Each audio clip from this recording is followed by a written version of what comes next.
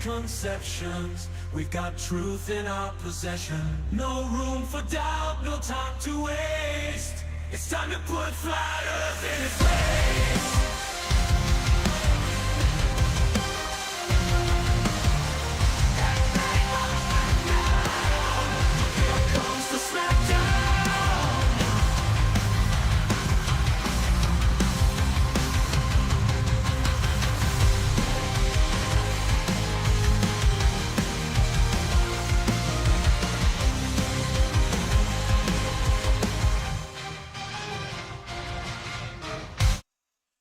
Welcome everybody to this special edition on a Tuesday night for you. It is going to be quite something. I will be debating with McGlobeface. Yes, that's his definite real name. It's on his birth certificate. It's on his passport that he got when he moved here from Tartarus, another planet. You don't know that. Don't just pretend you don't know that he moved here from Tartarus. I wasn't supposed to leak that information. Anyway, Globey and I will be debating on Modern Day Debate against Alan, who has a channel called Space Audits. He's apparently auditing space. How do you audit space? I don't know. Oh, I've got space right here. He's going to audit my shirt. Anyway, this is the Space, the Final Frontier. That is, if you're unfamiliar, that is a Star Wars reference. May the Force be with you. Anyway, is my Prezi prepared? I have not prepared a Prezi, but I do have a presentation. I see spin. Nice. Next week, I will be in Florida. So you know what? I'm going to say this right now. I need to get the name of the place. I'm just going to record this because I've been meaning to record an invitation to people. So I need to make sure I get the name of the place correct. Not that.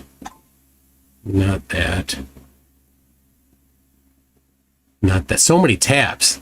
All the tabs are open. Now, if you have been paying attention. I did have a video that got taken down because the guy who it was on, who's a scammer, was very butthurt. So, if you're wondering where is it, I did a post on my MC Toon live channel, this channel here, with a link to where the full video is. Of course, I grabbed a copy before it was taken down. Okay, it is. No, it's not Sandbar Sports and Grill. It's the one next to it. It's called Twisted Tides. Okay, here it is.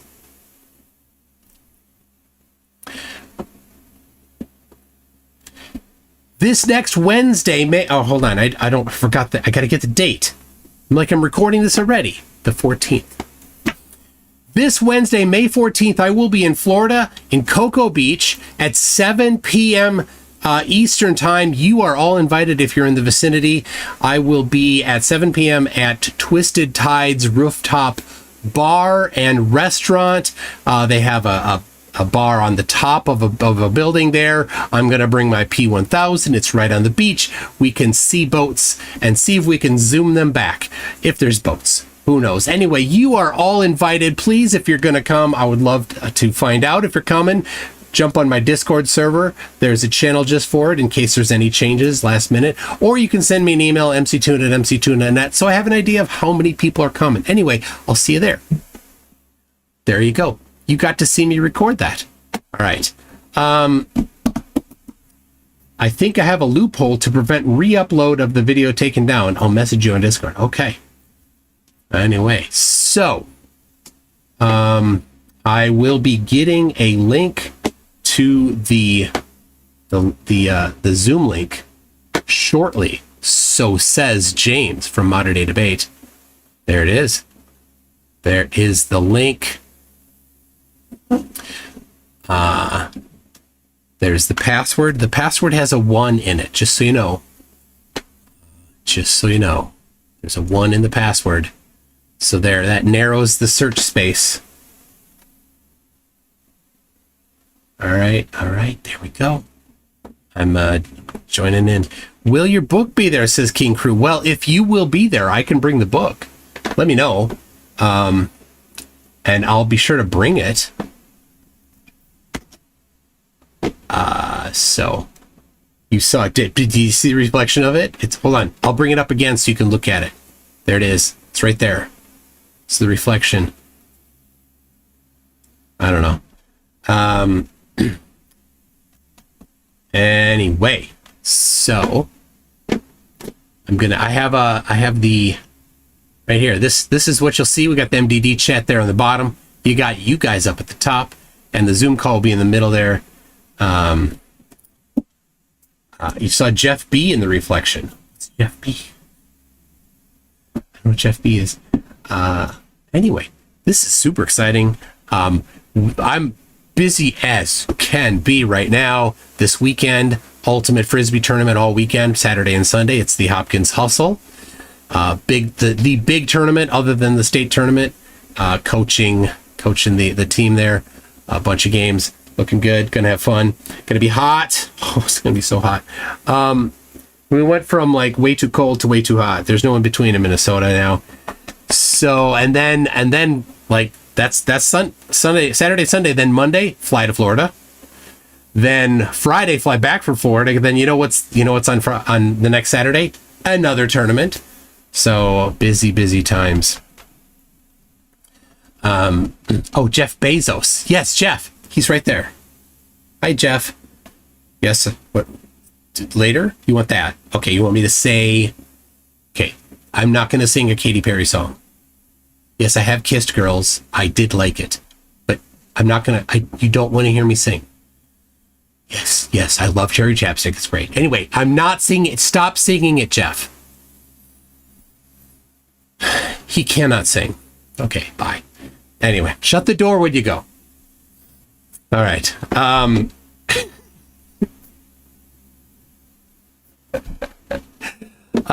Isn't it Ultimate Flat Disc, not Frisbee? Used to be that you weren't supposed to call it a Frisbee, but now you can. Oh, look at this. We've got somebody. Hey, James, how you doing? Melvin, how are you? I'm great.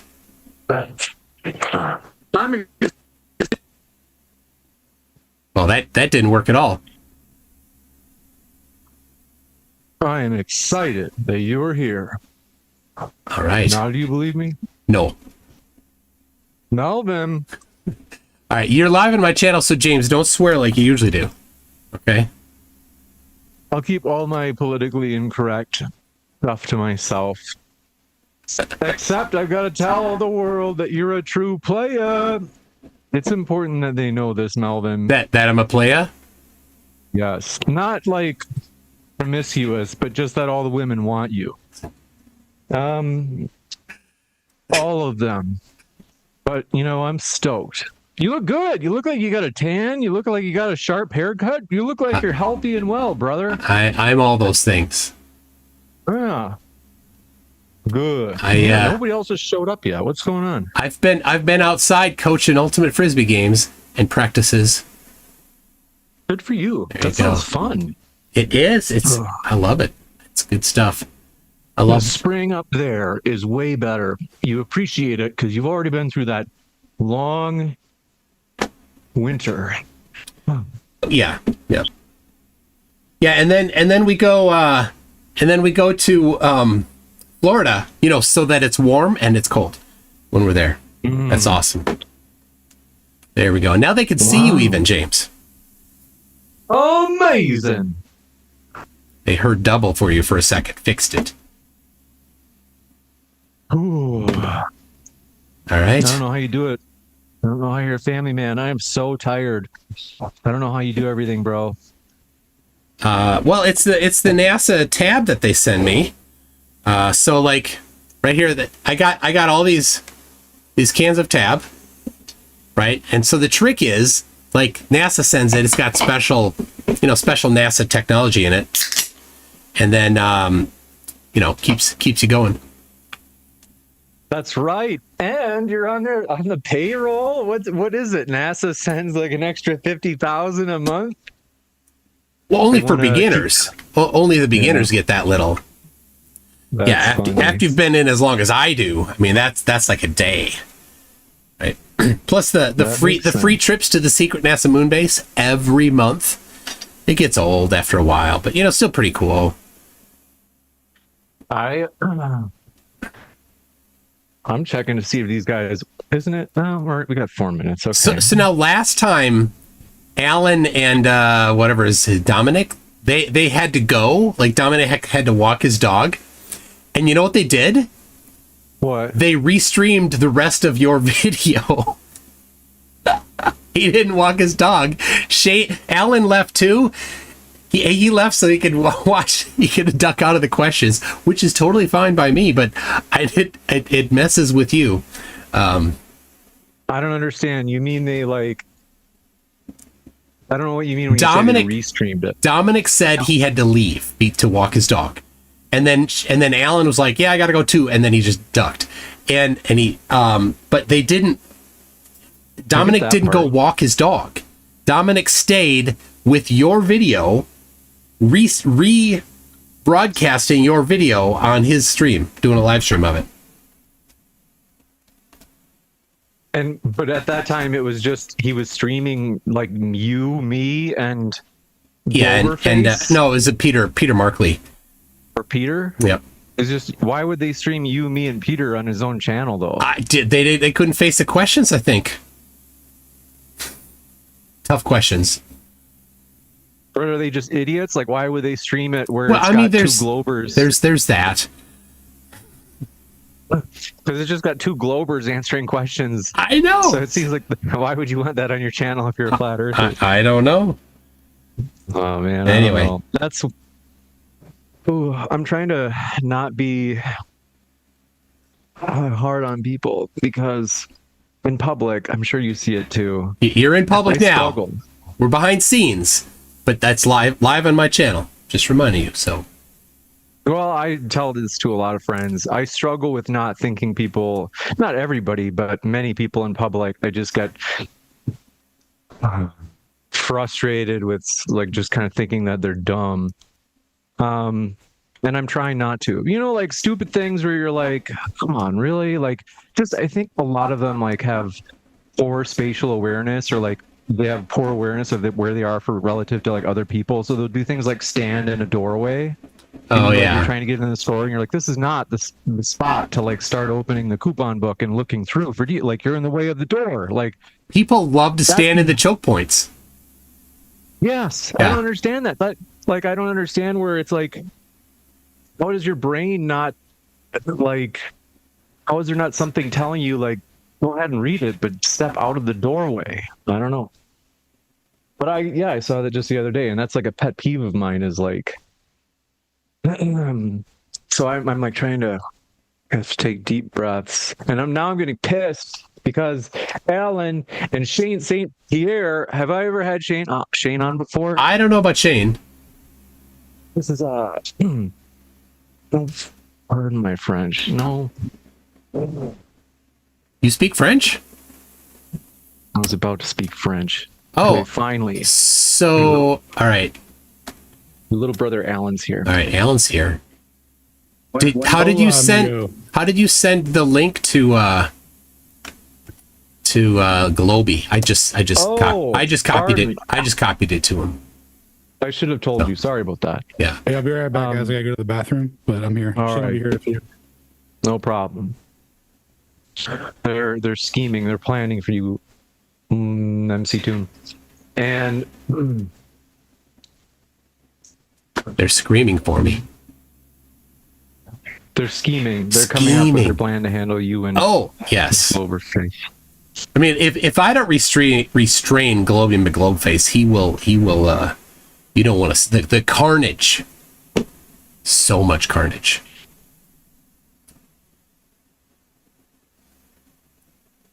The people are wondering, James, if they can see the guns. Can you show us a little bit of the guns, James? I wish that were true. Right it's here. all just it's just the camera. The camera adds there's a filter now that I can put it on to make all right. Globey, how about you just show off the guns? You got We're flexing. There we go. There we go. Wow. Nice. Oh, My Globey, pumped to have you. my daughter, Sorry, Globey. Thank you. my daughter's like, I can't. She's like trying to flex, and then her brothers are like, "That no, you're not flexing." She's like, "I'm trying. I don't know how," and they just laugh. It's pretty funny.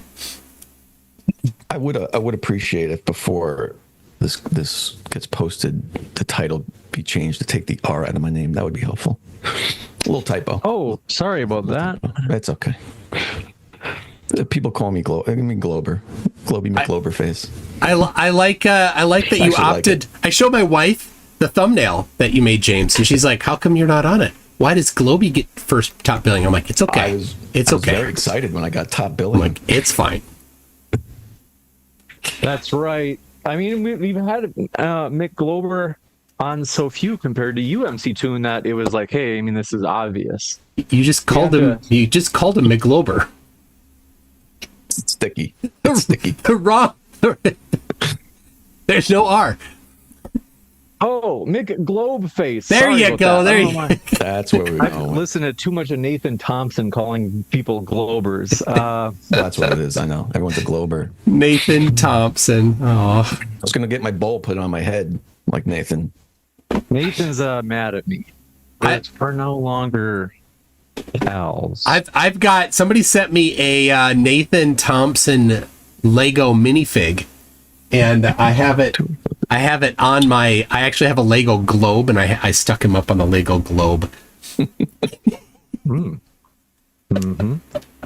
What are you eating? That's not Subway. This is light Greek vanilla yogurt. Did you have Subway today? No, I don't even. It's really rare. I'm kind of sick of it. Like once a month at most. Seriously, a lifetime supply. It's so expensive. It's free. It's like $15 a sub. But it's free for you. I know, but I'm still insulted by this.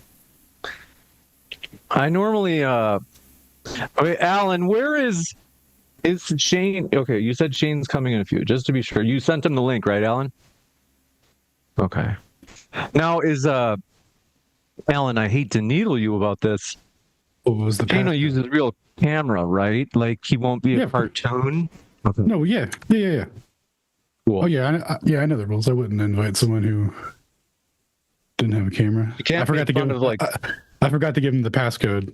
My bad. I thought it was included in the copy paste link.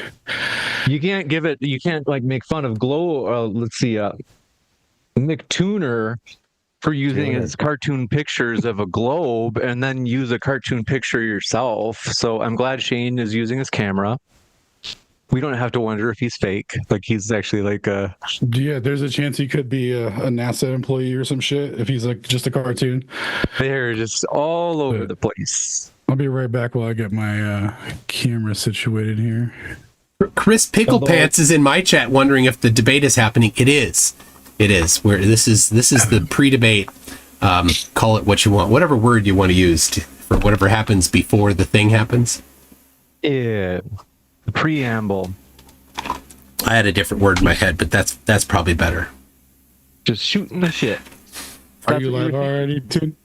I'm live. Yes, Oh, can I hear our audio too? they can. Yeah. So Alan, none of that naughty talk, you do. All right. Gotcha. Yeah, I'll go ahead and go live too. Then I didn't realize. So I'll go ahead and start on time. I like to show the making of the sausage.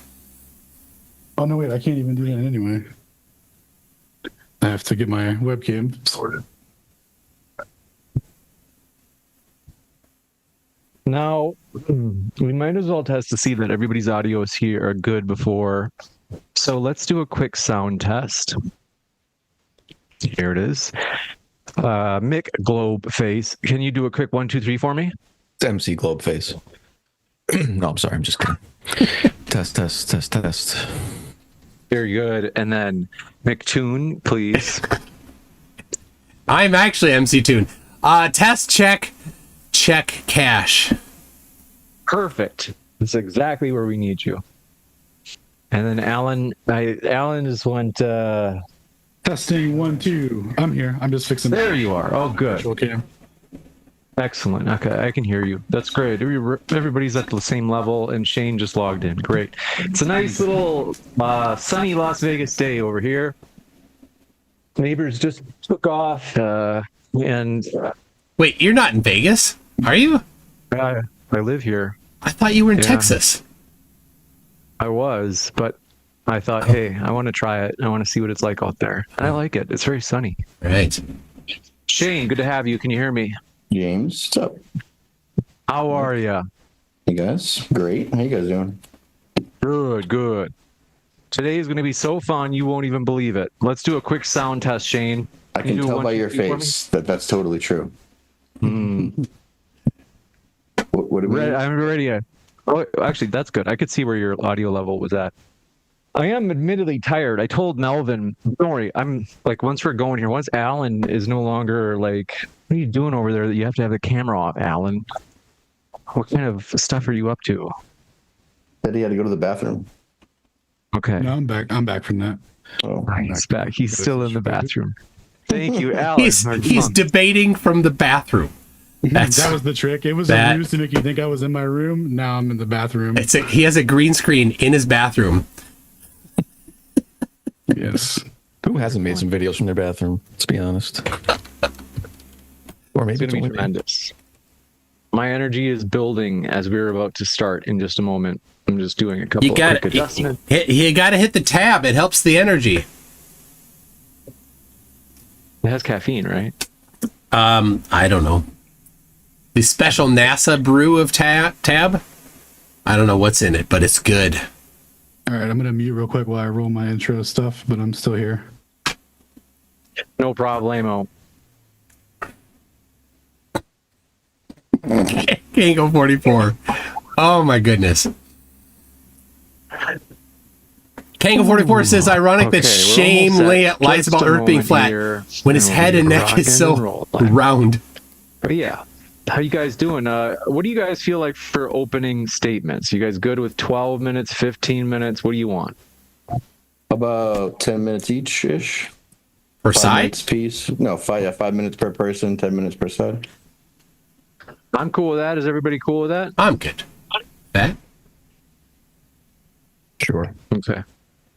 Based, as the kids say. And Incorrect use of base, James.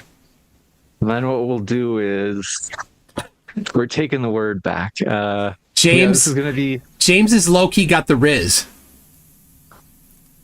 Is this true, Alan? He can't hear us. I'll take your silence as a yes.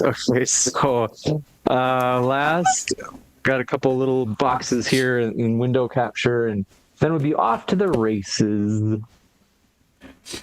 So, 10 minutes. You guys you're okay with just 5 minutes per person, just to be sure?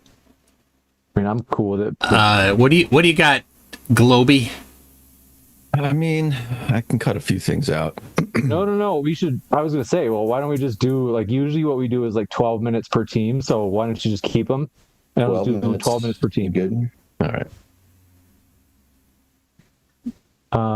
Let's see. There's something weird. Oh, it moves. Okay. I got corn dog sauce for $10. Says you're the best, man. I've watched every live stream and video. Your comedy is gold. I know I'm glazing right now, but I just wanted to show One my last appreciation. picture load Take care and keep up the great here, work. and- Thank you very much. Corn dog sauce. Shane, is this our first time hosting you on Modern Day Debate? Yep. Wow, that's crazy. Okay. Because I know I've seen your stuff on Twitter, and On Twitter. Nice. yeah. I know I've emailed you a bunch, but you never got back to me because you only put on Witsit for like 2 years. That's right. Yeah, Yeah. Yeah, that happens. it's accurate. But yeah, All right. go on. He's the GOAT or whatever.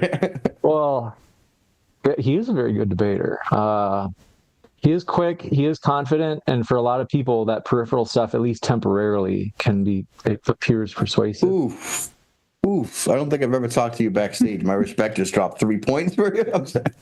He just says a lot of peripheral stuff, and then that by indirect consequence makes people believe him. Is that what you just said, James? No, it's not like having kind of like central arguments or more peripheral stuff like confidence are mutually exclusive. You could have both, Professor. All right, here we go. Start stream. I am so stoked to have you guys here. It is going to be so fun. Dude, I can react live, right? Look at that. Oh, that is cool. I didn't know I could do that. Wow, that is cool. Let me just see really quick if the stream actually went where it's supposed to go, because lately it has been difficult. Oh, good, it did. All right, here we go. I'm going to do a quick cold open. And then, Alan and Shane, are you guys okay with going first? Sure. Okay. Absolutely. Cool.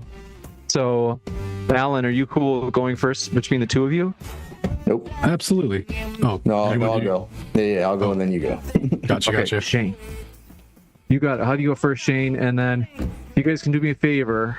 Actually, we should be all right, but as a general rule, if you're able to, if you get naked or something, then just turn off your camera. But otherwise, like, don't worry about turning off your camera, because oftentimes it scrambles the zoom window on me. So feel free to like take a swig or a toke, and I have no judgment. So here we go, and I'm going to do that cold open in 3, 2, 1. Ready, set, here I go. Hey everybody, tonight we are debating Flat Earth versus Globe Earth, and we are starting right now with Shane and Alan representing the flat side. Thanks for being with us. The floor is all yours, Shane, for your opening statement. Oh, actually, I have a quick video we can play to get us going. But what's up, everyone? Great to be here. Okay, finally. just to be sure it's not copyrighted video, right? No, it's one I made for this specifically. Okay, you got it. It does have Nicki Minaj in the background, though, right? I like Or did that. you take that out? I think it's an AI appropriate copyright free Oh, version. okay. Though, so. No, we're good. We need this, Shane. Go ahead, roll the footage. All right, share video with volume. Share sound. There we go.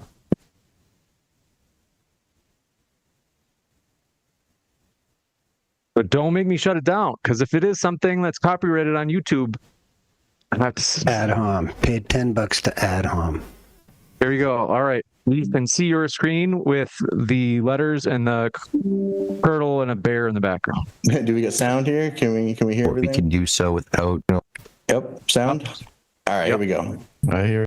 Wait, by the way, this I isn't do your hope we opening. have a This isn't your opening, is educational it? discourse. I hope that we can do. What? This is not your opening, is it? What do you mean opening? Like your opening speech. Oh, I thought that's what you were doing. No, an opening speech is where you give it live, What? not pre-record it. I even put this in the description that because it's so annoying. People, it's a live debate. Yeah. So Yeah. give a live opening. Don't play a recording of you like recording it earlier for some reason. Yeah. Okay. All right. So Right. we're going to talk about the null hypothesis, right? In which case we put forth one hypothesis being our H naught, and we try to falsify it. And then if we don't falsify it, then we fall back to H1, right, as our alternative hypothesis. The way that we put forth our position on flat Earth versus globe is we frame it via the null hypothesis. So our actual position is H naught. Okay, just to be sure, we can see your browser, but we can't see if you're showing something other than our browser, which conveniently it looks like your last search was the modern my day bad. debate. Let the thing go. You have way too many tabs open, by the way. Yeah. Yeah. Makes me anxious every time he screen shares. That's way Oh, too no, many it doesn't. tabs. I'm a little nervous myself. One of these is bound to be illegal. Go ahead. That was a joke, folks. Come on. But it could be illegal. Yeah. Boy, is that the one I'm sharing? All right, I got it. I got this. I didn't know Perfect. I couldn't do the thing that I set up, James. My bad. People want it live. The mob wants more blood and they want it live. I respect that.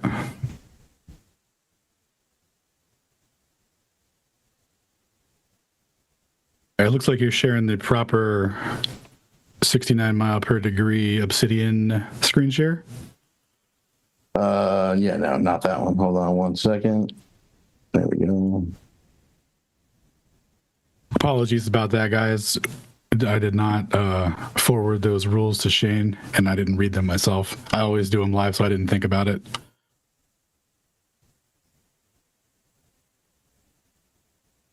Well, yo, Alan, why don't you just go right now, actually?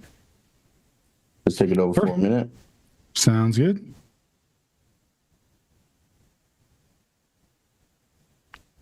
Just end screen sharing whenever you're. Here we go. All right, I just turned off the screen share. Alan, ready for you. Oh, it popped back on. Looks like Shane started sharing again. Shane, if Alan's going to present, he's got to be able to share his screen. I didn't do anything. How do I turn it off? Got a virus from going on those websites I told you not to go on. Now I stopped your sharing. Okay, go ahead. That was a joke. Come on. Go ahead, Alan. Floor is yours. Yep, I'm trying to. Am I still sharing? No, I stopped it.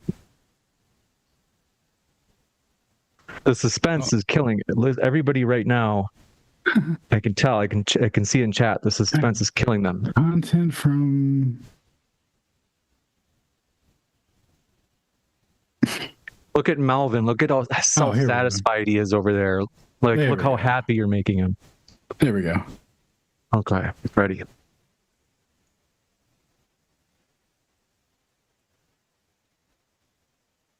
All right, you guys ready? Good? Yes. Mm-hmm.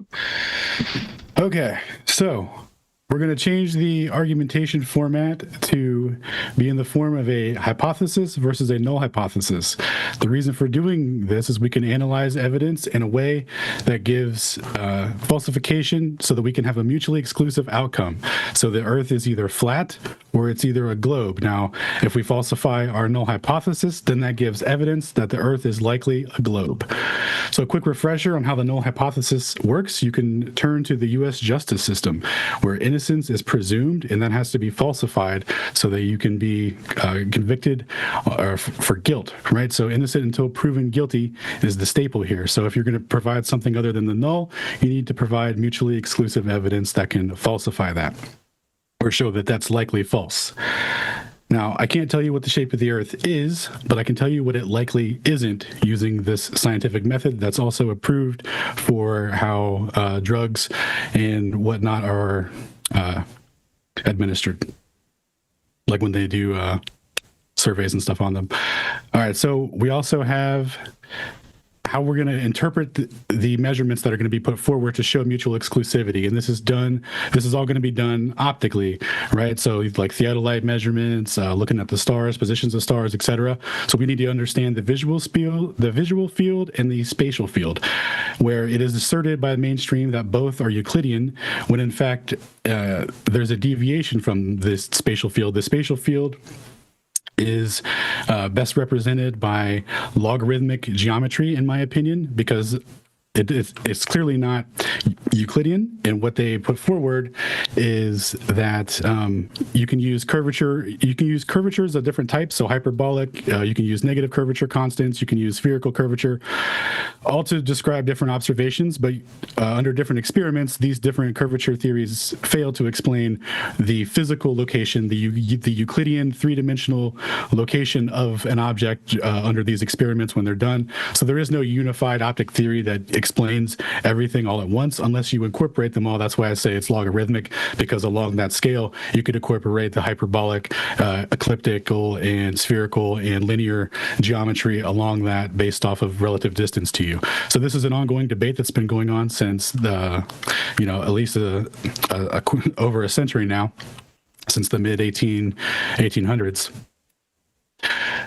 So in addition to that, astronomy is built up in how we perceive the stars in the realm around us is through a dome of vision. And this is true no matter what model you believe in. Here we have astronomy from a book from the 1920s, New and Old Astronomy, where they're talking about how we see in a dome. And this creates the illusion that we see the sky in a perceived dome, but that's just an illusion because the Earth is actually a sphere, so don't be tricked. But that's what they acknowledge and put forward, that we see a hemisphere of the sky projected into our dome of vision. And of course, this corresponds to ground positions, which will later be turned into a map. But still, it's important to understand how everything is apparent. We only see the apparent, never the physical. And this is also noted in a 1970s book on solar panels, where they note here, they say the sky dome is the visible hemisphere above the horizon in all directions, right? So what they're saying here is that relative to the time of year and relative to your latitude, you're going to perceive the sun arc across the sky as if it's in your dome of vision, and the elevation will correspond to your latitude and also the time of year. Now, NASA is explaining the same thing with the moon illusion, and where the moon appears bigger than, they say it is for its physical size. And here's the diagram that they're giving about the true position of a celestial body versus the apparent that we see. And we never see the true, always the apparent, right? There's not two moons, there's not two suns. We only ever see the apparent. And here we have... So that's to understand that this is true on either model, no matter what you believe. Now, we have what we talked about earlier with the stars being mapped to ground positions here. So we have a coordinate system called the graticule. Well, this is represented by the latitude and longitude lines of this coordinate system. And this can be projected over different types. So we have cylindrical, conical, globular, azimuthal, equidistant. You can, anything that does this, that uses the lat long, as long as you use the corresponding corrections or use the projection in the correct way, you will get the desired outcome that will get you to where you're going with respect to positions of the stars.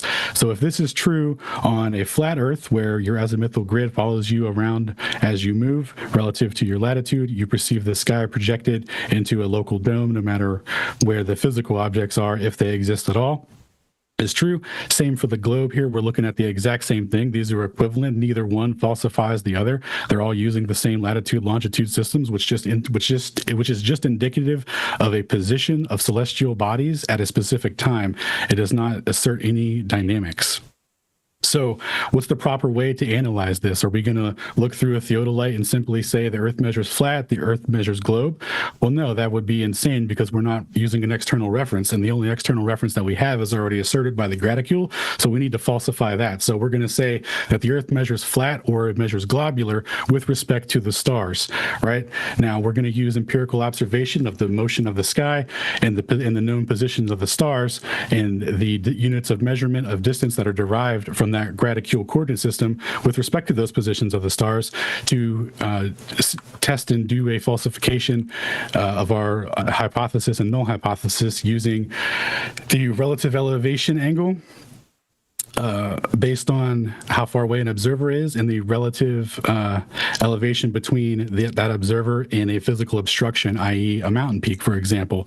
So we have an observer here and we have a distance and we have the elevation between them. We can use trigonometric functions to determine what that corresponding angle should be. Once we have that angle, we can go into stellarium. We can go on top of this mountain peak with that same exact angle. We can wait until a star matches up with that angle, and we could write down the time. We can wait down here on the ground at our observation point, and when we're looking in the sky, when that star intersects with that mountain peak at that specific time, if we can no longer see that star, that means that that star is physically obstructed by that mountain peak, right? We don't care about refraction or anything like that, because if it's no longer visible, it's no longer being refracted. That's all that matters. And this gives mutually exclusive outcomes based on the trigonometric functions, because one is planar, so one will show the elevation angle of this being higher based on just the trig function, and the other one, removing 8 inches per mile squared away from the distance, will leave you with about minus 200 feet. So when we plot this out, we get two mutually exclusive predictions and outcomes for the positions of the stars and that mountain peak for the timing in which it gets occluded. It'll take longer for the star to get lower in the horizon, so the globe predicts a longer time, right? So what we have here is 39 measurements over seven different mountain peaks in different locations and different times that show times that only correspond to a flat Earth. And when you use this trigonometric function here, where the altitude of the peak is equal to the altitude of the observer plus the distance to the peak times the tangent of the true elevation angle, you can backwards derive what the actual physical elevation would have to be to correspond to that angle. And you can compare plus or minus to the globe measurements. And from that, you can take differentials from the two and see which is true or not on average. And we don't have a single measurement that corresponds to globularity here. Now, I ask you, if alpha is equal to alpha, then by those trigonometric functions, the Earth is measuring planar with respect to the stars.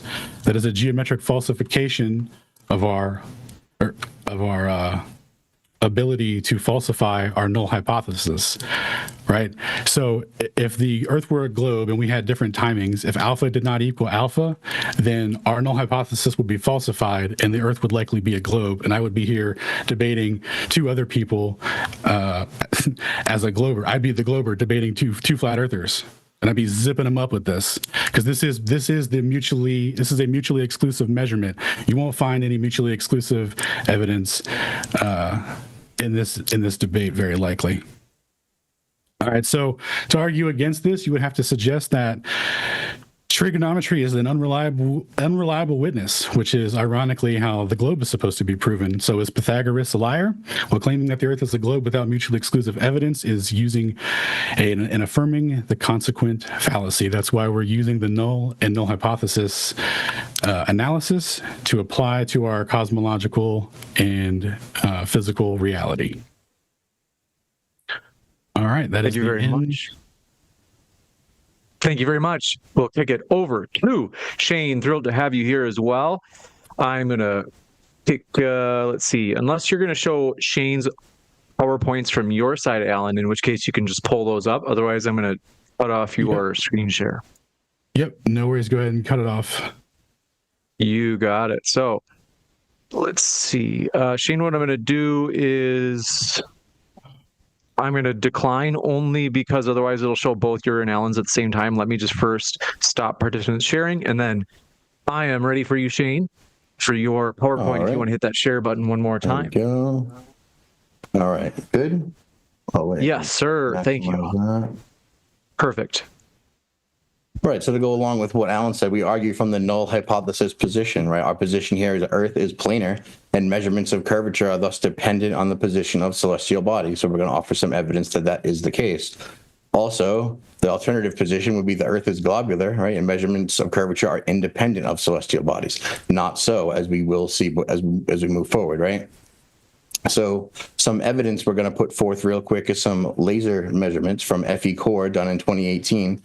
Something you'll hear repeated often in these debates is that flat earthers never bring evidence, never bring measurements. As Alan just presented, we have celestial theodolite measurements and evidence, of which I believe, if you look at the summation, is about 39 different measurements from 7 different peaks. And over here, we're going to have I think 7 different measurements as well within 2 different places of extreme flatness, absence of curvature. Of course, if the Earth is a sphere of radius 3959, it has to bend with an observed rate, 8 inches per mile squared. Laser tests falsify this observation in plenty.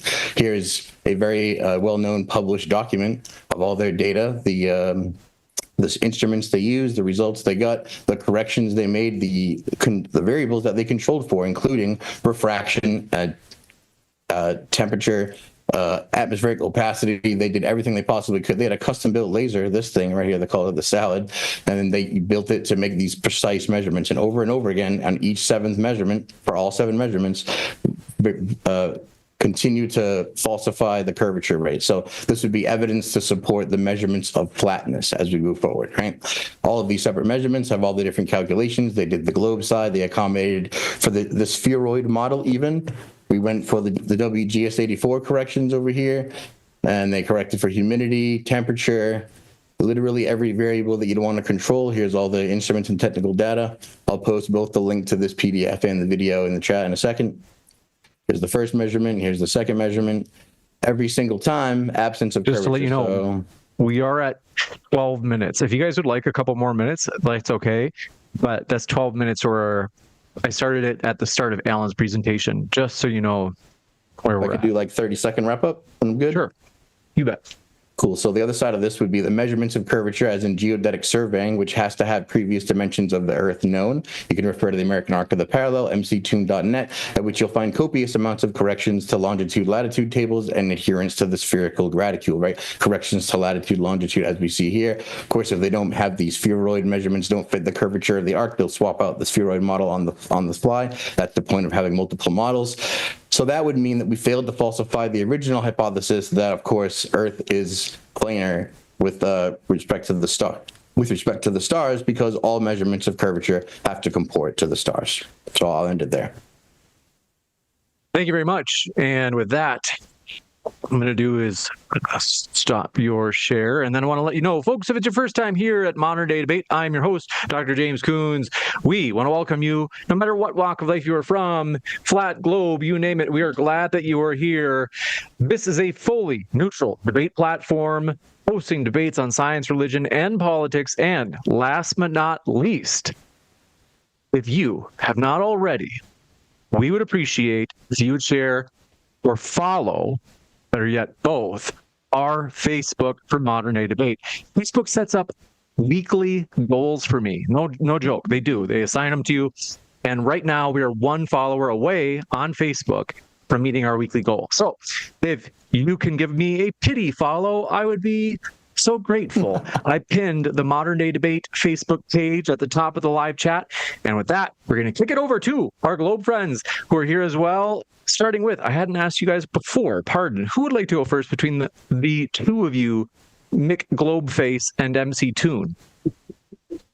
I can, if you like, and I'll mop it up. I can Cool. go. Perfect. I'm going to share my screen.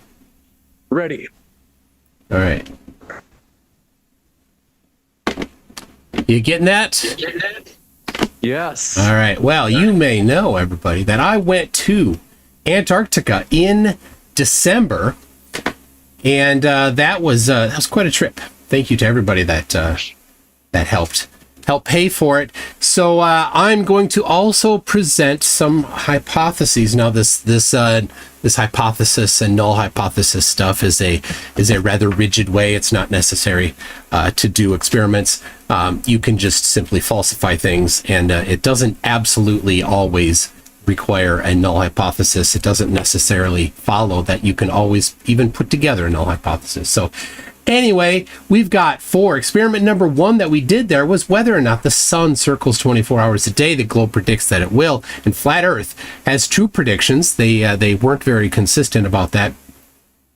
Flat earthers generally said that the sun would set, but if you actually apply the geometry, that the sun would actually be due north at local solar noon, and then move sideways, and then at local solar midnight, it would also be due north. And so when either of those two predictions we will be testing, we did test.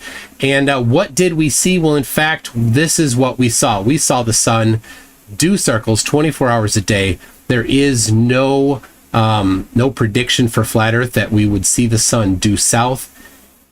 I'll pause it when it's due south. I gotta play it again. I'll show you. There, play again. So right over there, that is due south. In fact, you can see on the bottom of the screen there, I've got some snow boulders that I put together. We used the globe model to predict the angle of the shadows and of the sundial, and the length of the sundial based on previously computed based on the radius of the globe and the position of the sun in relation to the globe, and they completely matched. It was absolutely another confirmation of the globe. But this is simply about whether or not the sun is seen due south, and this was seen due south. So if the Earth is a disk, as both Alan and Shane presented in their presentation, then the sun would have to be 180 degrees opposite absolute opposite direction. The margin of error of this is all of it, all of the error. All right. So globe prediction confirmed and flat Earth prediction falsified. Experiment number 6, we saw star trails when we were there. So the flat Earth predicts something very specific, and the globe predicts something specific. The globe predicts that there will be a single center of rotation seen due south, and the flat Earth prediction is that there will be horizontally moving stars when you look due south. And this is the globe prediction, a 3-dimensional prediction of the globe here, in just some software showing what it's supposed to look like. And here is I have behind me, I have that dome here. So the dome model that both Shane and Alan presented. There it is. I put stars on it, and I used a black light. That's what the color is. And there you go. You can see these stars are moving horizontally. That's the flat Earth prediction. Horizontally moving stars when looking due south, especially from the south where we were in Punta Arenas. So there's our 2 predictions. What did we see? In fact, this was the video that I took. It's a series of stills that are stacked in the P1000. We saw the star trails going around a center of rotation clockwise in the sky. So it matches the globe prediction when we look south. This is a video that Will Duffy took. Again, there is stars moving around a center of rotation there that we see due south. All right. And let's look at the declination for A Crux and Beta Hydri. They are they are in the globe celestial sphere right there. Near the center there, the south celestial pole, and then we've got, here they are on flat Earth. We saw them both at the same time while looking due south. At the southern tip of South America, we looked south and saw them south, but yet they were opposite each other, nearly 180 degrees opposite each other, nowhere near south of Punta Arenas, yet we saw them both at the same time in the sky south of us. Amazing stuff. And there you go, 6 hours later, this is where they were. One of them was due south of us, the other one was due north, yet we saw both of them due south. There you go, globe prediction was confirmed, and once again the flat Earth prediction was falsified. And what did we do? We applied trigonometry to figure that out. Amazing. Thank you for your affirmation, both of you, of trigonometry doing the job. All right, that's my presentation. Over to you, Globey. Thank you very much. All Ready right. for you, McGlobeface. Very good. All right. Let me see if I can just share this.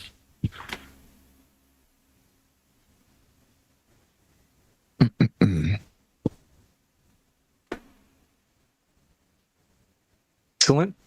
All right, you guys got that? Yep. Oh, I'm way far ahead. Hold on. Got a lot of stuff here. All right. So I'm glad Alan mentioned mutually exclusive evidence, because we're going to show some mutually exclusive evidence. But also we're going to show how predictions can be made. Okay. So the globe is symmetric. I think everyone agrees on that. Flat Earth is not symmetric. Okay, so we would expect on a globe things that happen in the northern hemisphere mirror those that happen in the southern hemisphere. This is just geometry. Okay, so you can see how the Tropic Capricorn is much longer here in the flat Earth than it is on the globe. Obviously, they predicted to be the same length, right? So how do we test something like this? Well, some simple observations that are mutually exclusive are direct flights. American Airlines 52 at 27 degrees north latitude matches that of Qantas 64 flight at 26 degrees south latitude. Almost the same exact latitudes. They both fly 7,000 miles about. They both fly the same speeds. They both fly there at about 11 and a half hours. So that alone is just a mutual exclusive thing for the globe. I mean, it's symmetric, right? This flight on flat Earth would look something crazy like this. Direct flight, right? Even if you fly straight across and don't fly around this arc, which you do according to the flight data, it doesn't make any sense. These are the same times and distances, right? But it makes perfect sense on a globe because the globe's symmetric, right? This is what we expect. Another example of the same thing. This is China Airlines 6, Qantas Flight 27, 34 degrees north and south latitude. Again, direct flights that completely disprove flat Earth. Both of these are about 11 and a half hours as well. About the same speed and distance as well. So again, that's what this would look like. It's nonsense. It's nonsense. That thing on the right's a cartoon, right? It doesn't exist. Direct flights prove that. Toon showed this a second ago, so I'll go past it pretty quick, but this is a mirror image of each other, right? North and south celestial poles. They mirror each other. They mirror each other because the globe's symmetric, okay? The bottom left is the prediction on a flat Earth, as Toon showed. Doesn't follow that prediction, right? Flat Earthers have to invoke magic light bending of 180 degrees, and domes of vision that follow you around with personal suns that follow you around and personal stars. It's nonsense. You can put two phones on a ball and spin it and get the exact thing we're looking at here. Opposite rotations, right? Something so silly and simple to show the symmetry of the ball. I did this observation myself live on TikTok. This is the Southern Cross from Australia and from South Africa, right? At the same exact time. Okay, both looking south-southwest on a compass. So much like Toon was showing, this is 90 degrees apart on flat Earth. But we were both seeing them looking south-southwest in reality at the same time. Why is that? Because everyone looking north, everyone looking south is looking in the same directions at the same time. It's symmetric. I just lost something. Oh, sorry, I lost audio for a second. Symmetry, 15 hours of sunlight in Chile and 15 hours of sunlight at 40 degrees north, where that is, about New York, at the same time of year. Well, exact opposite times of year, right? So that's symmetry. How can there be 15 hours of light in the south and the north at the exact 6 months apart? Doesn't make any sense on a flat Earth. Right, and we got paths of the sun. I don't know how much I'm doing on time here. Let me check. You got 3 minutes left. 3 minutes. All right, I'll go fast. Path of the sun.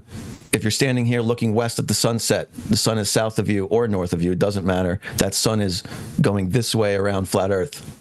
That's the prediction. Top right, that's the prediction. Yet what we see is it going to the left. It goes to the left because Earth's a globe. You're slightly tilted a different direction in the southern hemisphere than the northern hemisphere. It's very simple. This is what we expect on a globe. Symmetry. Equator, northern hemisphere, southern hemisphere. Okay? That can't happen on a flat Earth. And last but not least, coordinate systems, right? You mentioned coordinate systems. You have to transform them. Thank you, Alan, again. You have to transform coordinate systems to work on one model versus the other. We use a spherical coordinate system, right? So if you check this airport here, which I placed markers on, the length of that airport based on the markers, if you take those GPS locations and use the Haversine formula, which is the great circle distance over a sphere, you end up with 10,824 feet. That matches what the stated length of that runway is, right? And this is in the northern hemisphere. It's Chicago O'Hare. Now it's about 2 minutes. 2 minutes of separation, longitude lines. Okay. Same thing in Chile, in Punta Arenas in Chile. They're about the same length. This one's 9,000 feet, a little bit shorter. But if you place the GPS markers on them, you get the same distance, 87 feet. Okay. This would never work on a flat Earth. As you know, lines of longitude spread out as it goes south. Right, I have that here. They spread out as they go south. So if you're not applying the correct transform to this, you would never get the correct answer.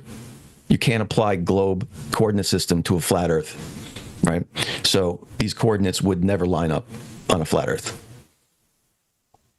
So I'll end it there. And thank you. You got it. Thank you very much for that opening as well. Now, folks, we are very excited. What I'm going to do is pop us out of the screen share mode and other quick housekeeping things. First, folks, it's still linked there. If you'd like to give a pity follow to the Modern Day Debate Facebook page, it is appreciated. It's still pinned at the top of the chat and other housekeeping stuff. We are going to have a Q&A after this open dialogue section. So this open dialogue section right now, it's going to be about 50 or so minutes. Then we're going to go to the Q&A, and that goes for however long. We also want to let you know you could submit a question either via Super Chat, or you can do it the standard way, which is tagging me in the chat with Modern Day Debate and asking your question. Super Chats are at the top of the list, though. We read through those first. With that, gentlemen, the floor is all yours for open dialogue. Awesome. Thank you. Well, I'd like to draw particular attention to the fact that it was stated that falsification is sometimes not needed. Well, if you're saying something that can't be falsified, you're not saying anything scientific. And if you're trying to assert physics and cosmology and the shape of the earth and geometry, then it needs to be a scientific assertion. Who said that? Who said that falsification is not important? You did at the beginning of your presentation. No, I didn't. I didn't say that at all. No, I didn't say that at all. I specifically didn't say that at all. Don't remember hearing that. Don't stick words in my mouth. That's rude. Moderator. You're starting out lying about me right away. Wow, amazing. Moderator. Falsification is critical. I specifically tested 2 different hypotheses. One was falsified. That's the point. The other was confirmed. Did you hear his opening statement about falsification and how it's not important and sometimes blah, blah, blah? I said the null hypothesis is not critical. The whole if what you're saying can't be falsified, it's not scientific. I didn't say it could. I didn't say it couldn't be falsified. I said the null hypothesis is not critical. You do not have to have a null hypothesis to do a falsification test. Then whatever you're falsifying isn't scientifically relevant then. If you're trying to do something of noteworthiness, you need a null hypothesis. No, you don't. So if you're okay, well then good luck. How would you get your PhD then? You know that they do that through a null hypothesis, right? Oh, James, do you have a PhD? Did you have to have a null hypothesis? Instead of dragging me into the debate, I do want to just redirect us. So, gentlemen, are there any points from the openings that you would like to discuss that you've been burning, just with a burning desire deep in your loins, that have not been covered yet? Yes. Go ahead, Shane. Go ahead. Let's address the laser measurements from FE Core in 2018. The only way that would be not mutually exclusive, right, is if you argue refraction at any distance. Now, that was a measurement over 7.5 miles, but there isn't an actual distance that you could tell me that where we can make an observation past that where you wouldn't claim refraction if it's made.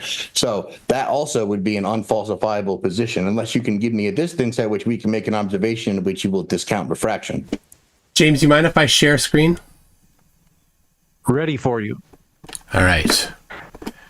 Here is from the FE Core document there. You see this is measurement number 5. They measured the temperature at water level and at 2 meters above the surface of the water. You can see here 11.4 degrees Celsius at water level and 13.3 degrees Celsius at 2 meters above the water level. That's almost 2 degrees Celsius difference. Now, this is called the lapse rate, is the amount of temperature change in a vertical linear distance. The refraction, when you have refraction like this, this causes refraction. When you have 1 degree Celsius per 10 meters, then that causes the arc of the curve of light to have a radius of about 6,370 kilometers. The radius of Earth, oh man. And this was an even steeper gradient, a significantly steeper gradient. So this is documentation showing that the radius of the arc of light is going to be significantly less than the radius of the surface of the Earth that's been measured. So now when they did it, they didn't actually compute the effects of refraction correctly. They did it horizontally instead of vertically. I don't know why. It was pretty embarrassing for them. But anyway, this is right here confirmation of the globe right here, because this is showing how incredibly strong they needed the refraction to be in order to see it at that distance.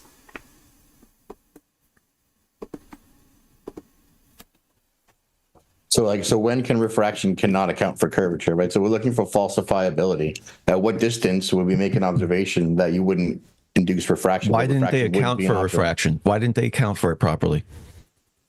Of course they did. You just argue that they don't because it's unfalsifiable. They didn't do it right. We started right. They should So bring the up where they did the refraction. Go ahead, show us in the document. The point of bringing up the Well, let's see laser it. measurements. Let's is see to say where they did it's that. Unfalsifiable for you, right? Because Please no matter show what us it where is, they included that in it's their gonna be refracted. observation. Is there a reason why you won't bring it up?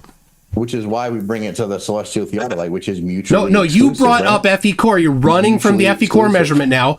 Thank you very much for running from your own first law of Flerf confirmation. No, showing you that the unfalsifiable position of refraction, and no matter what the distance, All right, as James, you I'll lean share. into it, James, I is gonna can go share. back into it, right? That's why I can the share celestial what theodolite he- is mutually exclusive. Yeah, James, I'll Because when share. it's- I'll share when what it's he's only not presented in a dichotomy, wanting to as we show. reduced it to, then you can't eke out of it with these ridiculous refraction claims. All right, James, do you see my share here? Yes. Okay, so here is the just a couple pages later. Here they are using a this is their attempt to compute the amount of refraction, and what they did is they took the temperature at one side and they took the temperature at the other side. They did not take the vertical temperature gradient, and then they treated it as two distinct mediums, only two mediums instead of a continuous medium, which would be wrong even if you're going to do it horizontally, which is the wrong way.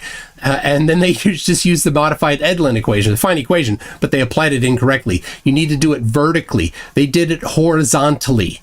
Right here, this is embarrassing, horribly embarrassing, low quality understanding of what's going on and how to compute refraction. Go to Andrew Thomas Young's website at San Diego State University. He goes over all of the ways that you can do this. He has citations. He is the one that has citations of the 1 degree Celsius per 10 meters vertical lapse rate will give you a radius of the Earth, a radius of the arc matching the radius of the Earth. And again, when doing it correctly, you will find that the lapse rate is significantly stronger than that, giving a radius of the arc of much shorter than the radius of the globe. It almost looks like refraction. Got it. it almost looks like they assumed the Earth was flat when they did that calculation. Okay.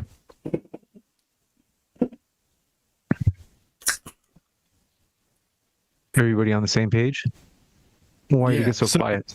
Oh no, sorry, I was just waiting. Okay, so well, it's important to note, like even if the refraction had been done correctly, right? There's different types of refraction that could be applied, different coefficients. What Shane pointed out earlier in the arc of the parallel that gives agreement to the coordinate system is riddled with different refraction coefficients that are applied in different lateral refraction assumptions that are made. So Ooh, when let's you see get 'em. into- I'd love to see him. I don't interrupt, but this is your test, right? Yeah, just 1 second. Okay. As I'm continuing, right, Shane will pull them up in the background saying, like, let's see them. They're there. He's got them. So I'm going to continue on now. But anyway, this is why it's important to have something that can differentiate between these measurements, right? Because you're asserting that there's a refraction that was erroneously calculated. We're asserting that the measurement was good, and that there could be. Let's give refraction the benefit of the doubt there. What can we do to satisfy the conditions of our null hypothesis that are independent of refraction? That's why we turn to the celestial theodolite when an object is actually blocked, because when you introduce evidence that isn't falsifiable, right, which we talked about earlier, how there's not if it's not falsifiable, if there's no limit that's too far before you can on that equation for refraction, then there's no limit, right? So we can't falsify it in that way. So we're going to introduce, so that's why we introduced the celestial theodolite. So whenever you guys want to get to that, But we're done with the lasers. Just want to be clear. sure. Sure. No, we could. Yeah, What equipment was used for that observation? For the observation of what? The celestial theodolite? Yeah. Ooh, I have to look. Do we know? I'd have to look. Yeah, the specs are available. I don't know off the top of my head. It's a star. What do they call it? A star seeker or something like that. No, that's a telescope. What was the angle measuring device? Yeah, theodolite used. Oh, you're talking. Okay, you're not familiar with the celestial theodolite, real quick, because you're thinking like an actual. I asked you what equipment you used for your observation. Your theodolite. I got you. I got you. 8300, I think. No, that's for the measurement with not doing the celestial theodolite. Yes, it is. No, that's a measurement with a theodolite. It's on your own video from. Buddy. The measurement is done for comparison, right? Hey, listen, you don't have to call me buddy. I mean, oh, sorry. You're right. This is your video right here, right, Shane? Yes. Okay. This is the David White 8300 that they used to take the measurement over the mountain. Can you stop interrupting, please? That is a David White 8300. That is not the celestial theodolite that we're talking about. Conceptual, right? So this is but he talks about using that and how to measure on the veneer scale on the theodolite. This isn't used for the celestial theodolite, though. Do you understand that? Okay, go ahead and explain it. Go ahead. How did he get the elevation of the mountain? How did he get the elevation of the angle? Trigonometry. So he took the difference in elevation between him and the mountain peak and the elevation of the mountain peak. And then you can do trig to get the elevation for that. The tangent of that is the very angle. Confused because this whole article, this whole video, and all your videos since then talk about measuring the angle to the mountain peak using the theodolite, and then measuring the star angle with the theodolite. One second. No, that is explicitly not what they say at all. That is a complete straw man of all those videos. That is not what they're about.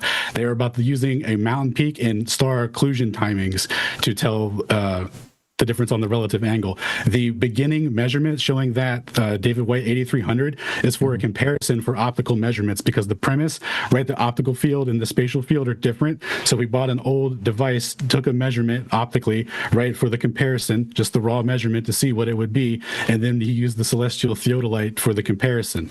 So what you're asserting is not relevant to anything. Now, I'll tell you this, though. I'm not hiding from this. This is the point. You know what? It is relevant because this is the exact point of it. Because when you point that device to that mountain, guess what angle it measures? Guess. Go ahead. I don't know. 2 degrees, 31 minutes. About 2 degrees and 3 minutes. So that one in particular measured the right angle, but then he got a better device. He got a Sokia something or whatever, measured 2 degrees and 19 arc minutes, right? Which corresponds to the globe prediction. Very cool, right? Sure. But our premise, remember, is that there's optical compression. We don't know if the Earth is curved or if this is an optical effect, right? So what we do with the celestial theodolite, now that we have our theodolite measurement for comparison, we've done our optical on the ground with the theodolite, we've got what the globe predicts, right? Now we calculate what the relative angle would be to that mountain with plane trigonometry, and we get the actual raw angle, and we go to Stellarium. Can I screen share real quick so I can show this the diagram? Oh, he's AFK. Yes, you can. Okay, thank you, sir.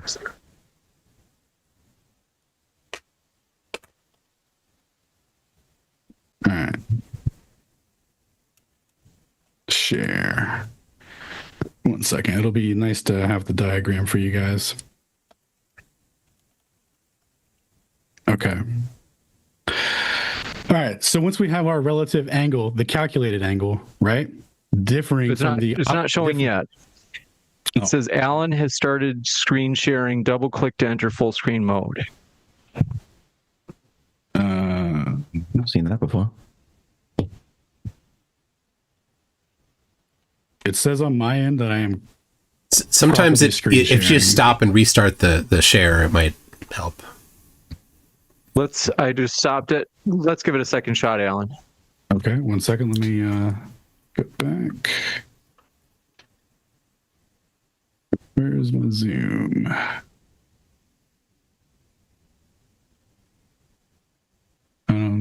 Did I get disconnected? Let's see. Now not even the black page is showing. When it says, I think someone in chat said, James, you have to click it. No, that's not how it works, Beasticles. Because what it's saying for me in terms of if I double click it, that just means that it would make it full screen for me, but it wouldn't change like the content of what's being shown. So let's give it another shot. Alan disappeared. I see Spin says, Globey, let's see. Get effing stuffed what we'll bra. Do is kick it over to, I don't know what happened. And then I see Sin Any says, other thoughts from the debate? what a shame. We'll wait for Alan to come back. But in the meantime, were there points that you guys wanted to address besides those? Pre-prepped Prezi fail. Right? Globey brought up coordinate systems can only be spherical. Well, that's patently false, right? Didn't say that. Don't straw man me. You did. Well, what did you say? I didn't say they can only be spherical. I said we use spherical coordinates. Okay. All right. Sorry about that. My bad. So, okay, we're ready for you to show. Go ahead. We're ready for your sweet screen share. Awesome. James, you can drag now in Zoom to rearrange the panes if you need to. There we go. That's been like that for like 10 years, Melvin. Oh, I'm so far behind. James is ahead of me on this. Okay. Go ahead. Ready. All right. So once we have our calculated angle relative to our distance, right, we can go. How? I'm sorry. I don't mean to interrupt. I need to understand what you're doing. Got you. So we have our observer here on the ground, right? And we have our distance away from a mountain, right? And we could reference, let's see, what I reference is this website right here. I'll give Is that a flat Earth distance or is that a? No. It's using your boy Haversine. It's Haversine now. So you're using Haversine. Okay, go ahead. Okay. The Haversine is a spherical trigonometric function. Kind of a first law thing here. Okay. Yeah. Okay, please don't interrupt. But the Haversine, right, is a spherical trigonometric function that's used on a graticule, which is a spherical coordinate system to compute distances between latitude or longitudes. So it's fine, dude. That's part. And it's hold on 1 second. And it's also using units of measurement that are derived from the coordinate system. So of course it comports and works accordingly.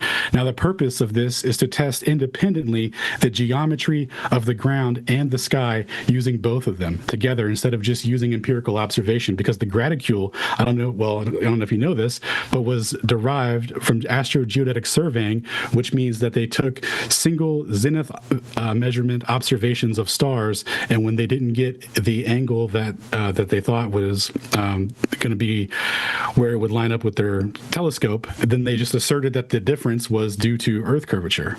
So that observation can't tell you alone the shape of the Earth. So was there something you wanted to add on or ask a question? I have a question. So you have there the angle there over at the vantage point of 2 degrees is at 31 minutes? Mm-hmm. Okay, and then you have the angle at the top of the peak there as 2 degrees and 31 minutes, right? Mm-hmm. Okay, now, but they're 50 some kilometers away. So where did the numbers come from for those 2 minutes 31 2 degrees 31 minutes? Exactly. So from the theodolite. So no, that he told me he didn't use before. The theodolite doesn't give an angle of 231; it gives an angle of 219. If you actually watch the presentation, but where did asserted? Hold on, just where did the 231 come from? Hold on 1 second. I'm in the middle of telling you. If you actually watch the presentation as you asserted, Globey, you would know that the measurement comported with the globe, right? With what the globe predicts at 219. This calculation comes from taking the distance, right, and the relative elevation between the mountain and the observer. There's a whole spreadsheet we can show to calculate this. Right? Well, the words off your presentation say that means the elevation of the visitor center should be 2 degrees and 31 feet above my level if the Earth is flat. Right? Is that what you're talking about? Well, first of all, that was Mike Heffron's PDF That's what I'm talking about. Right? And it should be. Okay. Right? We're talking about this part of the measurements now. Right? Whatever you're talking about, just focus on this because this is super important here. Right? So for the measurement for Pikes Peak, where they say, where we have this 31 arc minutes, right? This comes from the distance, right? Which comes from the trigonometric functions from your boy, the Haversine, right? Which comes from the graticule, which gives us the units of measurement to even do this with, right? Now, that gives us an angle, though, regardless. So we have this angle now. So now that we have our angle, do you agree that we can use trigonometry that we can get the tangent of this by knowing the elevation angle, or by knowing the elevation difference and the distance? If we have those, we can get an angle, right? Any disagreements? No, with I'm still curious. I'm still curious on I need some clarification. At the vantage point 2, you have also 2 degrees 31 minutes. Where did that number come from? Yes. So what that number comes from is the intersection timing of when the observer on the ground no longer sees that star. In order for those 2 times to match up, then this geometric relationship alpha has to equal alpha, which isn't on this slide. There's their thetas, but the relationship here has to be the same here. Otherwise, the star would occlude at a different time. But you are indexing against level at vantage point 2 and not vantage point 1, so it will be on the globe, it'll be a different value. No, we're specifically referencing if there's curvature between the distance between this mountain and this observer. Because if there is curvature, then this mountain peak will be physically lower than the raw calculated 231 angle. Because if you subtract 8 inches per mile squared, you get 214 for what the globe predicts. So 214 corresponds to a different time and when this star would disappear. So you see how this doesn't have the same geometric relationship here with respect to the locations there. That's if the Earth were a globe, this is what would happen. Okay. So because this doesn't happen and these line up, that's why I asked at the beginning, if alpha equals alpha, then the Earth measures flat with respect to the stars. Well, yeah. So did somebody go to vantage point 2 and measure the angle to the star? Oh, somebody going to the vantage point and measure on the other slide. On the other slide. No, yeah, I'll show you. Okay. Yeah. Doing that isn't necessary because all we need to know is if the star is at this angle in time at this location, right, which is what is predicted, right, and this is what is referenced, and if it's not visible anymore at that time, then the only way that could happen is if there's a geometric obstruction that's at that elevation to cause that blockage. So the relevance in if you were to be on this mountain peak, we don't predict that you would see the star where it is. We only care about where the star isn't, and to do that you use that by using the relative angle calculation here and the timing difference, because we never told Stellarium where we were. This is the beauty of the measurement, because if when you plug everything in, it'll make 2 different predictions to try and correct for where it should be, but the timing difference here shows that the geometry is actually planar. So you said, I just want to be clear, you said that the observed angle matched the globe prediction from the vantage point 1. Yes, optically it does, and that's part of our prediction too, because like I said, optical curvature isn't Euclidean, right? The spatial, the visual field is non-Euclidean. The mutually exclusive part is the occlusion timing. That's why it's reduced to a binary, and it's been confirmed 39 different times of 7 different peaks. Okay, so you're using Euclidean geometry in this then. Using planar geometry using plane trig to calculate the and Euclidean, and Euclidean geometry. But then you're talking it's non-Euclidean somehow. The spatial field, right, is different from the visual field. The spatial field is where an object exists in 3-dimensional reality. So if you were to plane trig out the relative angle difference here, that would be like a saying, okay, this is where this mountain peak physically exists in reality. To do the globe calculation for where it physically exists, because, relative to where you're at, the ground is tilting away tilting away from you. So this mountain peak is going to be slightly lower in the horizon. So you subtract what the 8 inches per mile squared difference would be from this, and it subtracts 200 meters from this, which corresponds to a different time, because we know how fast the sky moves at 15 degrees per hour, which corresponds to 15 arc minutes, which corresponds to 4 actual real minutes, and then you have arc minutes, which corresponds to 15 seconds, and then we have 15 arc seconds, which corresponds to 1 real second, right? And then we have distances that are derivable from this relationship as well. We're 69 miles per degree, 1.15 miles per arc minute, and 101 feet per arc second. So the 200 feet difference predicts a actual different time where the star isn't visible. And we not only referenced just that one mountain peak, because like that could be an anomaly, right? That could be some crazy, thing or whatever, right? There could just be some magic thing. But now we're also referencing different distances here. So we have different angles that correspond to different elevations because they're different distances, right? We're doing trig functions, so we're getting different angles here, and we're looking for stars that correspond to those same angles. And all of these timings here. Right. See how it says here, flat difference here. This is the altitude that is predicted by the official. Like if you go to Wikipedia and look up Pikes Peak, for example. The altitude, what's the units there? Meters. Oh, the altitude of the mountain. Yes. Okay. Yep.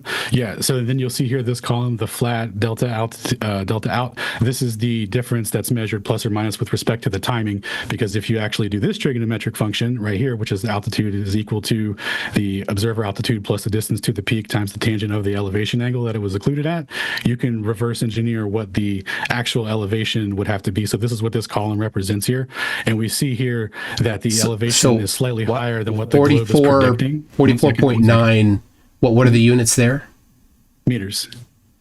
Oh, that's the difference of the peak. Yeah. So, okay. So the globe says it's this high, but it's measuring physically slightly higher based on the timing, the occlusion timing. And this is what the globe predicts based off of 8 inches per mile squared subtracted from the 50 kilometers here and that distance difference. So what we're looking at here is a globe difference that's missing, that should be present here, of 249 meters, and that's never observed. So like in other words, if this star got occluded at a different time, it would mean that the angle that it corresponds to would be this relationship here. It would give mutual exclusive proof of the globe. Why are you adding the observer height to that calculation? The observer height. I'm subtracting the observer altitude from the mountain altitude. On the back. Or the elevations. What's that? Which one? 1 second. Where they just were. This one? Yeah. Why are you adding the altitude of the observer in there? Oh, that one. Okay, so this is how you do the trigonometric function to get what this true elevation would be with respect to the distance and the time that it got occluded. So does that make sense? That's the flat Earth triangle you're solving there. That's just a triangle. A triangle can't be flat Earth or anything. That's just a triangle. But the tangent of that angle there would be the elevation over the distance, right? Yeah, that's what the why is the altitude of the observer that seems erroneous? Why is that included in there? What? The altitude of the observer relative. It would be the tangent of that angle. To sea level. Is the elevation, which is the altitude of the peak, which we're trying to figure out, divided by the distance to the peak, which is what you're solving. And then you're trying to solve for the altitude of the peak, right? Yeah. Well, this function here doesn't belong to this necessarily, this 231 calculation. This corresponds to how you would calculate. Yeah, that's not how you calculate. Okay, so can you solve for that right triangle right there, right? You say it's not how you calculate it, yet you have a spreadsheet of it. Doesn't mean your spreadsheet's right? I mean, what's the tangent of? Oh, maybe I'm reading it wrong, but what's the tangent of the tangent of that angle would be what? Tangent of the angle would be 231. Right, times that, and that would equal what to solve for that triangle, right? The tangent of that would be the opposite side. Right, so SOHCAHTOA? SOHCAHTOA, which would be the opposite side, which would be the altitude of the peak. Listen, are you trying to assert that this is wrong? Because it looks wrong to me. I'm trying to understand how you solve for the altitude of the peak by adding in the altitude of the observer there. The altitude of the peak is subtracted from the altitude of the observer. Well, it's right there. Altitude of the observer plus the distance to the peak. This is for the function to calculate what the elevation is with respect to the angle. Alan, the tangent of that angle, which is the right side of that equation. I'm pointing at my screen like somebody can see me. I see it. Would equal the altitude of the peak divided by the distance to the peak. That's the equation. There's no altitude of the observer in there. That's It says altitude of it says it. observer. I know it says it, but I'm trying to the trigonometry of that calculation would be the tangent of that angle equals the altitude of the peak divided by the distance to the peak. That's how you solve that triangle. Then you multiply both sides by the distance to the peak to get your height of that mountain. Well, that's fantastic because what I'm it just ends up asking why Okay, you added well- that in there. Well, listen, the trigonometric function works because it gives the accurate comparison, right? Because that's what the globe differential is taken from. Nobody's disputing the trigonometric function there. A lot of people have analyzed it. I don't know. I don't what think your anybody has. No, it's correct. How is that correct? I don't know what your specific contention is, but it's pretty simple. You have the angle and you have Mm-hmm. the distance. So you're just solving for the opposite. So it's literally the same thing. So when you're saying like you disagree, he did it wrong. Well, it gives the exact amount. Like it's not wrong. So do you have a You're different point of contention? calculating Because tangent. You're calculating that. You're calculating that in the listen. spreadsheet and all those. So if those numbers are wrong, then your whole thing is wrong, right? It's not wrong. Well, luckily they're not wrong. And here's the thing: you're taking it to the wrong location. You need a different timing. You don't need a different elevation calculation change. You need a timing change. That is the big thing that's in dispute here. Getting lost in the trigonometric functions of the spreadsheet. Getting lost in the something- math you're using to disprove the globe. No, You should get lost in that. You're misunderstanding You're- a variable. It's the tangent of the altitude over the distance. You're just misunderstanding what the altitude is in that additive equation, right? That's what. Well, you explain it to me then. I don't understand it. It's That's what I'm fine. We asking just for. did. The tangent, right? did not. How we get 231 degrees is the simple formula, right? It's tangent of the altitude over the distance. That's it. Tangent of the angle is the altitude over the distance. Arctan, dude, it's so ridiculous. Yes, I agree. So then when you multiply both sides by the distance to solve for the altitude, you just add in the altitude of the observer into the equation for no reason? No, the altitude of the observer is taken into account, right? So in this formula, it's 2,226 meters, right? And 50,700 meters for 50.7 kilometers. If you click right in that elevation angle, all right, let's just. where it says I don't 2.4 degrees, understand. you can see I the don't- I don't- formula that we apply. You said yourself, it's the tangent is the opposite of the height over the distance. We're doing Right. That's the tangent of the height over the distance. That's three variables. That's three inputs. Suddenly you have four. Altitude of the observer is a fourth input. Where does the on, right hold hand I'm triangle trying to terminate? figure out where that fourth input Where does comes the from. right hand angle terminate? At the observer. There we go. So add the observer height to get the ground because we're adding ground elevation to the peak. Moving on. So if he's at 30,000 feet, you would just measure the angle differently. Wow. Okay. Let's Very just small move on. difference. I agree. Yeah, it's close. I'm sure it's close enough.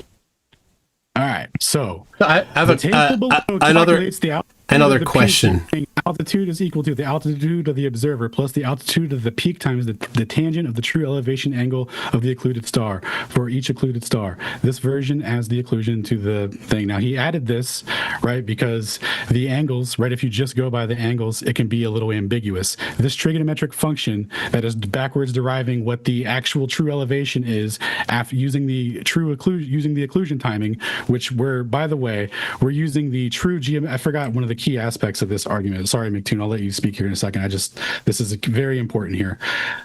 The positions of the stars that are being referenced here is the position with refraction turned off. So this defaults to the nautical almanac, like the true position, the so-called true position of where it would be, even though we never see the true, only the physical, we only see the apparent. We never see that.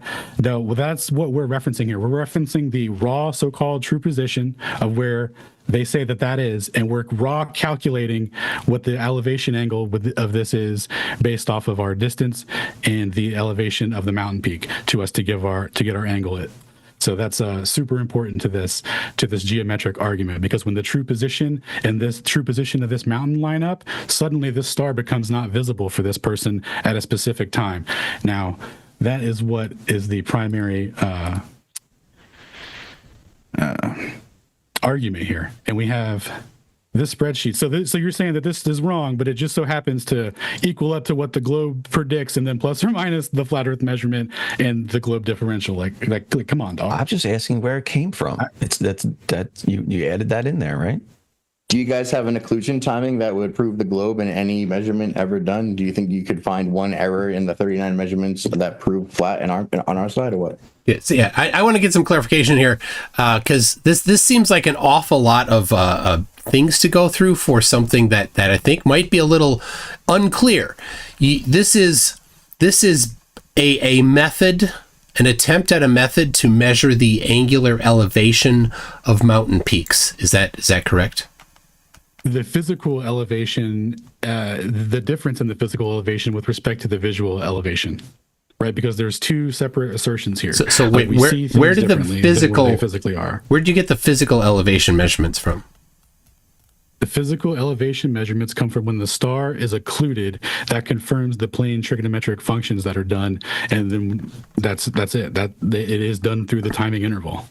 But where did you get the elevation of the mountains from? The elevation of the mountain is done from Wikipedia. That's what's in contention. Okay, here. from Wikipedia.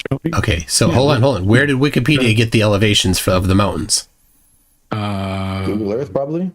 Google Earth, probably using the radius of a ball, et cetera, et cetera. The Graticule?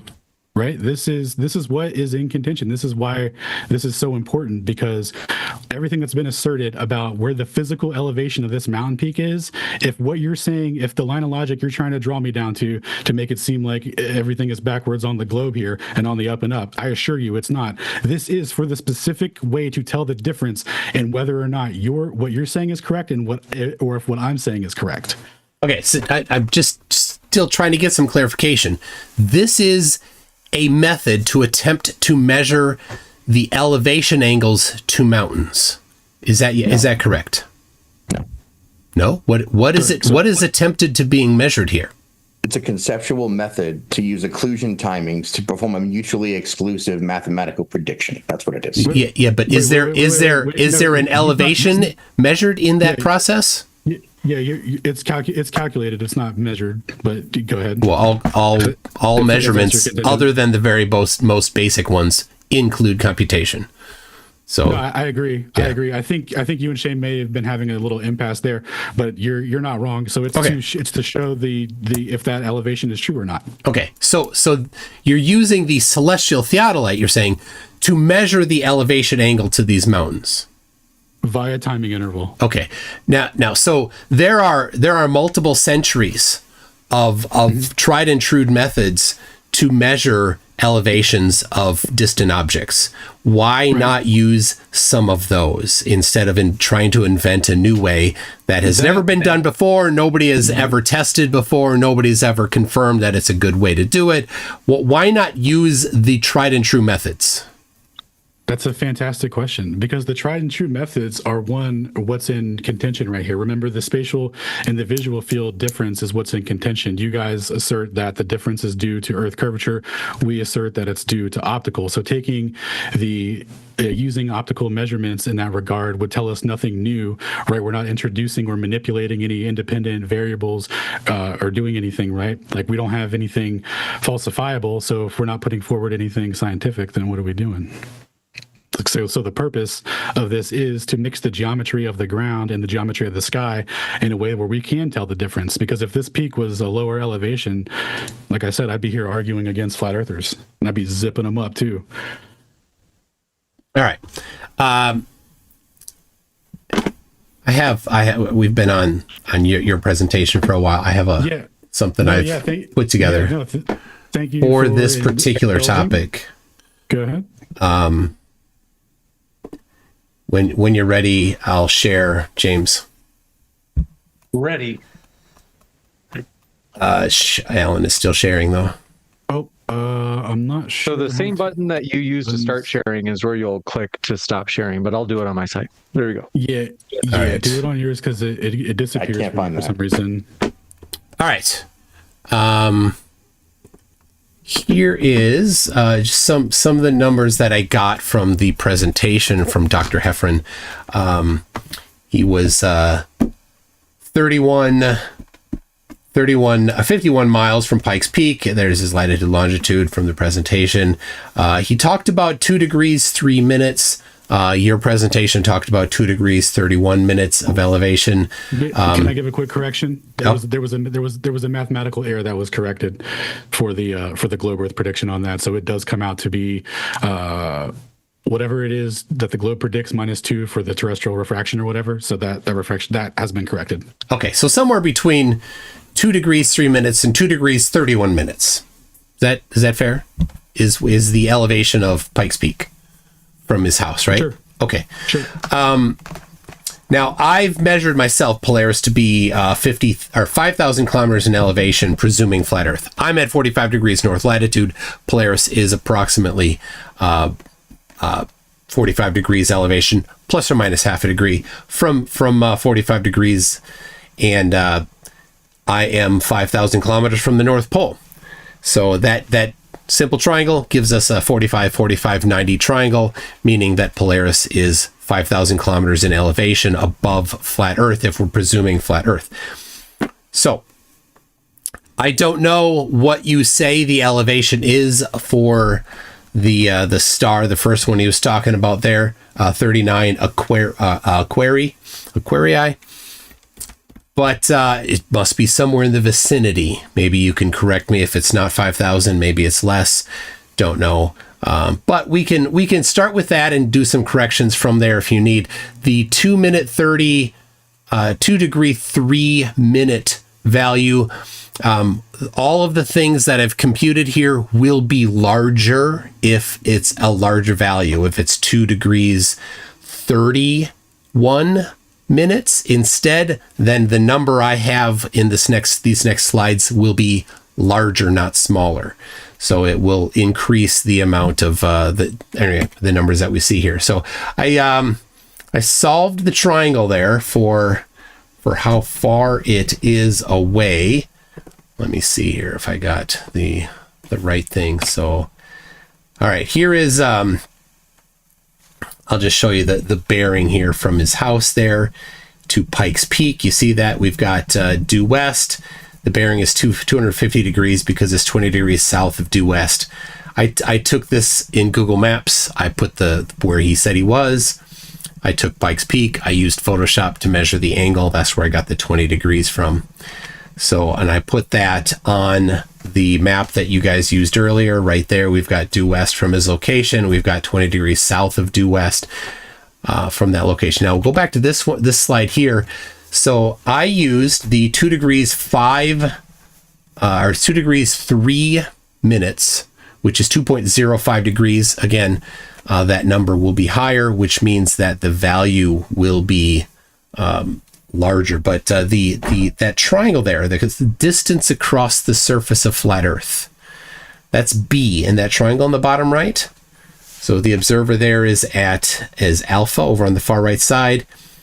We've got the distance B to the star, because that elevation A, I put in 5,000 kilometers. You see that? 5,000 kilometers, an elevation angle of 2.05 degrees, right? So what do we get? Well, there's flat Earth, but from the center to the perimeter of flat Earth is 20,000 kilometers. We need how much? 139. Let's call it 140,000 kilometers. Well, that's not quite there. Let's be generous and say that it's 20,000 kilometers from Colorado there to the edge of the disk, right? We're nowhere near. We need 140,000. This is to scale how far away 39 Aquarii needs to be to scale in order for it to be at 2 degrees angular elevation. But the problem is, of course, there is an actual GP on the surface of the Earth at around 14 degrees south latitude, which is significantly inside Antarctica. So way, way, way off. The value here is so massively off. The scale, the number of zeros in the difference between where Flat Earth requires it to be and where it actually is in reality is an absolute multiple orders of magnitude difference. So there you go. I don't know how you're going to explain that one there, but 7 times farther away than the distance to Antarctica. All right, that's it. Thank you.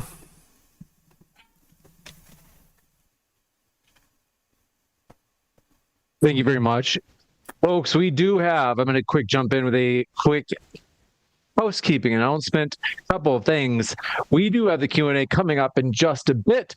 And folks, if you did not know, if you've been living in a cave on Mars with your fingers in your ears and you didn't know, Modern Day Debate is currently doing a fundraiser for new lenses for our in-person events. This GoFundMe is linked in the live chat right now. We appreciate your support. And if you're like, hey, I want to ask a really long question for, a Q&A, but, I don't really want to do super chat because, with super chat, you have to put in like $5 just to get like 100 characters. In other words, like to ask a long question, you have to pay more money. But if you put a donation of any amount in the GoFundMe linked at the top of the chat, let me know and we will read your question no matter how long it is. Even if it's a story about how attractive you find MC Toon, we'll read it no matter how long it is. So with that, gentlemen, we'll let you resume, but folks will have the Q&A in just a bit. Well, that was a nice episode of Euclidean misappropriation, I think, right? Assuming infinite vision and Euclidean triangles exceeding into forever. That's the same principle of how they get, parallax angles with a triangle that closes at 0.00001 or whatever. So I don't think that that's a proper distance. I think you were drawing distances also wrong, right? Based on stellar observations and misappropriation of Euclidean perspective, I would say the proper way is to use the graticule, right? As we started with could you just point out the correct way to determine the what I did? Just walk us through the right way to do it. So we know in reality that at that moment that 39 Aquarii is at 14 degrees south latitude. So how is the correct way to do the geometry? Well, you can use Haversine, right? You can get your input points as points with long lat because the coordinate system with which it's defined is going to measure the distance. Same with the nautical mile if you want to use that. And then that's how you would determine the distance on the graticule. And then you splay it out on your flattened graticule projection that you are also missing. Okay, but don't do without a projection. Do it in a non-projected coordinate system. I mean, how would you measure distances like that across vast without using the ground when it's mostly water? Just go ahead. So we show how to do it, Shane. To the stars. Show how to do it. Run us through the geometry for seeing an angle to a star of slightly more than 2 degrees in Colorado when it is over 14 degrees south latitude. Show us that geometry, the correct way. Don't start with a globe. Yeah, just use flat Earth. You don't get to use Haversine. You can't use Haversine. I'm not talking about seeing forever. I'm talking about you can definitely see that star. And so you're saying that there's a different way to do the geometry, that I did it wrong. Please show the right way to do the geometry. Get out your paper. Get out your map. The non-projected map. Don't use a projection. Don't say graticule. Use a 1 to n scale map of what you think the Earth is and show the correct geometry for that. What I'm saying is you portrayed the calculation incorrectly on that flattened out. Excellent. Show the right way to do it. Show the right way. Go. Show the right way. That's all you got to do. What's the correct way? Chop. Show the right way. I didn't disagree with the method, as I said, with using Haversine, right? With the longitude and latitude is the graticule. You guys can't separate the graticule, longitude, lat, from the Earth, right? You think those synonymous. They're not. They're different. They're different things. But here's the thing. Here's what we can do. Shane, Shane, we can use a non-projected coordinate system. And we can use a non-projected algorithm, Haversine, and get the actual position. That uses the globe. And so you're saying that's not correct. You say it's not a globe. So use the non-projected This is what you present as the non-projected Earth. So show how to do that on the non-projected Earth. And you can't use Haversine because that's a spherical coordinate system, right? The non-projected spherical coordinate system that we use, not projected. And you need to show the correct way to do it using not the globe geometry. Yeah, so it is the coordinate system of long lat. It's not the globe. You said it's the globe. No, you're measuring it in the coordinate system. You're using long lat. Haversine take inputs of latitude and longitude as starting and endpoints. It's distance, and linear distance. And its result is comporting with the system with which it's defined in. And a linear distance. So when you say it's the globe, that's incorrect. It includes a linear distance. What's the linear distance? Shane, what's the linear distance that's used in the Haversine formula? Show me that it's the globe being used. Shane, what's the linear coordinate system? What is the linear distance used in the Haversine formula, Shane? My position is that it's the coordinate system, and your position is that it's the Earth. Show me that it's the Earth and not the coordinate system. Shane, right? Why are you avoiding the answer? What is the keep chanting this, what right? is the coordinate system is until the you man up until system. you look down in your panties there and find the balls to answer the question? What is the linear distance used in the Haversine formula as an input? What do you mean? There is a linear distance that's input into the Haversine formula. What is it?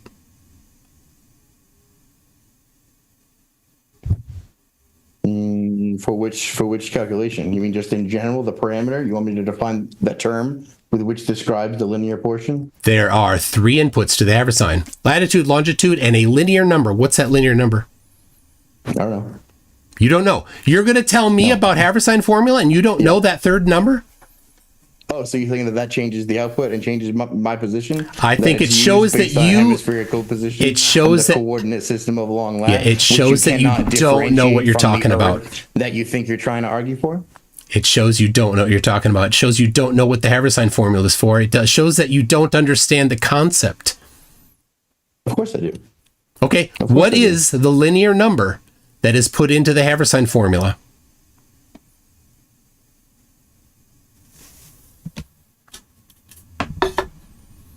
Go Google it. Ask Grok, ask ChatGPT, whatever you need. Go ahead. Where's the linear term you want me to define?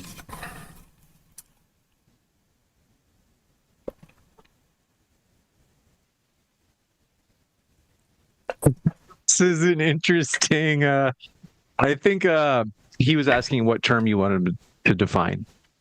There is a linear number that you put into the Haversine formula in order to compute distances across the surface of the Earth. What is that linear number? What's that? Using the Haversine is that it's tied to the coordinate system, which is my and position, right? The coordinate system. One other number. What is that other number? Is that it's tied to the Earth. What is that other number? Show Shane, in any which way. What is the other number, Shane? Is there a reason why you won't just say what that number is? It would be tied to the Earth in any way you can prove. I think Alan might know. No way to substantiate. Can you help him out? Tied to the Earth can you tag in? Not to the coordinate system. Alan, tag in, Alan. 1 second, but before I do, this was your conclusion, was our premise. The 3959 that's asserted in that is also derived from elevation angles from Polaris. There's nothing mutually exclusive of that. This is why the celestial theodolite tells us the difference here. You're using a trigonometric function. Shame St. Plagiere. The radius of the globe is the other number that's necessary in the Haversine formula. Yeah, shame! Oh my goodness, how embarrassing for you! This is where they claim the radius of the dome is the same as the radius of Earth, right? Do you know where they why? claim that. That's the first law of Flurf, guys. Toon, do you know why it's that? Yes, I do, because it's a spherical trigonometric function. It requires the radius of the sphere. Using a coordinate system derived from elevation angles from Polaris. It's derived from all sorts of things. You can figure out the radius of the Earth through many different things. I'm trying to speak and he's having a seizure. Let's go with it. Alan will give you how about 60 seconds? You want 120 seconds? 60 should be enough. Thank you, sir. Okay. So again, your conclusion was our premise, right? We're trying to test for mutual exclusivity, not calculations using the coordinate system and then asserting the correct interpretation of the coordinate system, right? That same linear value would be used either way on the coordinate system, because our assertion is that the coordinate system is a merger of two hemispheres derived at independent times with respect to a specific time of year, which is the vernal equinox. That's what the latitude and longitude system wholly represents. What you're asserting with the linear distance, do you think someone went to the center of the Earth to measure it? No. No, there's other ways to do that. It wasn't a question. It was rhetorical.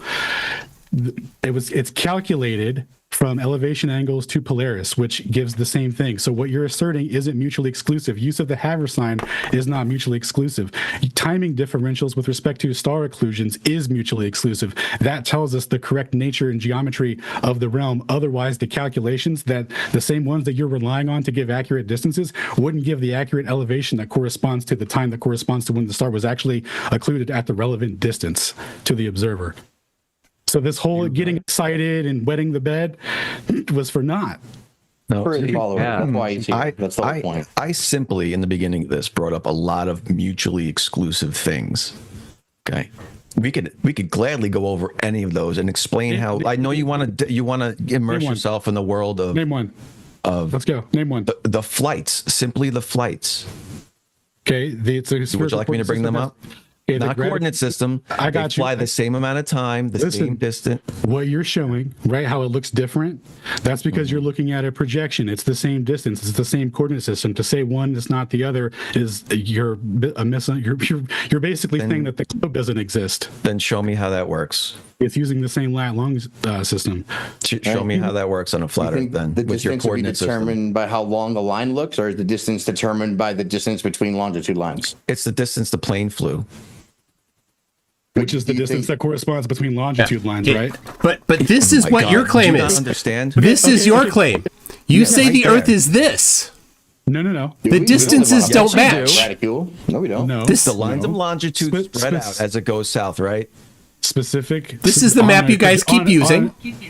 On a projected coordinate system, yes. This is. We're not talking about a projected coordinate system. We're talking about the actual real Earth. Moderation. You're holding a projected coordinate system. But you say this is the actual surface of the Earth. Really quick, just to be sure. Listen, I don't say that is the surface of the Earth. I say specifically that is a snapshot of the sky that corresponds to positions of the stars. Not the Earth. That's not the sky, though. That's the surface. Looking at the Earth. This is on, North gentlemen. America, South America. This isn't the sky. Please don't interrupt and talk over me when I'm explaining my position. That is, and those correspond to ground positions of stars. That is what we're looking at here. Okay? The overlay of the ground on the projection doesn't represent the actual geography of the ground. Australia is not really stretched out like that. You're looking at a coordinate system stretch that is relating geographic positions to stars. So what is the actual non-projected shape of the Earth then? Yeah, according to you, to present. If this isn't, I mean, you presented this a bunch of times, and leading us to believe, like Edward Hendry, like Gleason, like 175 years of flat earthers have said this is the actual non-projected real distances, real everything of the surface of the Earth. But you seem, after your presentation, to not think that's it. Could you please present us the non-projected surface of the Earth measurements and distances and shapes that you think it is?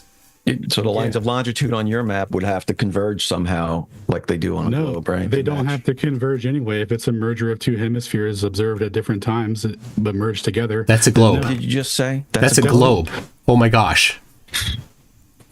You just described a globe. We already went over that objects in the sky are apparent to you, right? You see. We're talking about the surface. The surface, right here. The surface. No, come on, the surface. You're talking about.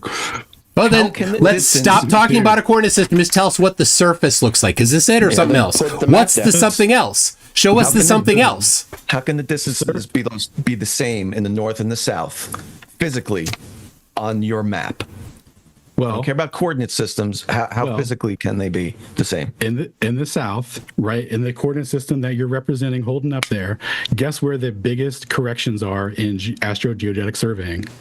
To make it comport to symmetry. Guess where they are? I'm gonna guess. I'm they're just not gonna answering need the this question. citations to answer. Once you answer it, go ahead. It's in the South. There we have Citation needed. Shane will pull them up. We've got a lot on his database. I'm sorry. What happened? Astrogeodetic surveying, Southern corrections, where they're the Oh, Australia geodetic. Okay, hold on. Yeah. So anyway, as we continue here, I just want everybody. as we- This as is we a continue flat Earth here- debate, and they refuse to say what they think the actual surface of the Earth looks like. They are afraid The of their surface- own topic. The surface of the Earth is flat. What you're holding up corresponds to positions of the stars. Okay, fine. That's not your map. Where's your map? That's what we're asking. Yeah, where's see your map? The geography is likely laid out similarly, but the stretches and distortions are not the same. Where they're not Cool. one-to-one Show like us you're the presenting. non-stretched and non-distorted one. We don't have one. All we Oh, have you is lost. the radicule and Then why are you even here? of it. Globe confirmed. All you're doing is trying to back into the flat Coordinate Earth system from the confirmed. globe. Okay. And it's Okay, so here's- weird to watch. Everything in the sky matches the globe. Everything on the ground matches the globe. But we're just going to back your way in and say we You see say we see everything globes. matches the globe Yes, except it for the does. mutually exclusive timing predictions of the occlusion of stars. Numbers based on a physical spreadsheet. elevation Well, angle just to be differences. fair, If the Earth we is do wanna let actually Alan tilted. finish. Hold on a second. Yeah, this dude's been talking over me for a hot minute. No. We came here with 39 mutually exclusive measurements that show, with timing, that the star's position shows that the elevation angles of what is asserted by the globe is false, right? Everything that you presented is positions of things in the sky with respect to when they can be seen. Hold on one second. You're shaking your head, but your whole presentation was positions of the Southern Cross, positions of this and that with respect to time, right? There's no way to differentiate the correctness of what you're asserting. That's why the celestial theodolite is introduced. That's the significance of this argument. You have nothing. You guys are fully disarmed here. You guys are Disarmed. You said it Yes. matched the globe, but that was just optical. Yes, Then you made a whole bunch of word salad see- nonsense bullshit you say- about why that's not really what we're seeing. That's what you did. You say that, That's all you guys have. You ignore the references to multiple things that in both models we see in a dome of vision and everything in the sky. You're is apparent making to us. garbage up. Can I screen share real quick, James? Yeah. We're gonna have to. We're gonna Is have it to go a ahead. and pile go of through- salad you're going to screen share? No, we're just gonna read some plain English. Because I'm hungry. We're just going to munch on some salad. I need some blue cheese on mine. You guys bring some. All we have is ranch in the house. I need some blue cheese.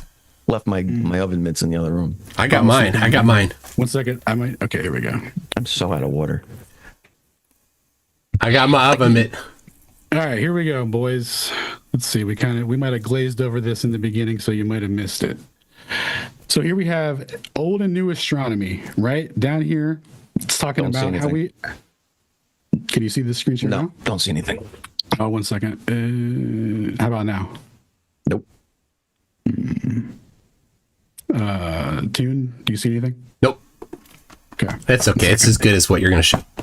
I think it's some No, water while you're. Well, I will send doing a this. I will send a screenshot in the side chat so you guys can be on the same page here. But anyway, or if you want to pull up the YouTube chat or pull it up on YouTube real quick and just pause it, you can see what I'm reading. So this is from New and Old Astronomy, 1920. It says, and in considering the cloudy sky, we have to remember. Oops, what happened here? This We can't. I was not able to see it for the audience. So can you try sharing again?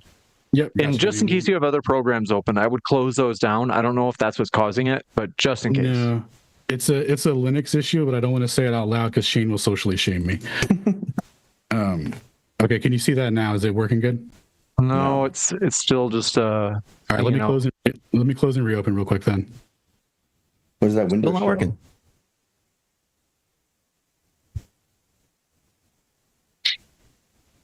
Let's see. This is an opportunity for me to show you folks. I'm going to quick go back to the main show page, even though the screen will be scrambled. I want to point out McGlobeface is a saint because I had gotten his name wrong. And that's on the overlay that's in the video. So I've fixed that. I'm so sorry. McGlobeface, who is linked in the description. Folks, what are you waiting for? If you want to learn more about this, you can find all of our guests, including McGlobeface. I fixed the overlay. Appreciate it. Thank you for your forgiveness on that. I should have that down, but I appreciate your grace. Now we're going to wait until, oh, good, here he is. So Folks, thanks for your questions. We got a lot of questions. So yeah, we're going to move fast through the Q&A once we get into it, because I want to get these guys out of here by a decent time.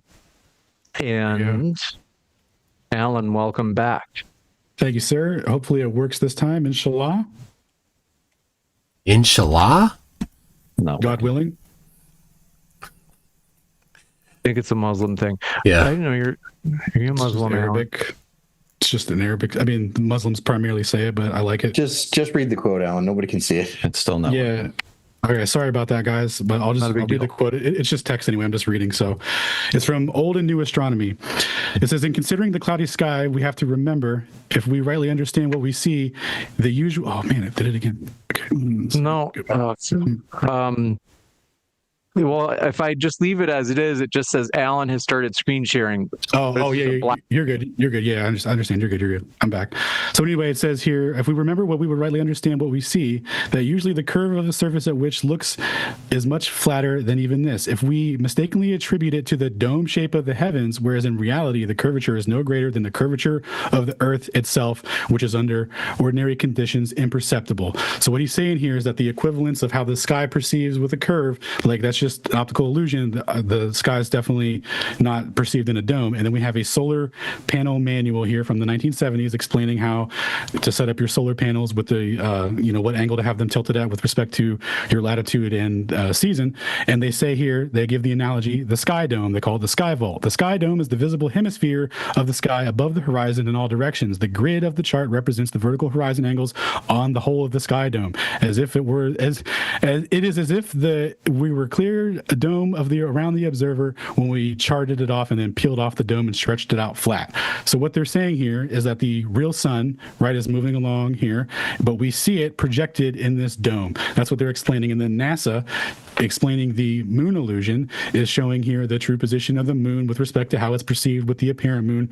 We always see the apparent, never the true. This dome of vision here that's represented on this graticule projection that's following the observer relative to the latitude is exactly how the globe was derived and measured, relative angles from Polaris. That's been the flat Earth assumption for quite a long time. Well, that if it wasn't... exactly how Walter Bislin made it that you guys stole and used as flat Earth evidence. That's exactly how that made... You're conflating two things. I'm talking about the latitude and longitude system, not this model. Like the graticule you is mentioned not the this model. Just keep in mind, the latitude longitude is non... I'm almost done, man. Yeah, I mean, you read this before. Before you go... Yeah, this is a rehash. Yeah, the 1970s pamphlet from a solar panel installation. Find my solar panel to wrap up, Alan, from when I ordered them. Before NASA? MC Toon. So hold on, are you going to throw out NASA too? Because NASA's saying the same thing the solar panel is saying, which is saying the same thing the astronomical book from the 1920s is saying. So if you're going to throw out the 1970s solar panel book... NASA says the Earth is a globe. It's cherry picking that. Super. Awesome. That's how things work. Yep, that's how it works. What's in contention here is optical phenomenon and how we observe them, not is it a globe. This is specifically is how we observe the heavens. This is independent of both models. What I was showing here is that this azimuthal grid here is the same as this one here that was used and shown earlier. You guys like this one? Same exact thing. Real sun over here, apparent sun projected relative to your latitude. You don't see anything. Yeah, nobody's seeing anything. Oh, that's right. I'm sorry. Yeah, well, that's a real shame. I'm so sorry about that. But that is you guys saw it at the beginning. But anyway, there's no difference between the two. Yeah, they're equivalent, right? So we see the heavens the same in either model. You guys just use those observations to build the globe as a model. And by the way, the reason that it is because the celestial sphere and the graticule are aligned. They did so by taking right ascension and declination, matching to longitude latitude, which means this every star for every specific time has a ground position, right? That's how they get the zenith gets the ground position, which means for every point on the graticule is mapped on the celestial sphere. For every right ascension declination point. You're shooting yourself in the foot. Keep going. The two models are the two spheres, right? If you read Ptolemy's geography, the first book about cartography, he says people have to accept the two sphere model. Either you accept that it's a sphere, which he uses longitude and latitude, and he matches it to right ascension declination. Those two models are just one model built from the other, and either one is model independent because neither one has measured the Earth. My goodness, that was an excellent first law of Flurf. Thank you so much, Shane. The celestial sphere is a concentric sphere to the surface of the Earth. Awesome. Geocentric around the observer with the sphere of infinite radius, which is made up of infinite Around the Earth, not the Yeah, observer. around, yeah. observation. Oh, It's a okay. concentric sphere. You just read it yourself. Awesome. I didn't read it. Thank you for that. That is the assertion. And it doesn't is follow the observer around the and Earth. it is a non-projected and you- coordinate system. Non-projected. And you know what? If that non-projected coordinate system were true, the star occlusion timings would be completely different. And But we don't have that. if the flat Earth were true, then one measurement would work, but none do. Like the one that I did that Shane was incapable of correcting me on, even though he said I did it wrong. He was incapable of showing the right way to do it. If it's measurements that we presented here. No. The The specific one, the 2 degree elevation, slightly more than 2 degree elevation of the stars, have to be 140,000 kilometers away. But you said that was wrong, but could not correct it. Could not provide the right way to I do got the you. geometry. Well, I'll correct you. Were you drawing infinite Euclidean, yeah. Were you trying to draw a star to like, or does your triangle complete at the physical location of the star? Yeah, just what like you're saying? reality works. Okay. Yeah. Oh, got you. So here's the conflation. So the latitude and longitude system is based off of setting, basically how far away you get from Polaris before you can't see it. So that defines everything at an equidistant. It's exactly what it is. That's how celestial navigation works. No, it's Everything not. is I set- can do celestial it's not. navigation. You can't. I've done it. You've never done it. Right, you can be upset he's interrupting you, but you just said some You're just nonsense. wrong. It's not based on the elevation of Polaris. James, if I'm trying to make a point and then they're both going to interrupt me, like, Well, yeah, they can just do whatever. I think is how it can you works. just- Cry a little more about it, Alan. You're stupidly sec. wrong. To be fair, let's give Alan a chance Shut the fuck just to up, wrap Mike. up his point, and then we'll go back to you guys. can't remember what my point is now because Your point was because where of- you were claiming that all celestial navigation is based on the Oh, elevation right. of Polaris. Yes. I'll be Hilariously here wrong. reading through my solar panel pamphlet they gave me when I It is. That's why the angles aren't mutually exclusive to either. Notice how fast I ran from the argument, though. And all of That's our why we have This to. might- That's why we introduced the celestial theodolite to tell the. Oh, look at difference that. I got a between- book on celestial navigation. You know what it doesn't Yes. tell us? You know what it doesn't tell us in here? That doesn't this it was tell us? based on the elevation angles from Polaris. It doesn't say that in here. Why are you Nowhere guys in here. Scared of mutually exclusive evidence. Do you know what Nowhere they're all in here. comport to, though?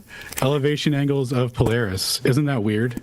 They comport to elevation angles of every star in the celestial sphere, concentric around the globe. It's beautiful. This is all globe-based geometry, no flat Earth geometry in here at Spherical all. coordinate system geometry. No Non-projected. mine. There you go. Awesome. You're All restating right, my we premise got two people as your that can do loser. celestial I do wanna- navigation I do against two wanna people give- that can't. I want to be sure Alan don't care, James. gets a chance to wrap up his point. Go ahead, Alan. It's a globes. I can find one too. Yes. Globey. So No, yeah, go ahead. celestial navigation uses the celestial sphere, which sets everything at an equidistant web to one another. In order for the geometric relationship for Polaris to work, for example, as you walk away from it at 69 miles per degree, you would have the exact same relationship. So what's Globe that? confirmed. So again, it's a globe, but it disappears. No, because in order to do that trig function, right, you have to set that elevation angle to 6218. So that triangle sets an elevation of 6218. We're not doing triangles. Hold on, one let's just second. let him have a chance. Not you. Okay. You're referencing a triangle that goes to the true position of the star out at infinity. No, we're basically, not. Which is not referencing anything physical. No The coordinate triangles. system- That was his Just Euclidean or I literally Not I a lit- I triangle. I One asked angle. you- It's an unangle. Unangle. One. Let's One go angle. back to Alan. Okay, you said that many times. Let's go back I to asked Alan. you specifically if it was a triangle. It's and not. You said yes. No, celestial then you- navigation is so- not a triangle. I'm not talking about One angle. There's An no unangle. art. I'm not. One I'm angle. not talking. I'm not. Let's give Alan a chance. Listen, All right, tell us about how we use triangles. that unangle, right? Do you know what that also is equal to? Planar elevation angles of Polaris as you get 69 miles per degree. Yeah, good That's good great. job. How do you get those on a flat Earth? Only works on a globe. The trig only works on a globe. You are the one that said, hold on, let me see. Are you suggesting trig is an unreliable witness? That only works on the surface of a globe. It does not work on the surface of something flat. Ooh, it absolutely does. If the let's see. curvature Run through is it. Show us optical. The curvature is fake. curvature You've made is a optical, hypothesis. Got it. I Show gave- us the I math. gave- Run us Okay, through the sure, math. yeah. I gave you guys 3 citations. No, you didn't. Of Show how we us. see Run us through the dome math. with vision that Alan, corresponds to do the thing. math. You Buddy, say buddy, it's possible. Show us the math. If an astronomer says that we see the hemisphere of the sky projected, They into our dome, they were not supporting your literally- claim. I Hold on. literally Alan read it or, MC verbatim. Toon? I read it verbatim, dog. You're gonna interrupt me as I read it verbatim. To Twice say that already. That's not. You're citing globe sources. Yeah. Again. Can you please show us how the math Citing works? on Just the show us flat the Earth? step-by-step math. Triangles are Yeah. of the globe. All Is that what you right. guys I saying? think we've reached the maximum. How do you measure the angle? Start at I'm the ready North for Pole. I'm ready for questions. What do you think? Start at the Alan? North Pole. The star's above you 90 degrees. You walk away 69 miles. How much is the star drop in the sky? Right? 1 degree. Depending on what degree. Does it do that Yeah. at the equator? If it's a precisely do- linear do 69 another. miles per degree when it's half a mile above the horizon, or does that Now you break can down? measure your Do you angle. need corrections for refraction after that? Do you need a correction table that applies corrections based on a certain threshold? Yeah. Are you allowed to All use globe. angles below 15 degrees? All globe Do based. 15 degrees is linear? Can it be partially linear? If it's not linear at a certain point, is it actually linear? All globe-based. Thank you. Isn't it weird how you can't show me the math to how you come up with that on a flat Earth without using a globe? Don't do the equator. Show us mile 2. Or sorry, degree 2 from 69 from 70 right to 140. Show us that math. How about that one? Whenever you're ready to move on to questions, James. Run. I'm ready. Let's go. So the math doesn't work on flat Earth? Thank you. We'll jump into the Q&A. I want to say, folks, we are thrilled to have your questions. We're going to try to move fast as we've got a good amount of him here. A couple of other quick housekeeping things. Folks, thanks so much. We did meet that goal of we got a new Facebook follower. In fact, I think we had more than one. So thank you for that pity follow. It means more than you know. Appreciate you guys for being so supportive. And not only that, but thanks for your super chats, which we're going to jump into right now. The Q&A is beginning with this first question from Hangout44 says, okay, some of these are mildly insulting. Said, shame, nice, okay, I think they meant Shane. Nice neckbeard. You're amateurish, fumbling around, trying to explain relatively in earlier debates was super embarrassing. I think they meant relativity. Maybe tuck a book or two under your, okay. Tango44 says, Shane, well, we'll give you a chance to respond to that. You might before as we go well to the next finish it. You might as well finish it. Does it go on? one. I mean, hell, if you're gonna. Where do I read all that, you might put as the well book keep that I'm going. reading? Where do I store it? Well, it could get worse in terms of Let's where not- you place let's- the books. But go ahead. We'll give you a chance to respond to that. Yeah, that's a great question, and I thank you for it. You should see the videos that we have on this exact topic at adl.place and spaceaudits.com. You can check out how we have the .net. answers to your specifically, spaceaudits.net. Sorry. Also, you should check out kofi.com/spaceaudits and get yourself a sweatshirt. Then I'll answer your question. Juicy. This one coming in from, do appreciate it, Camel44 says, Shane only has a script, so how can he do a live opener? Well, we got that live opening, so no problem there. Basil Problem says, Shane, you are a unique combination of low information and soy boy. Okay, geez. Next, if you want to That respond might really to that, hurt you my can. feelings. What am I going to do? Yo, James, just read all the insults with a straight face. Don't pretend like you didn't see it, or that you're going to filter them or feel bad. Just get in there. Well, to get the feel bad, I'd have to mistakenly assume that I value the opinion of neutral observers on the internet, which is a stretch, Wow. right? Well, some of these I admit I'm like, oh, I hate reading because they're just mean. And I'm like, Send it. folks, It's Even words Lord on the says internet, dude. If they people can have handle to be it. mad about super chats, like it's whatever, dude. Even Lord says, do you praise the creator of the White Devils, Jakob? That one's almost as bad, to be honest. I don't know what I don't know what that means. Carl Slagan says, Anthony Globe Whistle. Even Lord says, can you hunt and eat penguins in Antarctica? Nope. We didn't even see any. Wow. Pengies? We were was hundreds of miles inland. It's because you weren't there, be honest. No penguins one. in the studio, McToon. No. Just kidding. I'm just We kidding. were. It was a little sad. People were like, yeah, see penguins. No, I didn't see any. It was cool. I mean, it was awesome. Awesome trip. It was super neat place to be, but there's no life there. where we were. No trees. It was No. always bright. It must have sucked, to be honest. It kind of sucked at like 3 a.m. putting sunscreen on to go outside. It looks unnaturally bright, actually. Yeah, It was very almost as bright. if it was in a studio, Melvin.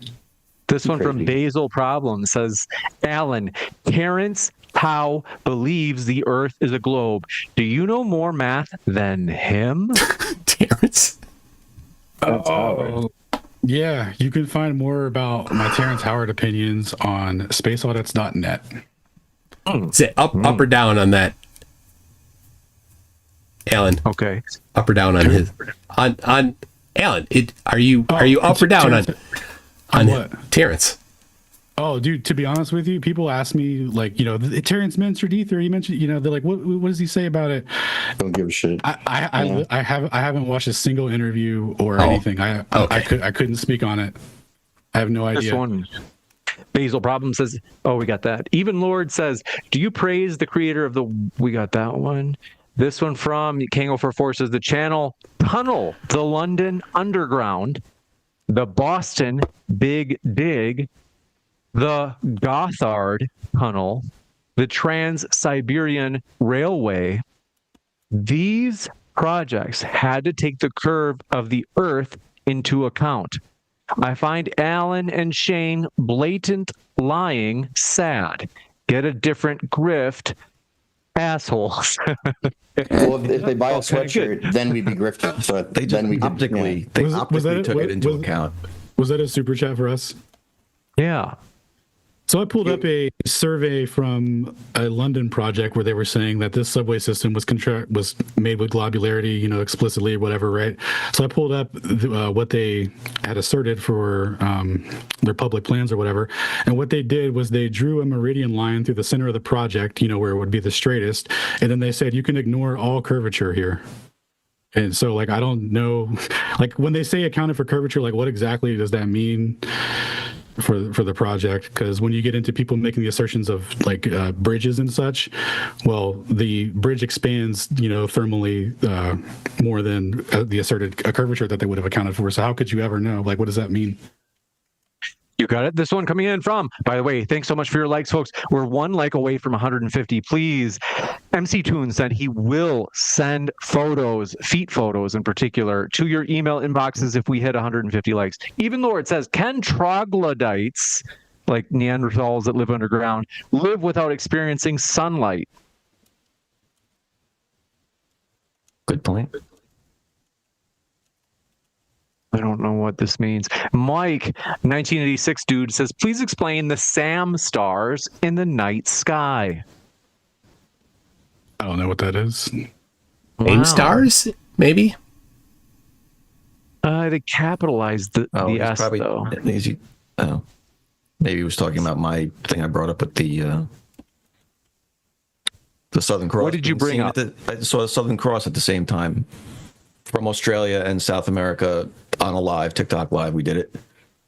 Both looking southwest, right? So they both saw the same stars. Maybe that's what he's talking about. Yeah. At the same time on a globe that makes complete sense because you're both looking in the same direction.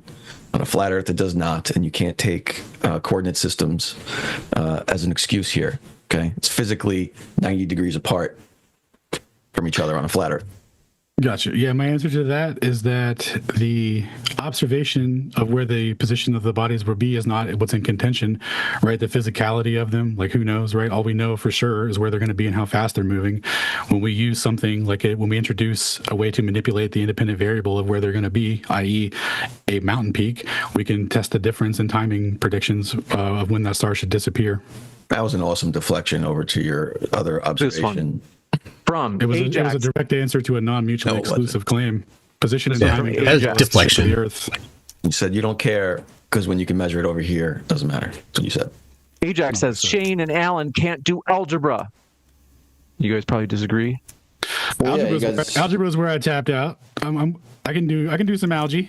Well, the good old mass equation when they do gravitational forces and centrifugal calculation where the mass drops out is pretty fun. That's a nice algebraic trick that we like. This one from Alejandro Vallejo. Thank you very much. Says, oh, you like trigonometry, Alan? I'm sure then you would have no problem answering a simple question by showing us how you do the trigonometry math to solve a simple question. They said, here is the question, Alan.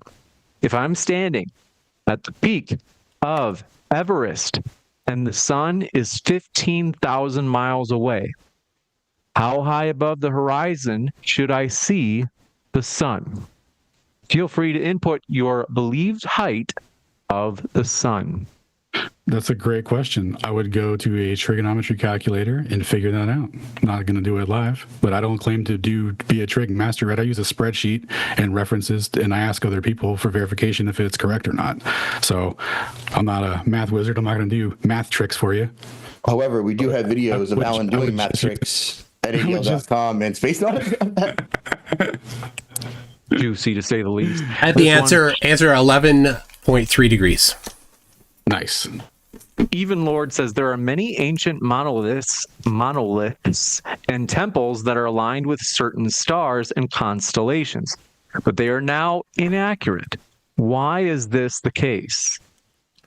Well, which ones are you citing specifically? I am not familiar with any. The only one that I really know about was the Georgia Guidestones, which was destroyed.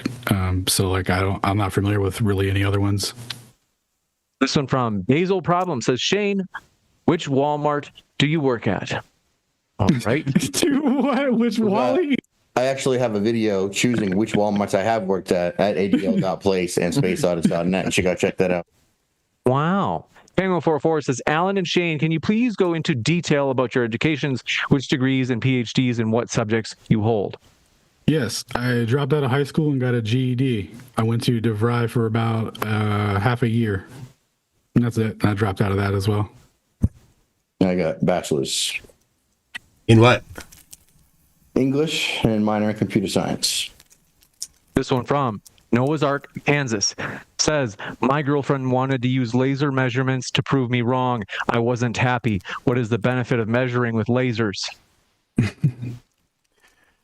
Well, that's a great question. That's why I prefer the with respect to what is your measurement, being taken, right? Because if you don't have some external reference for verification or a set threshold, right? Because we touched on refraction earlier. And well, if you use the equations for refraction, there's actually no limit, right? So, and you could introduce different ones, different coefficients to fit any observation. So you would have to set your own personal threshold to determine that. No, I think you missed the point of it. He was talking about like his claim is 8 inches, and he's actually in the measurement with lasers came out to 4 inches. Oh, got you. Sorry, I missed the joke. Thank you. That's a good one. That's a good one.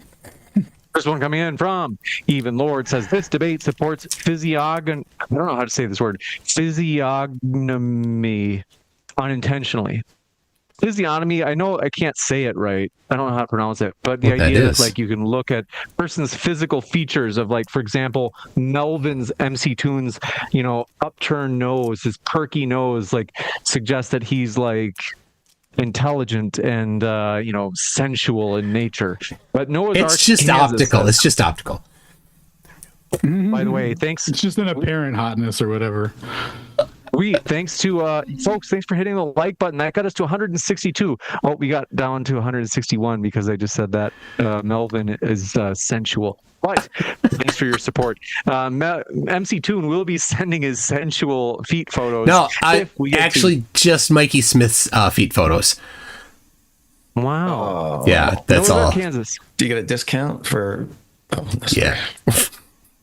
Noah's Ark, Kansas says, flat earthers, how has this knowledge changed your life? I would also like to ask the same question to the globe earthers. Has it changed how you perform your professional work or your interpersonal relationships? Any benefit? We'll start with Alan. Oh, okay. Well, I was going to pass it to Shane first. But so for me, it was evidence that there was a creator, because it's like, self-evident. If this place exists, it's flat, it's not moving, it didn't come out of a cosmology that's born out of something coming from nothing.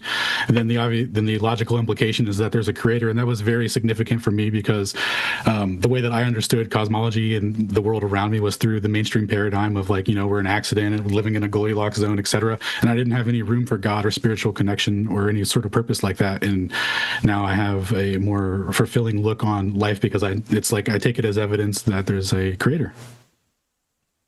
Like direct evidence.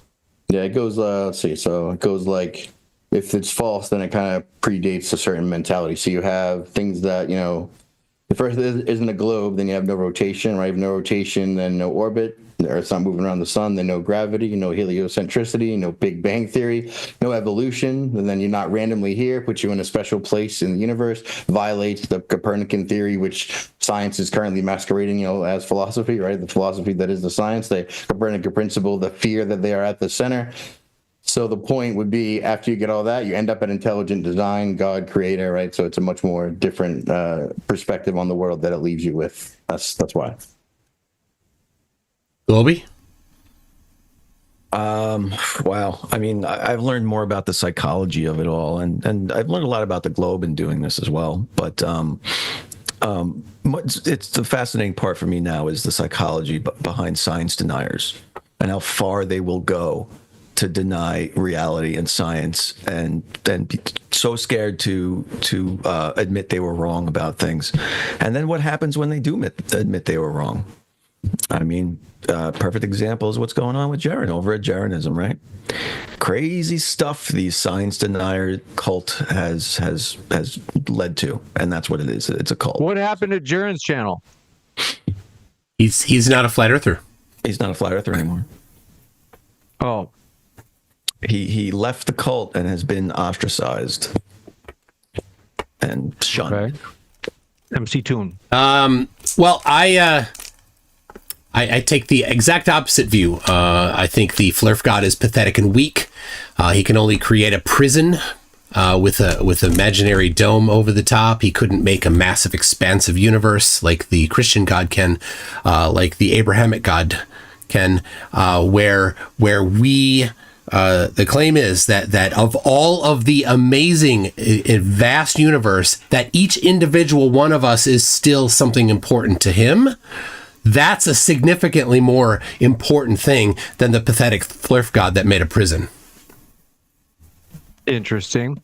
And folks, please, no more insults.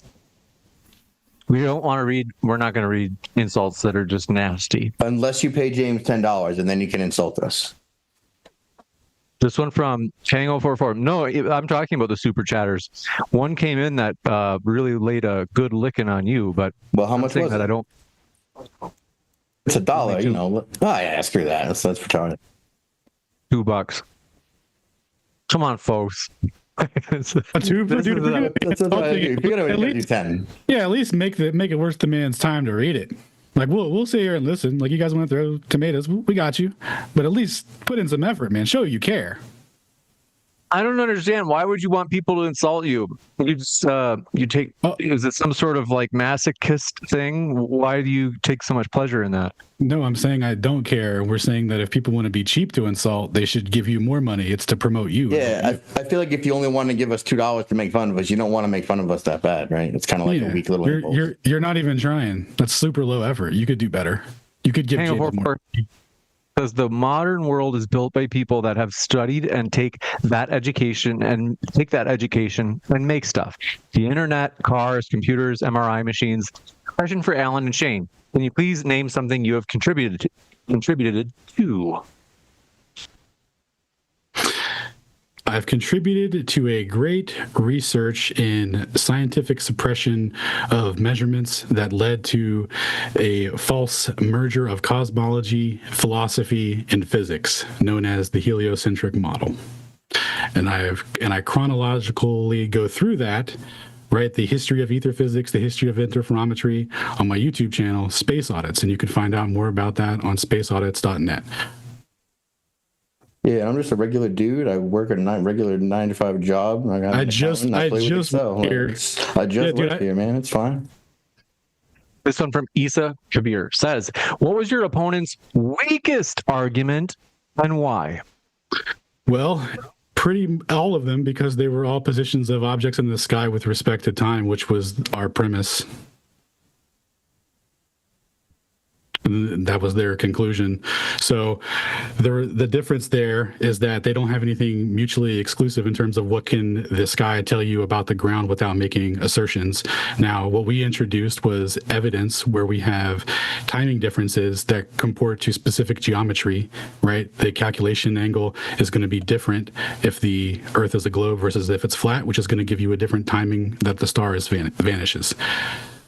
Right, so you have a guilty, not guilty scenario here, and every time it shows up, the measurements comport with a flat Earth prediction. Is that to us too? What's the weakest argument from your opponents? The one where you're like, man, that's just garbage. I would say it was the bringing up Fe core, which he talked about refraction. He specifically claimed refraction. I brought up the actual refraction and showed how it was wrong. That was the weakest. I'd say it's the general premise, which is the Earth's a globe. It appears to be a globe. Everything's a globe. Everything in the sky moves like a globe. That's just how we see. This one from Alexander L. says, for Alan, are all photos from space fake? The ones that are asserted to be from space, yeah, I would say so. Right, we get into a chain of custody issue for verification. So how would they know? One of them might be real. We don't know. That's a tough assertion to make. There could be a real one out there. Who knows? David Villar says, Alan, you are violating the 45-degree rule. Look it up. Will do. I'll check it out. Isn't there a video of you looking up the 45-degree rule? Oh, you can find that video on spaceaudits.net, I think. Basil Problem says, Alan, please explain the units in the question. Attitude _ peak equals negative tangent ellipsis. The units? So the relative elevation of the guy, the elevation of the peak, or the distance to the peak. So we add those together and we multiply that by the angle that we calculated from the earlier calculation. Distances in meters, angles in degrees? Is that what he's asking? I think he was saying like define the variables and what they're doing. I don't know. This one coming in from Alexander L says, Alan doesn't understand E10 math. At most, he passed algebra. Correct. Tony Coriolis says, is the zodiac 12 or 13? Ooh, good question. No. It doesn't matter. It's just arbitrary things that people have assigned to It's made up. different positions in the equatorial region of the sky. So I mean, you can define 34 of them or 75 or 27 of them, and just define however many constellations you want. It's arbitrary. The question is how many though, because there's 12 or 13 people. There's an argument to be made for 13 to match the lunar calendar of 13 months and do a whole big thing, but I'm actually not sure what the 13 constellation It's completely arbitrary. Some people say 12, some say 13, but it doesn't matter. It doesn't change any geometry. It's just, hell, somebody else picked a different group of stars that they think looks like some shape. Okay. This one coming in from, do appreciate it. Earthly Skeptic says Shane's angle from the ground works out to be tangent, caret, pointed up, -1. I'm going to just repaste this in chat too. And then parentheses, 2,704 kilometers. Inverse tangent is what you're looking for to say. Thank you. Yeah. I just put it in chat in case you want to even be able to decode it more for me. Divided by 50.7 kilometers, and folks, that's in the live chat. I just put it in there. What was the first number on the top of the numerator of that fraction? Let's see. We've got inverse tangent of something over 50.7. Yes, 2.074 kilometers over 50.7 kilometers. Equals 2.34. I can't tell the symbol. My eyes are too old. Degrees. Degrees. Thank you. Or 2 degrees, 20 degree. 20 arc minutes. Not 2 degree 31 little line. I can't tell if it's an apostrophe or not. So wrong, in all caps, even without considering observer height. Well, he's using the wrong figures, so I'm not sure what's going on there, right? So he also has some unit disagreement, right? So you want to do altitude in meters or, kilometers. So 2,000. He did them both in kilometers. Meters. He did. And then the distance, 50,700 meters, right? So the tangent of 2,226 over 50,700 comes out to 2.51 degrees, but then you translate that to arc seconds at 2 minutes 31 arc 2 degrees 31 arc minutes. That's how it comes out, right? So I don't know. Oh, did he have it in decimal degrees or something? I think he might have converted it wrong. I made that mistake once. It happens to the best of us. Dude, I remember my first time doing this type of math. Dude, I got the wrong number and I was like, what? What does this even mean? But the issue was me. So, well, Tango44 says you also have other issues. In particular, they said, Alan and Shane, can you please post the Facebook link of memes that you obviously learned all your science facts from? absolutely. So the link is spaceaudits.net. And if you click that link, if you go there, right, you can click on a link to the coffee shop, right? You can go there, you can buy a hoodie right now. And if you buy a hoodie within 24 hours of this debate, you get 33% off your next purchase. It could be a hat or a hoodie. So, wow. This one, I'm on my way. We actually do have a published database and PDF library as well on spaceaudits.com, as well as t-shirts and hats. and Basal problem says, Alan, please explain the trigonometric tangent function, i.e., what does it mean geometrically? What are its input units? What are its output units? it's the ratio of a length of the opposite and adjacent angles of a triangle. So, okay, this one from Pink Floyd. Jesse found the Plagiere peak data is closer to globe than flat, and Greenhorn reading was off by 2,000 feet. Toon, check Discord DMs for lewd and lascivious photos. ooh, fantastic question. Shane, I'm going to screen share on Discord. Can you screen share on... Yeah, did Linux break your screen sharing? Could you? Yeah, just relay it for me. All right, I got you. Yeah, just it's not working for me on Zoom. But yeah, we'll address that real quick. So let's see. Quote unquote close to globe doesn't Send it mean to me anything. first. Oh, you know what? Well, I'm on. I got it. Oh, you're just gonna share it through Discord. I'm on Discord. Just screen share. What I'm sharing on Discord. While they are doing this, there we go. Thank you very much. Quote unquote close to globe doesn't Send it mean to me anything. first. Oh, wait. I'm on audio. I got it. Oh, you're just gonna share. All right, they can see your Discord now in case you have anything lewd and lascivious. All right, it's echoing a little bit. Are you I good? think we're good. Okay. Okay, cool. So let's see. So for Plagiere Peak, close to globe doesn't mean anything, right? We can comport. That's why Mike made the change the calculation here to do altitude of peak is equal to altitude observer plus the distance to the peak times the elevation angle. So we can derive what the actual elevation angle would correspond to, because sometimes the angles look ambiguous. But as you can see here, let's see, when we go to Plagiere Peak, none of them correspond to the to the globe, right? Like you're either later with that threshold, or you're not. Like there's no close to the globe. That doesn't mean anything. And then secondly, the Greenhorn Mountain observations were done at the longest distance that this has been tested at so far, which is about 80 miles. And what has been found is that the peaks that are between and behind Greenhorn and North Peak are compressed and occluding, right? It's hard to tell what's what.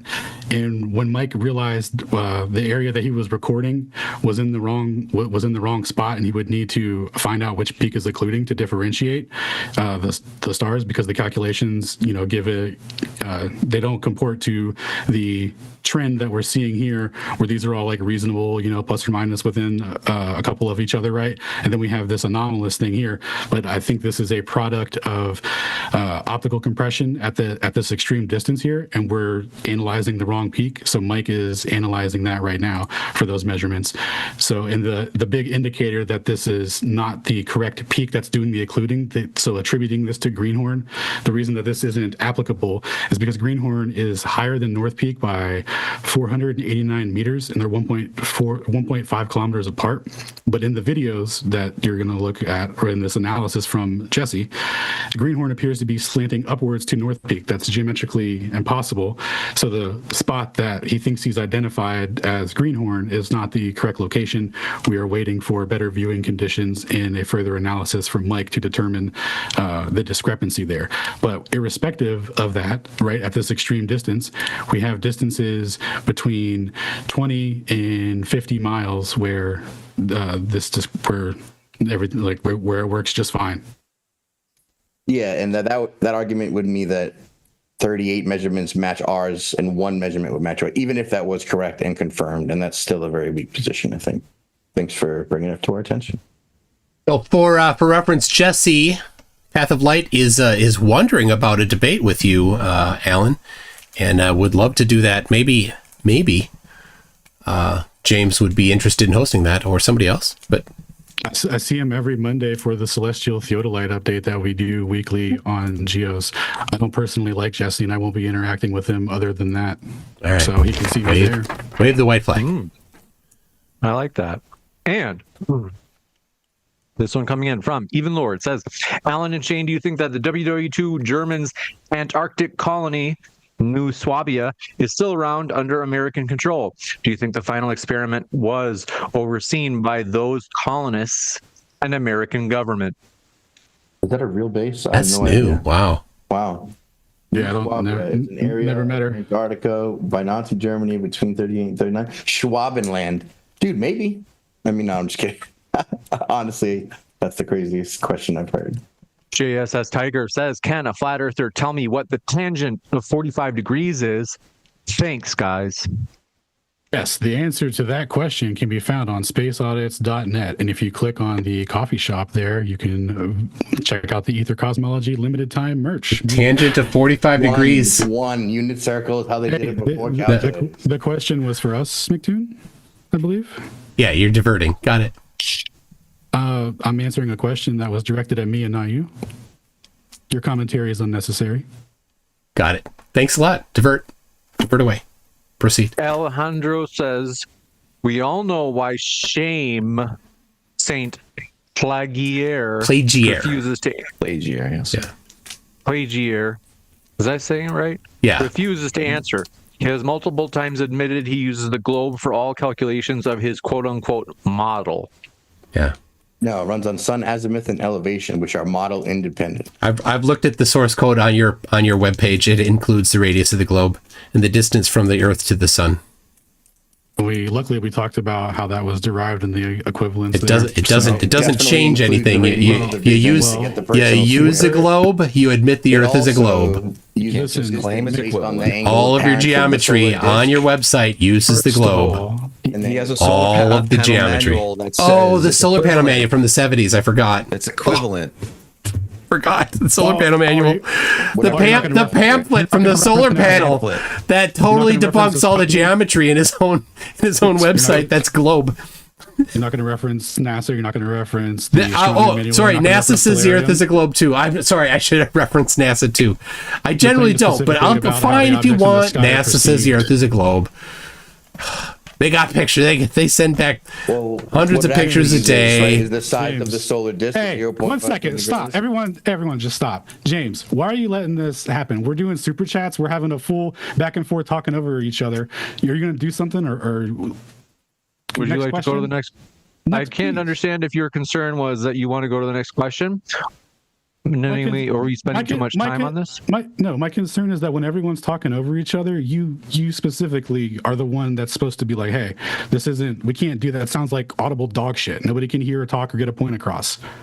So there, of course, will be different thresholds for when people are like, okay, that's enough. But and on top of that, the question was for us. All right, am I allowed to actually answer your question? I disagree with everybody. Sorry. Is that there's at some point, some threshold, even like you and I would actually agree where it's like, you don't have to jump in yet. Like if it's just like for a second, then obviously you just let it go. And then some people will say, oh, but if it's 2 seconds, then you jump in. Mine's pretty laissez-faire. So it is kind of like modern day debate is pretty much, it is kind of blood sports here. But if you want more moderation where we move to the next question, for example, we can do that. Well, I wasn't sure if your concern was more about the being interrupted or wanting to go to the next question rather than keep going on with this one. Yeah, or both. Well, both, right? Because one, the question was for us. Two, talking over everyone, nobody could hear anything. Now all that time that was spent is gone. Nobody can decipher anything, and we should just move on. And if it comes to something like that where everyone's talking over each other, like he was about to do, just be like, hey, we're next question. No. Yeah, I'll let you go there. But in our defense, when you answer the question with plugging your website and T-shirts, I think that opens the door for other people to jump in. Yeah, I'm going to jump in when you do it. Go to the sales presentation. It actually doesn't open the door for that. I think it does. I'm gonna. No. Promise. No. When the sales presentation comes up in a debate about science, right. I'm jumping in. All right. Oh, you're going to jump in? 1 second. I got you, Brody. This one coming in from JSS Tiger says, the Haversine formula uses angles from the center of a sphere for latitude. Flat Earth latitude is a distance measurement, not an angle. That's true. Very true. All of it's always calculated. No one measures that. Latitude is synonymous with elevation angles to Polaris in the northern hemisphere. What do you mean? No, it's not. I was in South America, and I didn't see Polaris. That's supposed to be talking and answering questions and moving on. We're not here to continue the debate after the fact. We're trying to move on. So continue. Oh my gosh! Be quiet while we're speaking. The ambulance is on the way, Alan. No one has answered. He's trying to answer a question so we can move on. So don't do that, McToon. Shut up, Mike. This one from JSS Tiger says, the Havers, we got this one. This one from Basil Problem says, Alan, let altitude _ observer be X and distance peak be Y and true elevation, parentheses, folded star, be a multiple of N, asterisk, I'm going to put this in chat just so people can look at it, pi divided by 2, where n is equal to 1, 3, 5. What is altitude peak? Is it infinite? I'm going to put that in live chat too, just so you can see the question yourself if you'd like, Alan, because I know that's a mouthful. Yeah, not sure. All right. This, you could plug your T-shirt though. You want to do that? Not every time. This one from Bucksod Buster says, Shane, you like to take shots at my people hiding behind your keyboard, huh? Tishmore Al Hagav Lock. Well, I mean, I take shots, whatever. I'm taking shots at Mike right here. That's fine. That's all in good fun. No one's upset. Basil Problem says, Shane, what are your grooming recommendations for that magical neck beard? Shave it once every 2 weeks is what you do. Yeah. It's a standard issue cleanse, they call it. Yeah, like use the same width as you do your head because it's easier. David Villar says, Alan, coordinate system, quote unquote, corrections don't make people teleport across the vast southern flat Earth distances. That doesn't make any sense. The coordinate system is symmetrical. The projection makes it appear as if it's not symmetrical, but it's referencing the same thing. The distance is the same. It just looks different. So the correction actually shows you what the actual distance would be, because a lot of people will draw a straight line, right, on a Gleason's, which isn't the right one, right? When you do the corrections and apply it correctly, it makes a curved line that's the same distance as it is in the north. You got it. This one from Alejandro says, Toon, Globy, do you think Shane and Alan are too stupid to realize how dumb they sound? Do you think they are just full of themselves and arrogant, or both? I think they know. I think they know. I think he's selling shirts. Yeah. I mean, I think he's pushing traffic to his website, selling shirts. They had this in their presentation a bunch of times, but when it comes down to it, they're like, oh, no, that's not what we think the Earth actually is.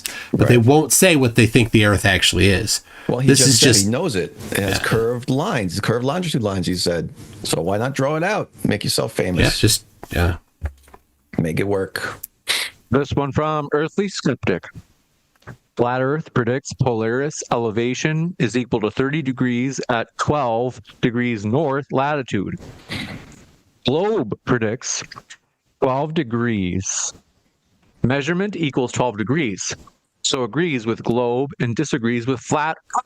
Hypothesis, null hypothesis. Got it. Globe confirmed.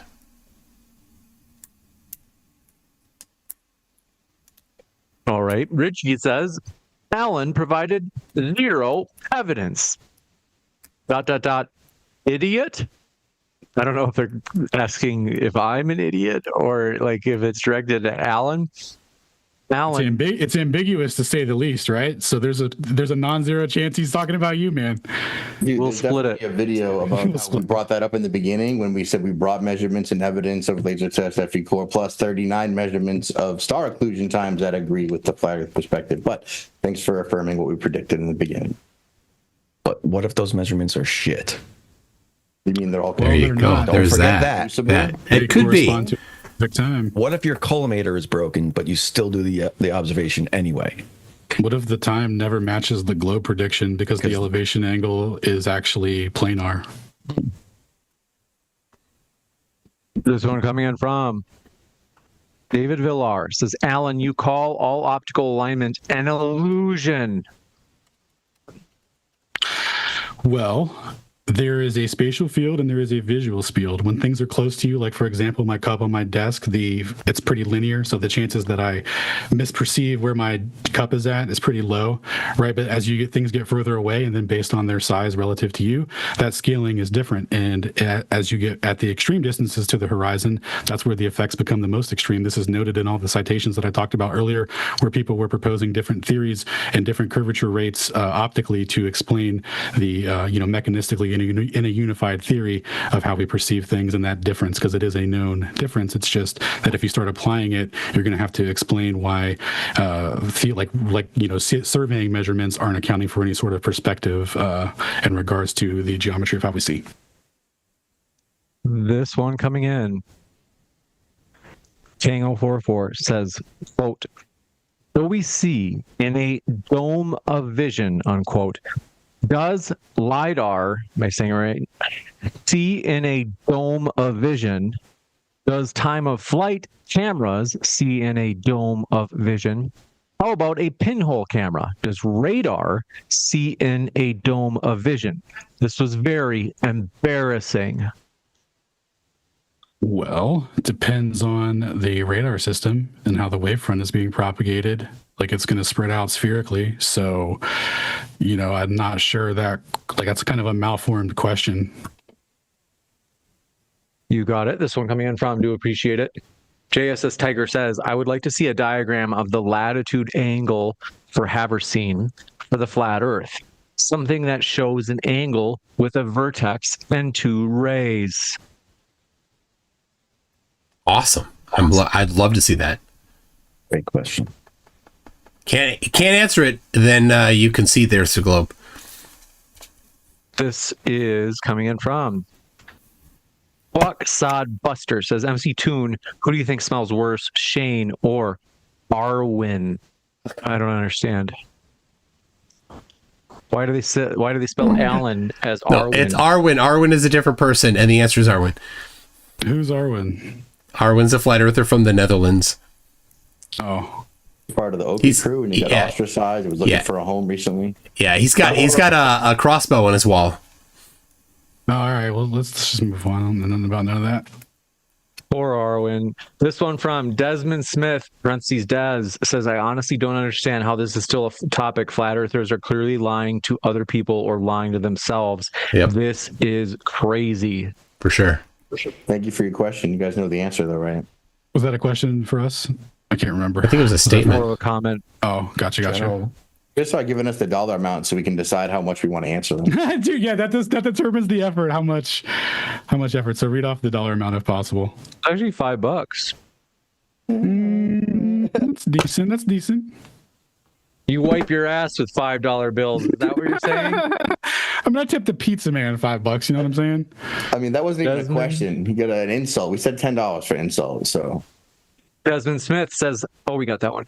Dr. Heckle says, why do they use stars as proof for a flat Earth when they don't believe stars are real? Ooh, great question. So whether or not whatever we conceptualize a star as being is not important. What's important is when the star is there and when it's not there. And that time you can derive specifically angles that correspond to either planar trigonometry or what the globe would predict, meaning the time would be different. It would take longer because the star has to get lower in the horizon. So it doesn't matter what they are, what we believe they are. What matters is, can we see them or not? and it's mutually exclusive to, disprove the globe every time. This one. Okay, sorry. This one coming in from Noah's Ark, Kansas says the only thing this debate has convinced me of is that anyone who cares about the shape of the earth is gay. I'm surprised. All right. I'm surprised James sat in on this. I would leave if not for the Q&A. Anyways, amazing. 07.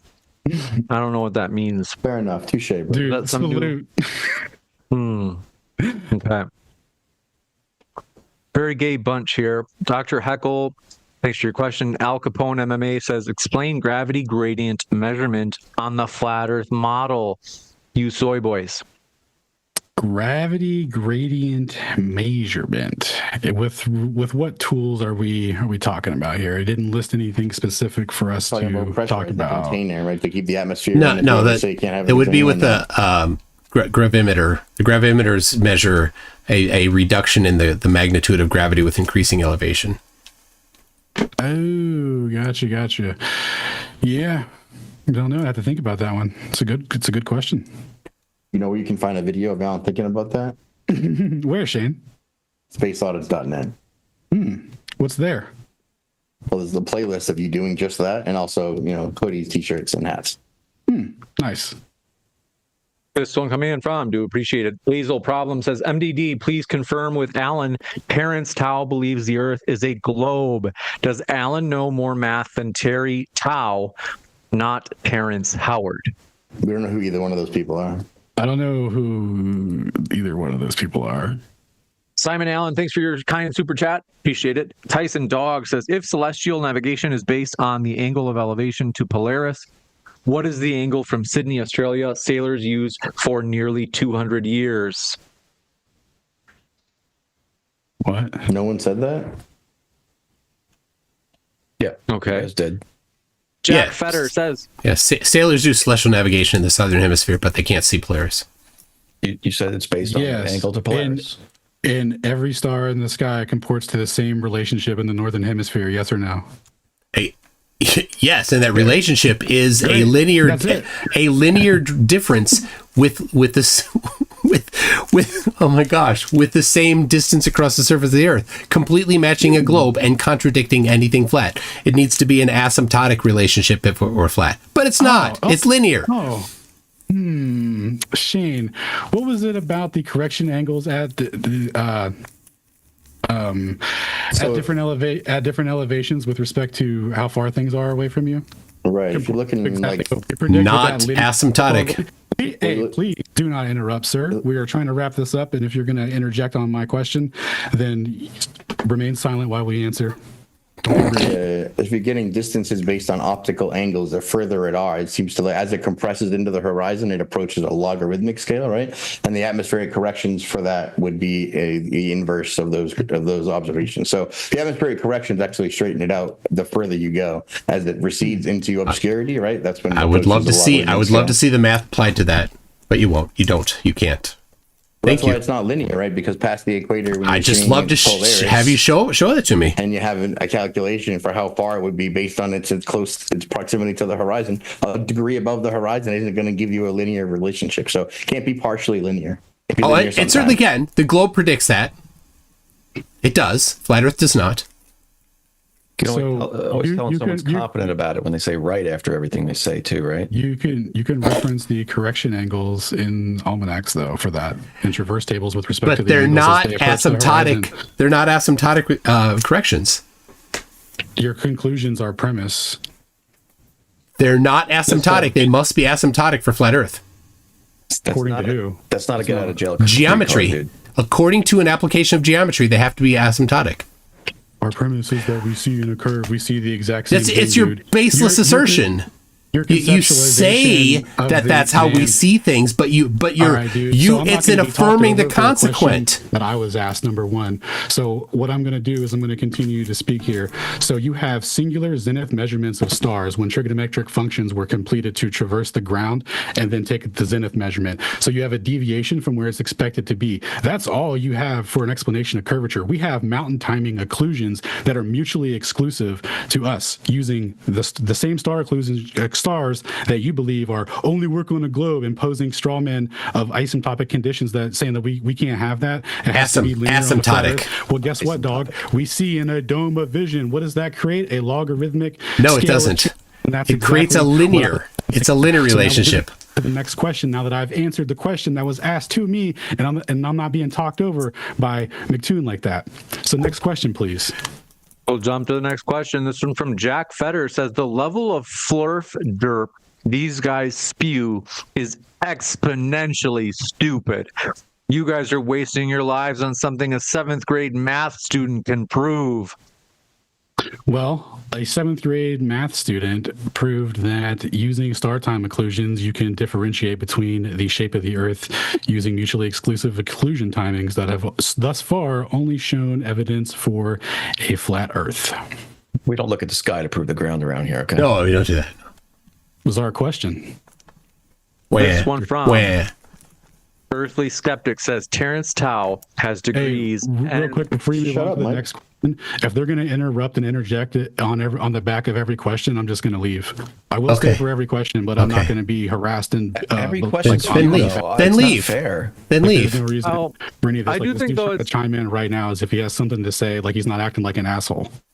What we can do is, because I actually agree with you that if you get asked let's say someone raises an objection to you, you answer it, then it would be like, all right, like, you know, they equal each other out or balance each other out. Oh, But okay, if so then, is it hold a on, back and shut forth up then? for a second. Okay, so but then if you have MC Toon who's like, oh man, that was so stupid because of X, Y, and Z, I agree with you. Then it's like, well, you should get a chance to respond to MC Toon before we go to the next one, because otherwise it's like you're being teamed up on by both the question asker plus MC Toon, and you only ever got to respond.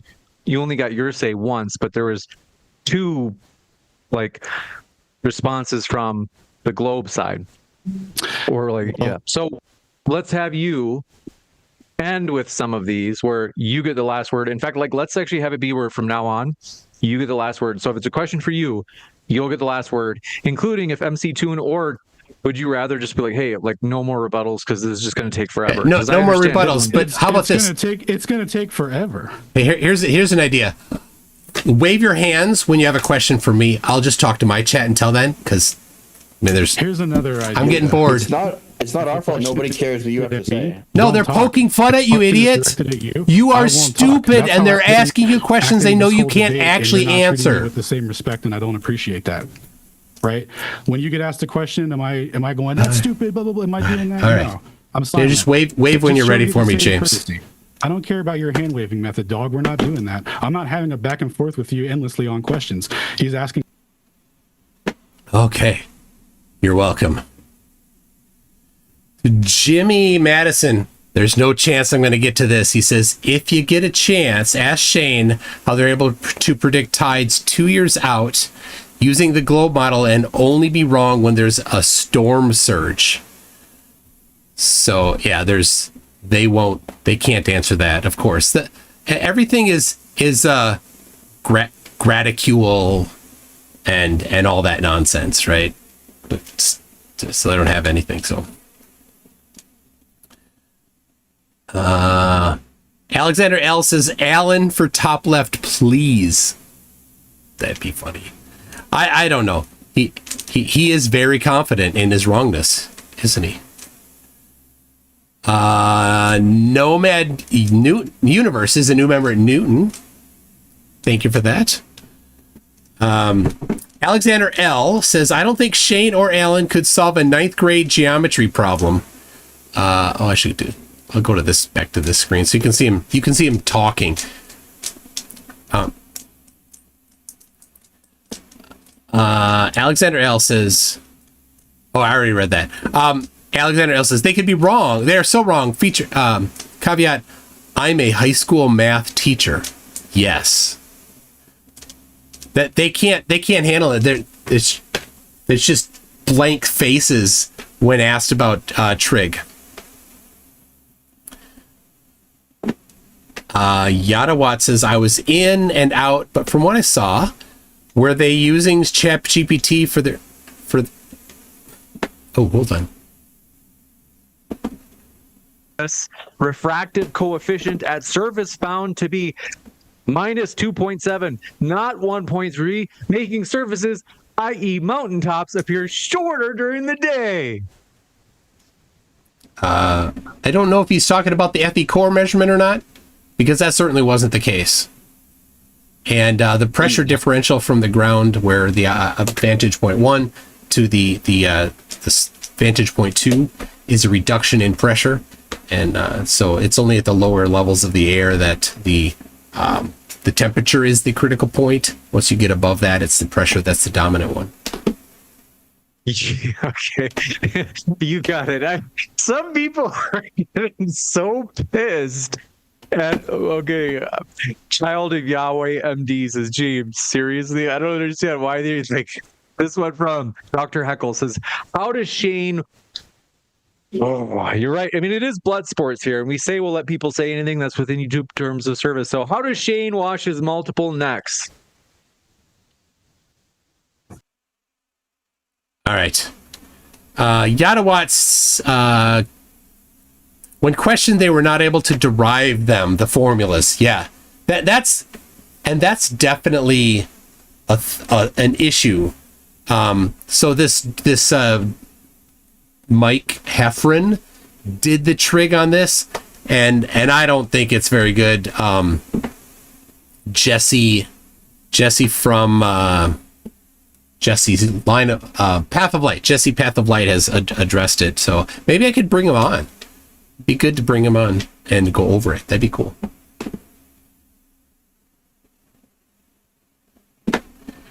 All right.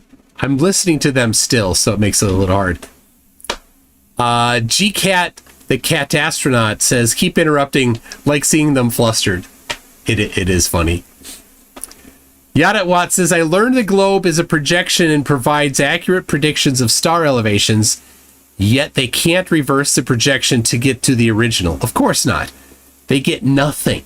They just talk and talk like everything is a projection. Their claim is that the globe latitude longitude isn't an actual 1-to-1, that it's not an actual thing. They call it the graticule, as a fancy word they try to get out of the fact that it's not a projection. Dowie says, Shane Allen, how do lunar eclipses occur on flat Earth? Now, Shane does have a demonstration that he stole from Walter Bislin on his website, and it uses globe geometry internally and then projects it, warps it to a flat Earth. But he's like, that makes sense. It doesn't make sense. Minecraft Player says, what is the goal to these kinds of debates? Also, to be fair, James had to ask about tangents. People are bad at trig. Yeah, but James isn't the one making a science presentation. He is he's just reading it. He doesn't understand trig. But Shane and Alan, who brought trig to this debate, should be able to answer questions about trig. That's what they brought to it. Dowie again says, Shane / Alan, how do lunar eclipses occur in flat Earth? And so on their map, they have the map. It just shows where the sun and the moon are near each other over flat Earth, but it's just a projection. So, all right. Creation, we got that. Jack Fetter says, by the way, folks, you won't regret subscribing. I've got to tell you, we have a tour planned for Modern Day Debate. Oh my gosh. Jack Fetter, stop asking the questions. This is like game changing. It's seriously going to blow your mind. It's going to, in the words of MC Toon, it's going to be orgasmic. This one from Desmond Smith says, it is a cult. These dudes know they're lying. Wait, Yep. What is a cult? Flat Earth is a The cult. globe, obviously. Oh, well, that's very confusing. Flat Earth as is a comment. cult. No, I mean like a cult, like OCCULT. Like, Oh, is that what they said? yeah. Oh, they're wrong. Well, there is some of that in Flat Earth for sure. A lot of that. This one from Jack Fetter says, do flurfs, in all caps, realize when people talk, they use inflection. Sometimes they have varying pitch and introduce pauses, and sometimes full stops when talking. I was not aware of that. Never better. You guys, this one from Desmond Smith says, dude, forget you guys for judging my $2. I'm never going to watch this channel again, and I had to pay $5 just to make this post. Forget you. I'm sorry, James. I meant for that to go the other way, to be honest. This one from Noah's Ark, Kansas says, the globe earthers never answered how it benefited their life. Maybe I missed it. The sweet NASA money. All of $0 so far. Yeah. But it's counting. It's going to go up logarithmically. It's made my hair gray, and it's made me tired because I stay up late doing it. So I don't know. I don't think it benefits me at all. Other than entertainment, it's fun. That's sad. This one coming in from Noah's Arkansas said, the globe earthers never answered. We got that. Child of Yahweh MD. This person's been triggered by me all night. Citation for refraction in chat. I can't post here. I get what you're saying. So, Tony Coriolis says, what is everyone's favorite constellation? Like Orion's Belt or the Big Dipper? Yeah, I like the Big Yipper. I like the DeLorean. It's at 42 degrees north latitude. You got it. I like octans. That's a good one. Tony Coriolis says, oh, we got that one. Anybody else? Earthly Skeptic says, Shane, don't act like you don't have a favorite constellation, bro. Get in there. Aquarius, probably, right? Oh, Aquarii 31 or whatever. Aquarius. Or 39. This one from Earthly Skeptic says, flat earthers curious where the quote 2,226 meter unquote figure came from. Height of the peak from Google Earth plus the observer height, I think. Google Earth. He used a globe for that, by the way. The graticule, right? You can't distinguish the graticule No, from the globe. it's not so the you call it graticule. the graticule. Use Well, the it seems globe. like we have a situation here where someone who wasn't asked a question is now chiming in as if they were asked. Well, So that should probably but stop, and we're going to it move was on to the next It's discussed question. that you'll get the We'll go to the last next response. question. Well, there, we already covered that. So the fact that you feel you need to keep reintroducing that every time means that you're scared and afraid. So just shut up and don't talk, and let us get through the next questions. This one from Child of Yahweh MD says, MC Toon, will you debate origin of life / intelligent design evidence? No, I don't debate that. What I do when I debate, I make the other side take the factually wrong position. So that topic, I don't know the factually wrong position there. Sarcastic Warlock says, if the earth is truly flat, then why does Australia exist? And why are the people there nothing but criminals and savages? Well, It's, they're white, so you can say that. what they say about the Australians. Yes. Go on. James? No, you know what they say. Yeah, he just said they're all criminals and savages. There you go. There's Peter Barclay's wife that moved Shame's neck beard up to the top. Oh my gosh.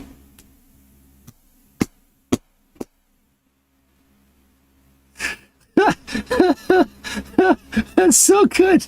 I love that. Other one that I'm not supposed to say, cracker. That's like, if it's supposed to be something that we, oh yeah, sorry, I forgot MC Toon is streaming this too, and so is McGlobeface. Well, I should be able to say that. It's not. Oh, you say whatever you want. Yeah, whatever.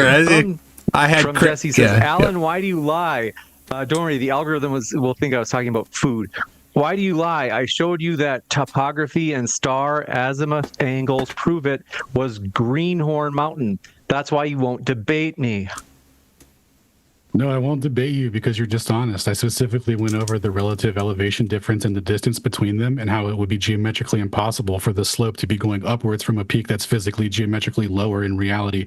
Obviously, the error is in the analysis, and we'll have to wait until further measurements and analysis come through, like primarily better viewing conditions, because as you know from analyzing the video, the weather conditions were super poor. So why don't we wait and re-examine it? Or you could try and re-examine the other 39 measurements that don't comport to a globe. Right? The reason I won't debate you is because this level of dishonesty is sickening, and I can only tolerate it in small doses. That's why I'll see you on Monday and nowhere else. So if you want to talk about this on Monday, I'll see you Monday at EA. But not here. I want to keep super chatting and chiming in like you got me.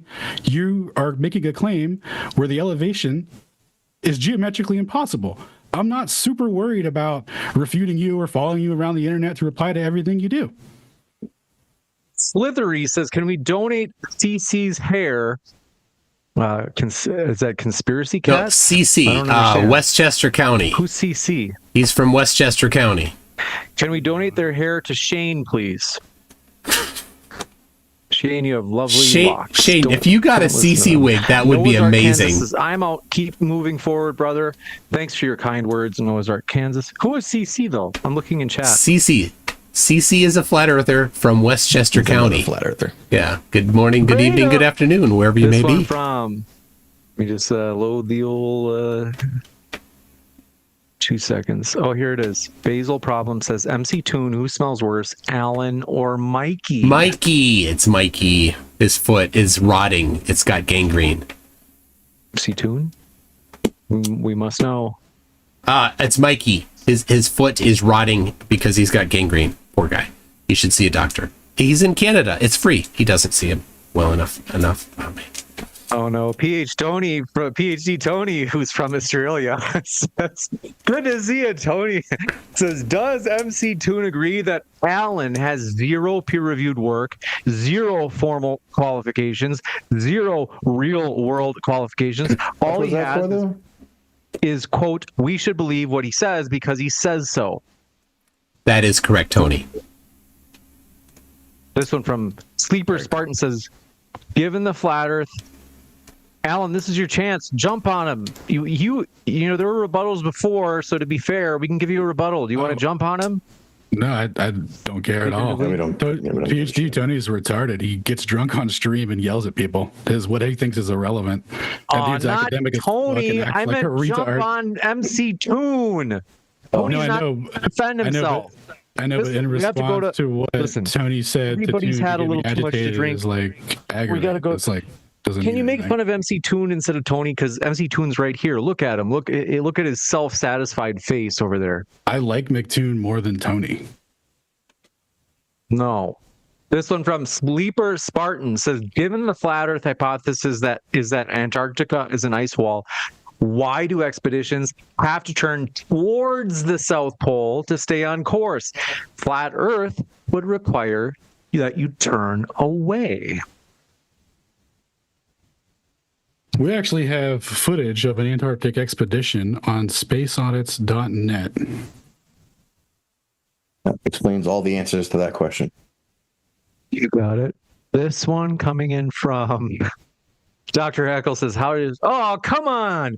They just keep asking it. They need an answer. They say, how does Shane wash his multiple necks? They put it more than once. I can't. Well, now I know it's a loofah. Thanks, Globy. Oh, yeah, that's right. We totally answered that already. What's this guy's problem? Sleeper Spartan, I think we just got his right. Yeah. Jimmy Madison 42 says, for Shane, why have tides been predicted accurately over 43,800,000 times in the US over the last 20 years, 2 years in advance by using the globe model? Well, no, they use dynamic tidal theory to make tidal predictions, which is, the sinusoidal interpretation of the main constituent M2, which is the harmonic analysis. But really, they pretend that they're using the equilibrium tidal theory, which is derived from Newton using gravity and constructive gravitational interference from the sun and the moon, which were supposed to interpolate to get the highest high and the lowest low. So no, actually, that's not used in the globe. Equilibrium tidal theory isn't used because the Earth isn't hula hooping through a giant tidal bulge of water as it oscillates around. That's not what's causing the tides. There would be a direct relationship. If that was the case, that the moon would be directly pulling the tides. There wouldn't be a 90-degree offset in the highest high. Anyway, but what's causing it? What's causing it? ADL.place. Definitely the sun and the moon. The argument isn't that it's your argument is the gravity. We're saying that it's their other effects, right? You got electromagnetic and electric effects. Yeah. Well, that doesn't make any sense though. Okay. Well, that's how we argue gravity, right? You argue gravity, you argue electromagnetic. It's the same principle, but it's definitely dependent on the proximity of the sun and the moon. Nope. I don't know. I want to move to the next one. Poor Alan is in Europe. Alan wants to go to sleep. Alan, you're in Europe, right? Negative, Ghost Rider. Okay, then we're going to keep you here all night. Earthly Skeptic says, flat earthers, when does an angle nearly equal its tangent? That's an indirect implication of our lack of knowledge of the small angle approximation, I think, but which we do have videos for at adl.place and spaceaudits.net. This one from Noah's Ark, Kansas, says, Alan is such a... This has an asterisk. You talk over me, quote unquote. Go watch, they say, I think they're saying that you say that, Alan. That you say, oh, you talk over me. They say, go watch the last Tidal debate. I don't know how to say their name. Alan is such a baby. Don't overtalk me. Sounds like my wife. Well, if your wife doesn't appreciate being spoken over in a formal debate, and I could see that. She seems like a smart, intelligent woman. Next. Jimmy Madison 42 says, I asked my tides question on other stream. Okay, we already read it. Don't worry, Jimmy. Noah's Ark, Kansas says, everything coming from nothing is dumb. Nothing to do with a shape. So, PayPal is below. I don't understand. But maybe they put their PayPal in chat. Child of Yahweh MD says, MC Toon, you're right. Temperature is more important than pressure for refractive coefficient making. A negative K value near the surface making things shorter, not taller. But generally, there's not a negative K value, so I don't know what the issue is. And the examples in from FE Core had a positive K value. You got it. Let's see. Leophilia says, do we time out for racism? Yes, except for me being able to call people honkies and crackers. That one is okay. I say it about white people? That's like, isn't it like I don't know. Certain words? Can I just specifically measurement 5, 11.4 degrees Celsius at water level, 13.3 degrees at 2 meters. That is a positive K value. I don't know what he's talking about. I'm going to put it official in chat. No racist slurs except calling people donkeys or crackers. That's a rule. So for real, don't say the other ones, like that's not okay. But do feel free to use the ones that I mentioned. Because Missy Toon looks so sad. I looked at his face. What? I don't understand if I'm thinking about white people. Mutton Chopper. I don't care. Mutton Chopper says MC Toon, I think they're saying, is like a boy, like a child. It's flat, period. How is the status of the celestial theodolite? Let's go, Shane and Alan. Woo! The Earth is flat. That sounds like a great question. How much was that one? That's how occultist acts. That one was like $20. Well, you see, that's what we're talking about. This one from Yo, real quick, how many flat earthers super chatted to insult the boys versus us? Was it 0? Was it less than 0? Is there an average we can get? Is there a coefficient? Anyway, continue. Basal Problem says, Shane, I'm worried about your blood pressure. Okay. Your blood pressure. Please check it soon. Okay. Well, that's sweet if you think about it. This one from Noah's Ark. Noah's Ark. I can't tell if that was Shane or McGlobeface. Who said that? Did you start that rumor yourself, James? Is that what happened? You need help, James. Okay. It's so hard for me to tell. Well, let's use our logical brains. He said he is not sure he believes in blood pressure. So would that come from a flat earther or from a guy in a nice coat? That's a great point. The nice coat. You can't be real. You can't be serious that you don't believe in blood pressure. You're just trolling and being funny. Like you're joking, right? Yeah. Well, it's funnier if you don't know whether I'm trolling or not. Okay. Noah's Ark, Kansas says modern day blank blank. I can't say that. It ain't but a thing. Globers having no meaning behind their debating is kind of sad. Go spend time with your family. Why try to convince people of a globe Earth if you have no answer for the previous question? I think that they had asked the question about if it brings you meaning, like what positive benefit does like arguing for the globe Earth give you? I might be wrong. They also brought up the idea of like an idea of a world coming from nothing. I don't know. These guys are doing 4D chess on me with these. You say, go spend time with your family. Who can disagree with that? There's an Artful Dodd Jr. says, Toon/Globeface. How did CC not place in top left? Yeah, CC was the 2-year reigning champion of top left, so he's disqualified from running again, of course. You can only win once. Okay. Current top leftian champion is Flatzoid. Plus my boy Fred placing top 3. Oh yeah, Fred. Good showing. Calling you out, Fred. Coming out of the out of nowhere. He just rushes the stage. Amazing. Rushes it. The flat stage. You got it. This one coming in from Noah's Ark, Kansas says, previous question, what was the globe Earth or refuting flat Earth has done for your life / family? I already know Alan and Shane have nothing, which is why I don't ask them. Aw, come on. Jimmy Madison 42 says, Shane, now do inertial tide on the opposite side. Ooh, that'll be good. Anxious for this. Okay. You're talking about the solar and lunar tidal acceleration with the, the moon exerts 2.1 more forces, gravitational forces than the sun. Is that what he means? I don't know. We can keep talking about tides, but it really doesn't matter because what controls it are amphidromic points, right? The tidal nodes, points of zero tidal amplitude around which the tidal amplitude oscillates. That's not the cause. That's what directly is causing the high and low tides. That's not. You said it was the sun and moon before. Yeah. That's what's causing neap and spring. So highest high and lowest low is directly caused by the sun and moon proximity. But on the daily tidal amplitude high tide is amphidromic points, topography, winds, that sort of thing. This one coming in from PhD Tony strikes again, says, MC Toon, if tides are not gravitational as your idiot interlocutors claim, why are they detected by gravimeters?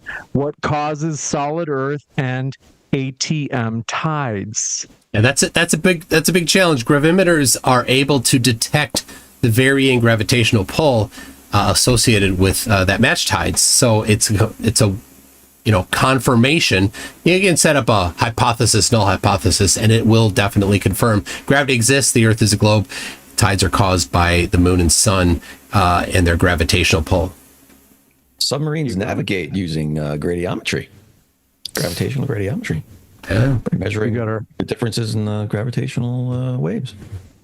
By the way, we do have a few more questions, but folks, McGlobeface and MC Toon and Shane and Alan are all linked in the description. Folks, if you enjoy these topics, there's value from hearing even from the opposite side, straight from them. You can go check out their channels right now. They're linked in the description box. It's even hyperlinked, so it's so easy. It's just one single click and boom, you're at their channel. You can check out their content right now as we go through these last few questions. This one from Jesse. Alan, I'm going to debate you on a neutral platform whether you show up or not.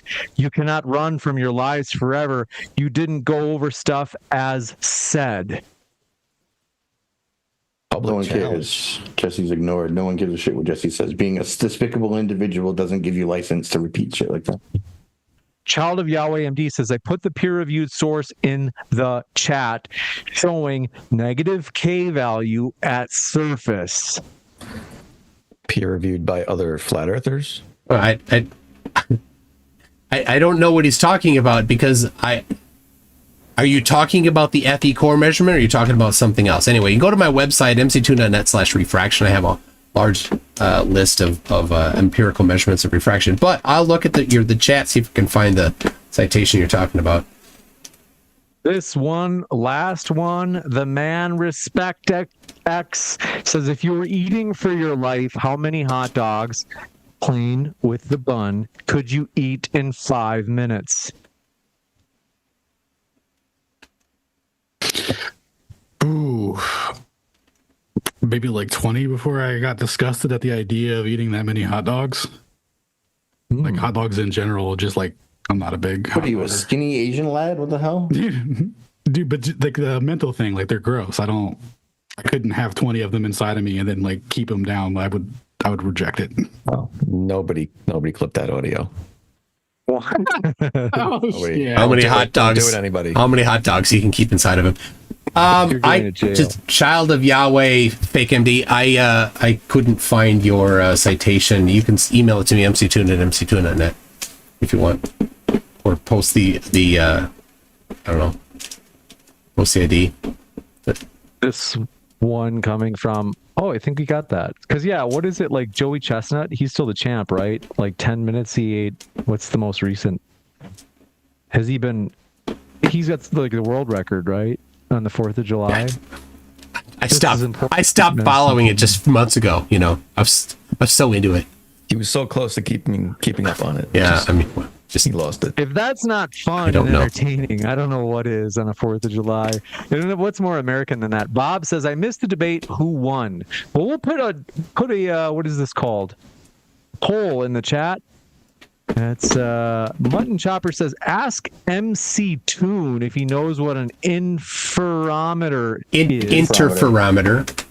Oh, yes, they did say that. And they said, if he knows, and ask him who measured the contraction that special relativity completely relies on. I do know what an interferometer is, and the answer then to the next question is who measured the contraction. Well, the contraction would be that special relativity relies on. That would be, it was confirmed. Lorentz contraction. So you need to ask him the dynamic cause of the Lorentz contraction, I think. So he asked who measured it. Yeah. So So the Lorentz contraction was confirmed in the muon tests. This one coming. Okay, let's see. We've got a poll in chat. So, folks, this is your chance. This is like the great big poll because we've basically read all the questions. We've certainly gone through like all the open dialogue and all the opening statements, etc. Like, this is it, the final poll, the one that counts for all the marbles. While we are letting people vote, it's closer than you might expect. Check out our guest links in the description box. Seriously, the guests are the lifeblood of the channel. And folks, for real, this channel just wouldn't exist. It's not that it would suck. It just wouldn't even be. It wouldn't even exist if it wasn't for our guests. Like, they make this fun. Huge thank you to them. Even like MC Toon, you know. So we just appreciate that and watching. We're longtime friends, so it's like it's okay. But yeah. The poll is active right now, folks. Also, if you do check on their links, which I encourage you to do that right now, that's at the podcast as well. Folks, if you didn't know, I hadn't mentioned, all of our debates end up on a podcast, our podcast, and it's available via Spotify, Apple Podcasts, you name it. If you haven't checked out Modern Day Debate via podcast, it's amazing. And it has way less ads than YouTube. This one coming in from Lene 2 says, suggestion, watch Ed Horb Movement of the Earth. Okay. I can answer the. I didn't know who. I had to look it up. So who did the measured the contraction for the muon test? That was published by David Frisch and James Smith in 1962. That's the one that I've used in references before. People did it before. People have done it since. Okay. All right. We're going to wrap up here. The Basil Problem just said, Shane, have you ever been with a woman? Okay. Oh, the answer is there's actually 3 videos about that I have on my channel, but you need a lifetime membership to the VIP access to get the Aether Cause bundle, right? To get the sweatshirt at spaceaudit.coffee to get the hat and the t-shirt, and then you can get the answer to that in 3 videos, 3 video form. I desperately want to know the answer to that question. I just signed up as you were saying that, and I'm still, So, folks, I can tell you, if you want to know about Shane's sex life, what are you waiting for? Just click on that. And, but yeah, so. You subscribe to his Only Shane's? OnlyFans comes with on the premium package. I think we should have said that. There's a last question I think I missed. This one was from Child of Yahweh, says, peer-reviewed by Journal of Geophysical Research, MC Toon card. All right, well, send it. I don't see it in my inbox right now. So, I mean, you can post the DOI link, or just the DOI in the chat, because you can't do links, or email it to me. There you go. Okay. I think that's it. And the poll, I'm going to look over at the poll right now, folks. Now's your time, your chance before I close the poll. And this is going to end up in the live chat, which will be preserved for eternity. Okay. Here's the conclusion of the poll. Team Globe with 66% was voted most persuasive tonight. Flat Earth got 33%. Freemasons. Wow. Obvious Freemasons. I think that's just how many people of the viewers were Globe and how many were flat. I think that's all that tells us. But okay. Congratulations, fellas. That's probably true. Now, Child of Yahweh MD says that I skipped their last question. No, I just read this. They said no. Peer-reviewed by Journal of Geophysical Research. MC Toon already answered it. Just scroll back like 120 seconds. You could find it. I want to say thank you so much. Yeah, I did add McToontard. Sorry about that. MC Toon, you're my boy. All good. But yeah. Well, this was fun. Thank you guys. I'll let you go. Folks, check out our guest links in the description box. We appreciate them. Thank you guys. It's been a pleasure to have you, Alan, Shane, McGlobeface, and MC Toon. Thank you, Mike. Thank you, Globey guys. All right, thank It's you. been a pleasure. Thank you. You guys See ya. take care. Folks, stick around. I'm going to be back in just a... All right. Oh my goodness. I'm gonna get send over a Zoom link to Globey if he wants to join for a bit. Got a good question. In progress. I got a good question from stop recording. Recording stopped. Thank you for stopping the recording. Invite. Copy invite link. More. Uncheck. Enable waiting room. Alt tab to, not it's Alt tab, it's Option tab. To Discord. Find Globey McGlobeface. Paste. Done. Okay, so we got I should update this first. Just a second. Just a second. Zoom meeting. There we go. All right. So Dick Wayne says MMX said B. Michelson Morley tested for the motion of the Earth. No, they did not. In fact, they were not testing for the motion of the Earth. So we start out on a bad foot there. So here's what I'm going to do. I will pull up the actual paper.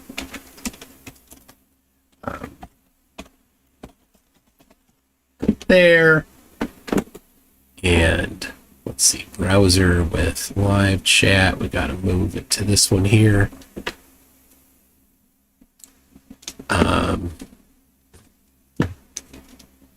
All right, he's in the house. If you say something, I think they'll hear you. Something? Yeah. Something. Relativity. There we go. How painful was that Q&A session? That was painful. Look, people, I know you want to poke fun at them, but here's the way to poke fun at them. Ask a question to us. It gets so dull if you're just trying to poke at them, because we all know they can't answer any questions, right? But they'll just give a whole bunch of nonsense. And I don't know. I mean, maybe you want to hear it, but there's only so much I want to hear. I'm just sitting here and I want to jump in. It's just no fun. But it's just, yeah, and like, if you're gonna say something about, hey buddy, how many necks you got? Like, that's funny, but you should address it to us and be like, what do you think about how many necks he has, right? Like, then we can play off of it. Just did. Just knocked. what did he do? Water on my head. Oh, he knocked your water in your head? Well, I was Oh, he looks mad. Well, he's always mad. He's an orange cat. What are you doing, kitty? He's looking at the screen. He's looking at you. Weenie. Yeah. Okay. No, I don't want him. You don't want him? All right. Well, he can go free then. All right. Good night. All right. They were Dick Wayne. You know Dick Wayne? He's in the chat. He was in the chat.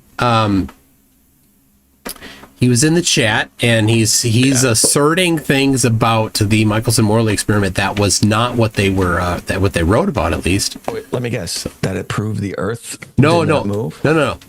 He makes an assertion about what he thought they were testing.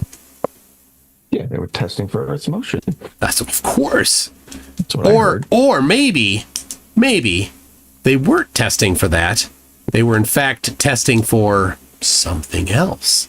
Maybe they were testing for the thing that they said they were testing for in the actual paper. You're assuming they're going to read that. I did not assume that Dick Wayne would read it. I assumed that Dick Wayne would only say what his Papa Flurf told him to say about it. Maybe if they published that paper, If only. Hear me out, and they put it inside a solar panel pamphlet, and then distributed that, maybe then the Flurfs would see it and read it, because apparently we only deal with solar panel references. I can't believe he actually brought up a solar panel pamphlet from the 70s as some sort of evidence that it's so desperate. I can't. Like, how much cherry picking did they have to do to find somebody saying exactly the words they wanted them to say? Okay, mc2.net/relativity. You could just read these yourself, but no, you wouldn't want to. Okay, Michelson Morley. Here it is, right here. Now this is great. If only he had read it. So here we go on the title, on the relative motion of the Earth in the luminiferous ether. So they are measuring the relative motion of the Earth in relation to the luminiferous ether. The luminiferous ether was the hypothesized transport for light, and they were testing if that was the case, because it wasn't yet established to be the case. And of course, it had turned out to be different. So the discovery of the aberration of light was soon followed by an explanation according to the emission theory. Now, what does that mean, Globy? Do you know? What is the aberration of light? What is meaning by the aberration of light? Now, they didn't give a citation. No, he didn't. But I think he's referencing something in the past in which they've already discovered that the Earth was moving. Yeah. So, Dick, let me tell you, the aberration of light is a reference to James Bradley, 1727. That's what this first sentence is talking about. And what did James Bradley determine in 1727? Well, let's see here. Earth around the sun. Here, aberration. Look at that, 1727. This is what he did. It's on MC Tuna / Earth around the sun. His publication is right here. Look at that. A letter from the Reverend Mr. James Bradley, Savilian Professor of Astronomy at Oxford and FRS, to Dr. Edmund Halley, Astronomy. So there you go. So this, it's I'm not going to read all of it, but this is a measurement of the movement of the Earth around the sun. So that's what that is. That's what's happening there. And feel free to have a look at that, analyze it to your heart's content. But anyway, that is confirmation that the Earth is moving. That's the beginning of this. Earth is moving around the sun. Anyway, then the effect. So they're like, well, why did that happen? By the emission theory, which was something that was popular around Newton's time. This was within 100 years of Newton. Emission, that light is particles, basically. The effect was attributed to a simple composition of the velocity of light and the velocity of the Earth in its orbit. Oh my goodness, they already determined that Earth was orbiting the sun. The difficulties in this apparently sufficient explanation were overlooked until after an explanation on the undulatory theory of light. Chloe, what's that? The undulatory theory of light? Yeah. I don't remember that anymore. You don't know? No, I don't. That's the luminiferous ether. Luminiferous ether. The difficulties in this apparently sufficient explanation were overlooked until an explanation on the undulatory theory of light was proposed. This new explanation, so at the time when this was written in the 1800s, more than 150 years after James Bradley, the prominent hypothesis was the undulatory theory. The new explanation was at first almost as simple as the former, but it failed to account for the fact proved by experiment that the aberration was unchanged when observation was made with a telescope filled with water. What are they talking about there? Airy's failure. Airy. That's right. Airy did not match ether. It didn't work. That was the point of Airy's failure. It failed to detect ether. So they're like, oh, well, they failed. We're going to detect it this time, Michelson and Morley thought. For if the tangent of the angle of aberration is the ratio of the velocity to the Earth, of the Earth to the velocity of light, then since the latter velocity in water is 3/4 the velocity in a vacuum, the aberration observed with the water telescope should be 4/3 its true value. The point is that it wasn't the matching necessary amount of aberration matching the undulatory theory of light, which is the luminiferous ether. So they were not attempting to measure the motion of the Earth. That was done in 1727. And that's the first sentence of the paper describes that. So I know what they were thinking. I can read. They wrote it right here on screen. Why did they completely ignore Michelson-Gale? Ooh, you don't want to pay attention to that one. But they literally measured the Earth's rotation, didn't they? They did. In fact. I thought so. Let me go back to this one here, this Earth around the sun. This is a really good one here. So remember, there in 1887, when this was published, the undulatory theory of light was just a hypothesis. They interchanged theory and hypothesis here. The terminology isn't hyper strict. So it was, but the motion was confirmed. The undulatory theory of light was still they weren't sure about it. So anyway, we've got aberration is one way that we know that the Earth is moving. We've got the annual Doppler shift is another. And that was confirmed by Vogel and Schneier. Okay, all these are free for you to look at. 1892.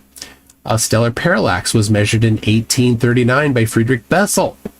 And finally, we've got the difference in Jupiter's moon's eclipse timing. Yeah, in 1676, Ole Romer.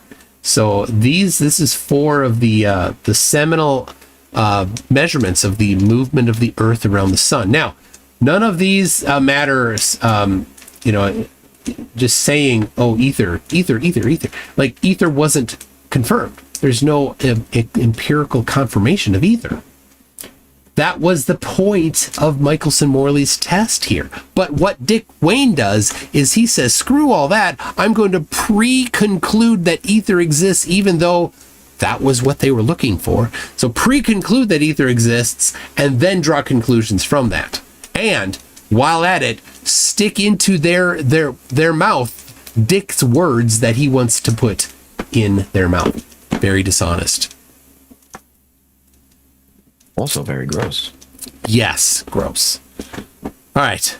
Man, they did not want to talk about my observation at all, did they? They only wanted to talk about their celestial theodolite and their website. That's all they did. Yes. The entire time. Hoodies. Yeah, think about that. Like how desperate that they didn't even want to talk. How does on this map? Oh, that's not their map. They don't use this map. They use a not map. They have a no map at all.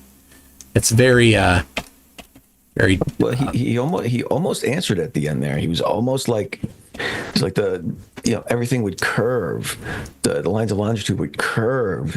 He said that. It's obviously on recording. I got to go back and listen to that. But then model it out. Why have none of them done it? But because they can't. Basil Problem says, I know it's naive, but you don't actually think logical arguments will persuade flirts. They believe for emotional reasons. Of course, that's correct. I do not attempt to convert the people that I'm debating with. No. I am shining a spotlight on their idiocy. Yes. Yep. That's the only reason I was bringing up that trig. The trig they were doing there, because they were so confused. I just know none of them even. They're just regurgitating. Just to prove they were regurgitating something someone showed them. That's all it was. Right, and they both proved they don't understand math at all. And they admitted it. They right? Did, yeah, which is funny because, like, then why present the math? Like, if you're going to bring something up, you kind of have to be able to discuss it. Right. Well, he claims to have people fact check him, but like his stupid Rayleigh's criterion thing, which we busted him on last year, whatever, a few months ago, where he was using an angle as a hypotenuse length, right? And then he said it was checked by some glober on his Discord who's a mathematician or something. But it was wrong. Just a simple thing. And they both yelled at me when I called them out on it in his comment section. Oh yeah. Right? Yep. They did not. Did they delete your comment? I don't think so. No, I don't think Okay. they deleted my comment. No. All right. Although I haven't looked back at it, but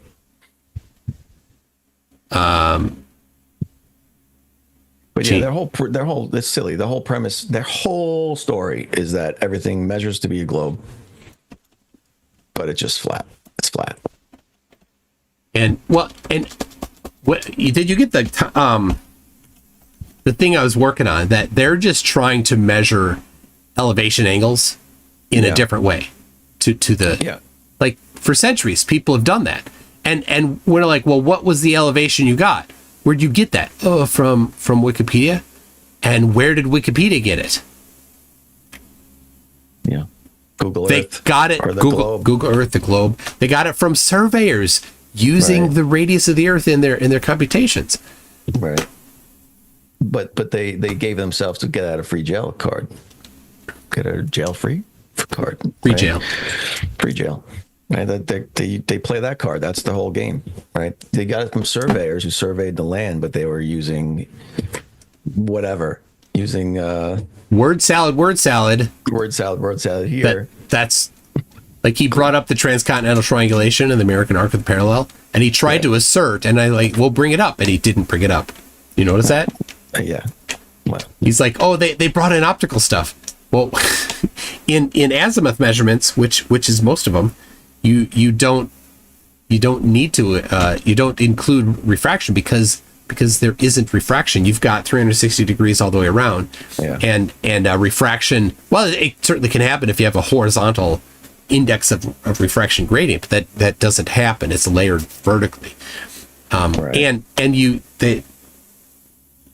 When you do it, right, you measure all the way around. You can't do that for vertical because you only have a narrow vertical field. Right. You see that in this older theodolite here. This is all that it can measure because Right. this is a construction, right, not a long distance one, and it it would need to be calibrated regularly. That's what these different knobs That do. looks like exactly the one he used. It's not. This is a Burger brand, and his was a Davis Smith, right? Okay. This is a Burger 3T. I got it for $50.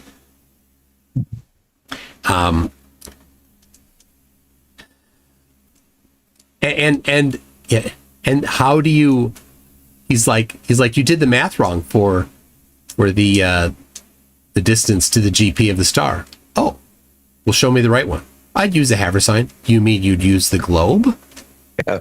It's a graticule. Oh, that was their hot word, graticule. It's Solves everything, graticule. oh. Who discovered Earth's rotation, says Dick Wayne. Well, I don't know who the very first one was, but Euclid wrote a geometric proof on it in his book Phenomena, which I've got back on the shelf here. You can order a copy of your own on Amazon.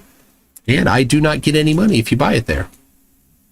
I hear it's also on ethercosmology.net. Find it there. Yeah, Is that you his probably can. website? I don't even know. I don't know. I heard it 100 times tonight and I still don't know his website. Because who gives a shit? Like, everything was a deflection. They just couldn't. Like, how many times did they show this map? And when we pressed them, they're like, well, it probably looks something like this, but it's not distorted. But you don't get to non-distorted unless you get the latitude longitude wrong. Undistorted. Go ahead, just undistort it. Shrink everything back down somehow and make the longitude lines work somehow. And the flights. They're like graticule. Like, that doesn't answer. It's a physical distance across the surface. How's it work? I'm trying to picture it in my head. They're flying the same distance.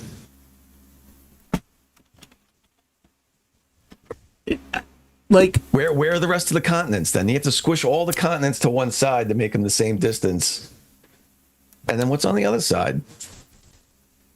I fucking know. So, no, to be clear here, we got Big Fish. It's not James Bradley that measured the rotation of the Earth. Rotation of the Earth was well known before James Bradley.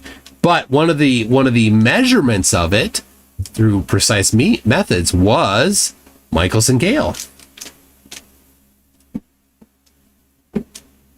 So, well, which is on my website. If you want, I've compiled all these for you for free. mctoon.net/relativity. You can find the link to the Michelson-Gale publication. I'll tell you what, Alan's outbursts were cracking me up. When he goes from 0 to 100 instantly. That is bipolar or something. I don't know. Oh I God. like Alan. I do. I like poking at him a little because he's usually pretty fun. Shame I don't respect because he just lies so much. Yeah. Alan, Well, I don't know. Shame knows he's lying. Alan, I think he believes his own stuff. You think so? Yeah. Oh. I think so. Yeah, he's all right. He was respectful to me. I ran into him on TikTok. Shame? Lives. No, Alan. Oh, Alan. Well, Shane was there for a little bit and he left, but it was mostly Alan. One of the few guys who didn't mute and kick me. So Yeah. earns a star in my book for that. Dick Wayne. Yes, Earth's rotation is so well known that no one person gets credit for it. It's like who invented the wheel? Don't know. Right. Who figured out fire? Don't know. It wasn't published.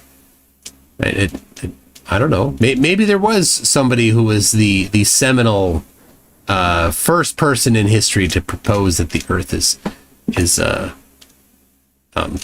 rotating. I don't know. Was it the animator for Universal Studios? Yeah.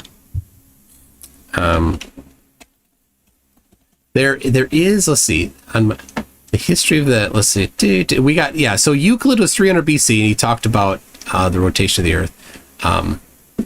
But I mean, you could make a case it wasn't him. You could then you could probably go to Archimedes. You could maybe go to, I don't know, Pliny the Elder wrote about it. He just wrote. He wasn't the. So. Yeah, but like you said, it's probably one of those things where there might have been people before that who just never published anything or never got the word out to because the geocentric position wasn't necessarily that the Earth didn't rotate, right? So that the Earth being a globe is goes back to 500 BC, but they didn't to my knowledge specifically get uptight about stationary. Because a stationary thing is a conclusion that's pre-selected from the Bible. People have a certain interpretation of the Bible that they conclude means it's stationary. Then they go and try to shoehorn that into everything. But that wasn't necessarily the case. So, well, look, the sky could match if you're centered, right, but not stationary. It still doesn't match stationary. So it's got to be moving. Well, yeah. Think about if the Earth is stationary and the sun. This is what's ridiculous about the geocentrists. If the Earth is stationary, then rather with a moving Earth, the sun the day pattern is because the Earth is rotating once a day. Well, now you've got the 150 million mile away, 150 million kilometer away sun that has to move around the Earth once every day. The centrifugal force of that is incredibly massive. Where's the centripetal force holding it in? Unknown.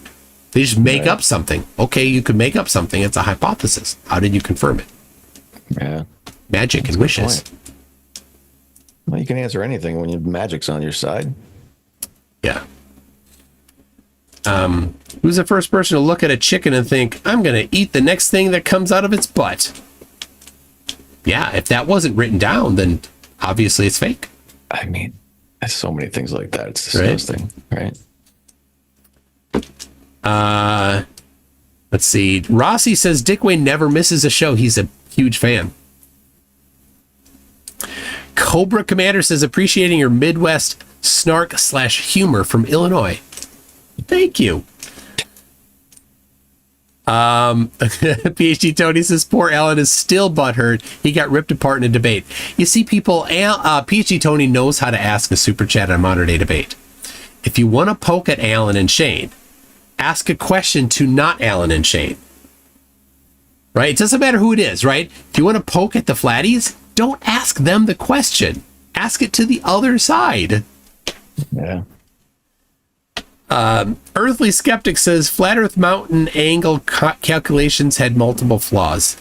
Of course. So here's what I'm going to do. I think Jesse, Path of Light, if you would want to come on and do a presentation on that, I would love it. We can go over the details. I'm out of town next week, so it can't be next week. Maybe the week after. Rossi's wrong just because they hate him so much. Gotta have him up Oh here. my gosh. Rossi says, Toon, when I met you, we were within 3 miles of the place where MMX was conducted. Oh, yeah, we met in Cleveland at the Science Museum there in Cleveland. Rossi gave me, it's back here on the, let's see if I can get, there it is. There it is. There's the bell. He gave me this bell right here. He 3D printed that bell. Nice. All right, from Jesse says yes. All right. We'll get it set up. Yeah, I think that needs to be thoroughly dismantled. Dick Wayne, speaking of Archimedes, how does this formula account for the acceleration of gravity? I don't know what your point is on that. How does it account I mean, for it? there is an acceleration of the surface of the Earth. There's no question about it. Buoyancy. Buoyancy uses that to compute the force or the acceleration from buoyancy, right? I mean, Archimedes' principle was just a relationship. He noticed, right? He just developed a relationship between density and buoyancy. That's all he did. Yeah. Try to figure out why he didn't. Right. Yeah. There's different layers of figuring things out. This happens. Awesome. This happens, and there's a mathematical relationship to it. Awesome. Don't know why yet. This happens, and here's why this happens. Right? There's this ladder you work through. It's just a relationship, and later on Newton added to that, and later on Einstein added to that. He did. All right. Oh. Okay. My browser's still dies. I'm using Chrome to run YouTube stuff, and it dies constantly. Just crashes? It just, so I have to reload it a couple times a stream. Harnold says, please ask the Flurfs to hurry up and build our new map. Airlines have all been grounded since TFE, given nobody has a working map anymore. They have nothing. How can the sun set? The sun can't set if it's sitting above the flat surface. There's nothing between you and the sun. You'd always see it. It's an infinite distance, seeing infinite distance. But I can see the stars that are farther away. Right. Oh, and they're not nearly as bright along the horizon too. Yeah. I can see the stars looking north through the sunlight that's on the other side of flat Earth. Think about that. How? Yeah. Yeah, when we were in Punta Arenas, I mean, I showed it briefly. Right, you said that with the stars, yeah. Like it was nighttime in Punta Arenas, and due north of us on this map was a star I was looking at. Yeah. There's the entire lit portion of the Earth between where we are and where that star is. Yeah. But it's the opposite direction. And how did I see it? Magic. Can't see the sun, but you can see that star past it. Works on globe. Works on flat Earth. Yeah. All right. Well, I've got a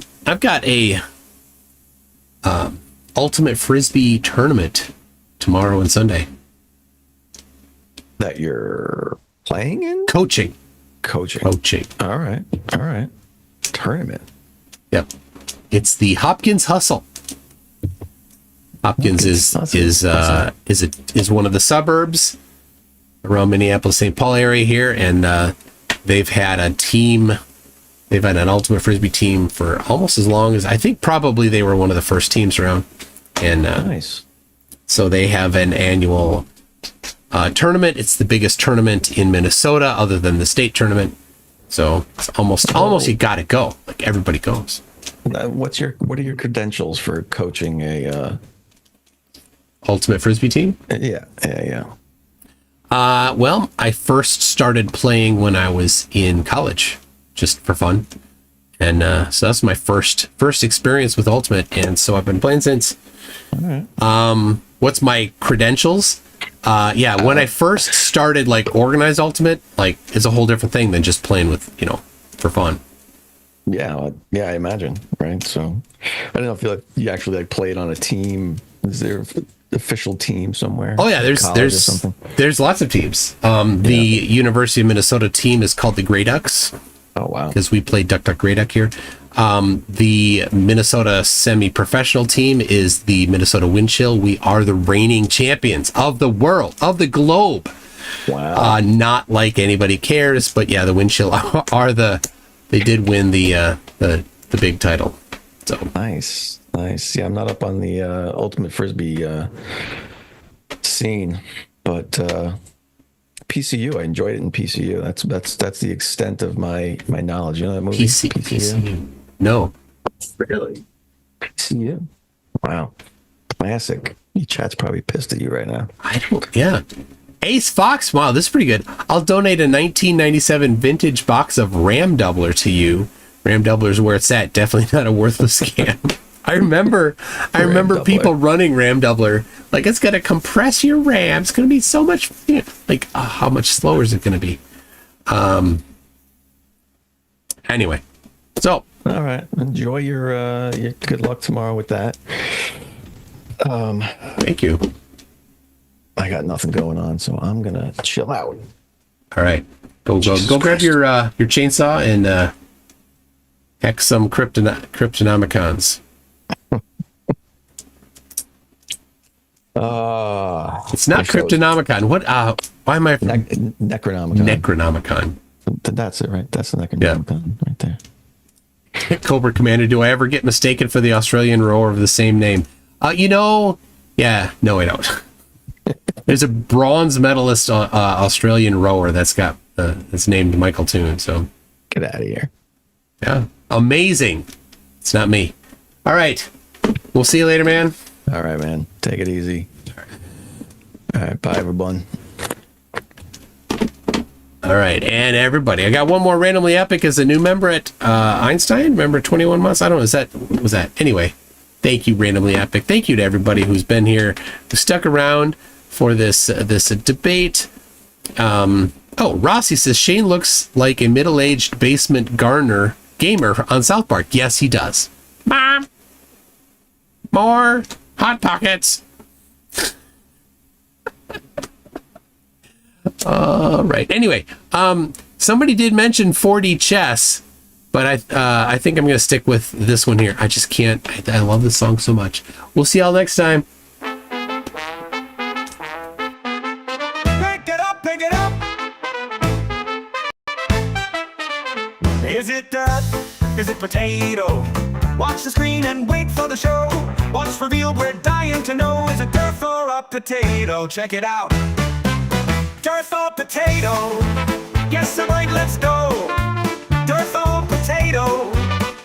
It's the game that steals the show. Look at the picture, don't make a mistake. Is it a spud or is it a face? Out of the ground or from his own behind? Dirt or potato, what will you find? Right on!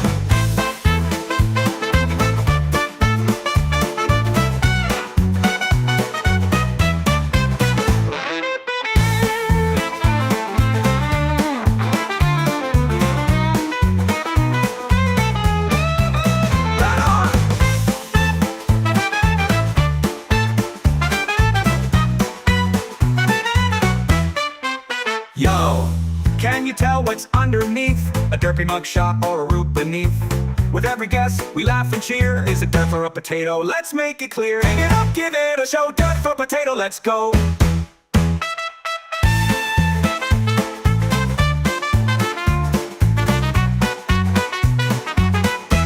Skank it out. Is it from the dirt or a funny disguise? Could it be a tater or a pair of eyes? What's in the ground or lurking around? Dirt or potato, where will it be found? Could it be smooth or full of lumps? Maybe it's grown on someone's big rump. Get your guess in, let's see what's true. Dirt or potato, it's all up to you. 1, 2, 1, 2, 3, 4. Look at the picture, don't make a mistake. Is it a spud or is it a face? Out of the ground or from his own behind? Dirt or potato, what will you find? A pile of soil or a starchy friend? Guess it right and you'll ascend. Look real close, don't let it slide. Is it dirt or a potato waiting inside?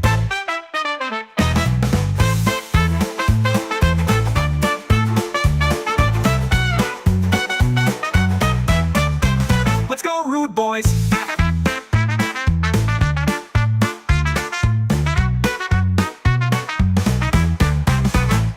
On the garden patch or a silly trick, will you pick the right one or end up quick? Whether it's dirt or a golden spud, dirt or potato, here comes the flood. A mystery unfolds, what will it be? A lovely spot or dirt, can't you see? With every reveal, we're in for a laugh. Dirt or potato, it's the ultimate craft. Dirt or potato, guess it right, let's go. Dirt or potato, it's the game that steals the show. Beneath the earth or just pretend, a lump of soil or some dumb tread. Pick your choice, don't hesitate. Dirt or potato, now seal your fate. What's in the box, what will appear? A mash of dirt or something unclear. Make your move, we're almost through. Dirt or potato, it's all on you. Will it be fries or a dirty pile? Guess it wrong and we'll laugh for a while. Test your luck, it's time to go. Dirt or potato, let the guessing flow.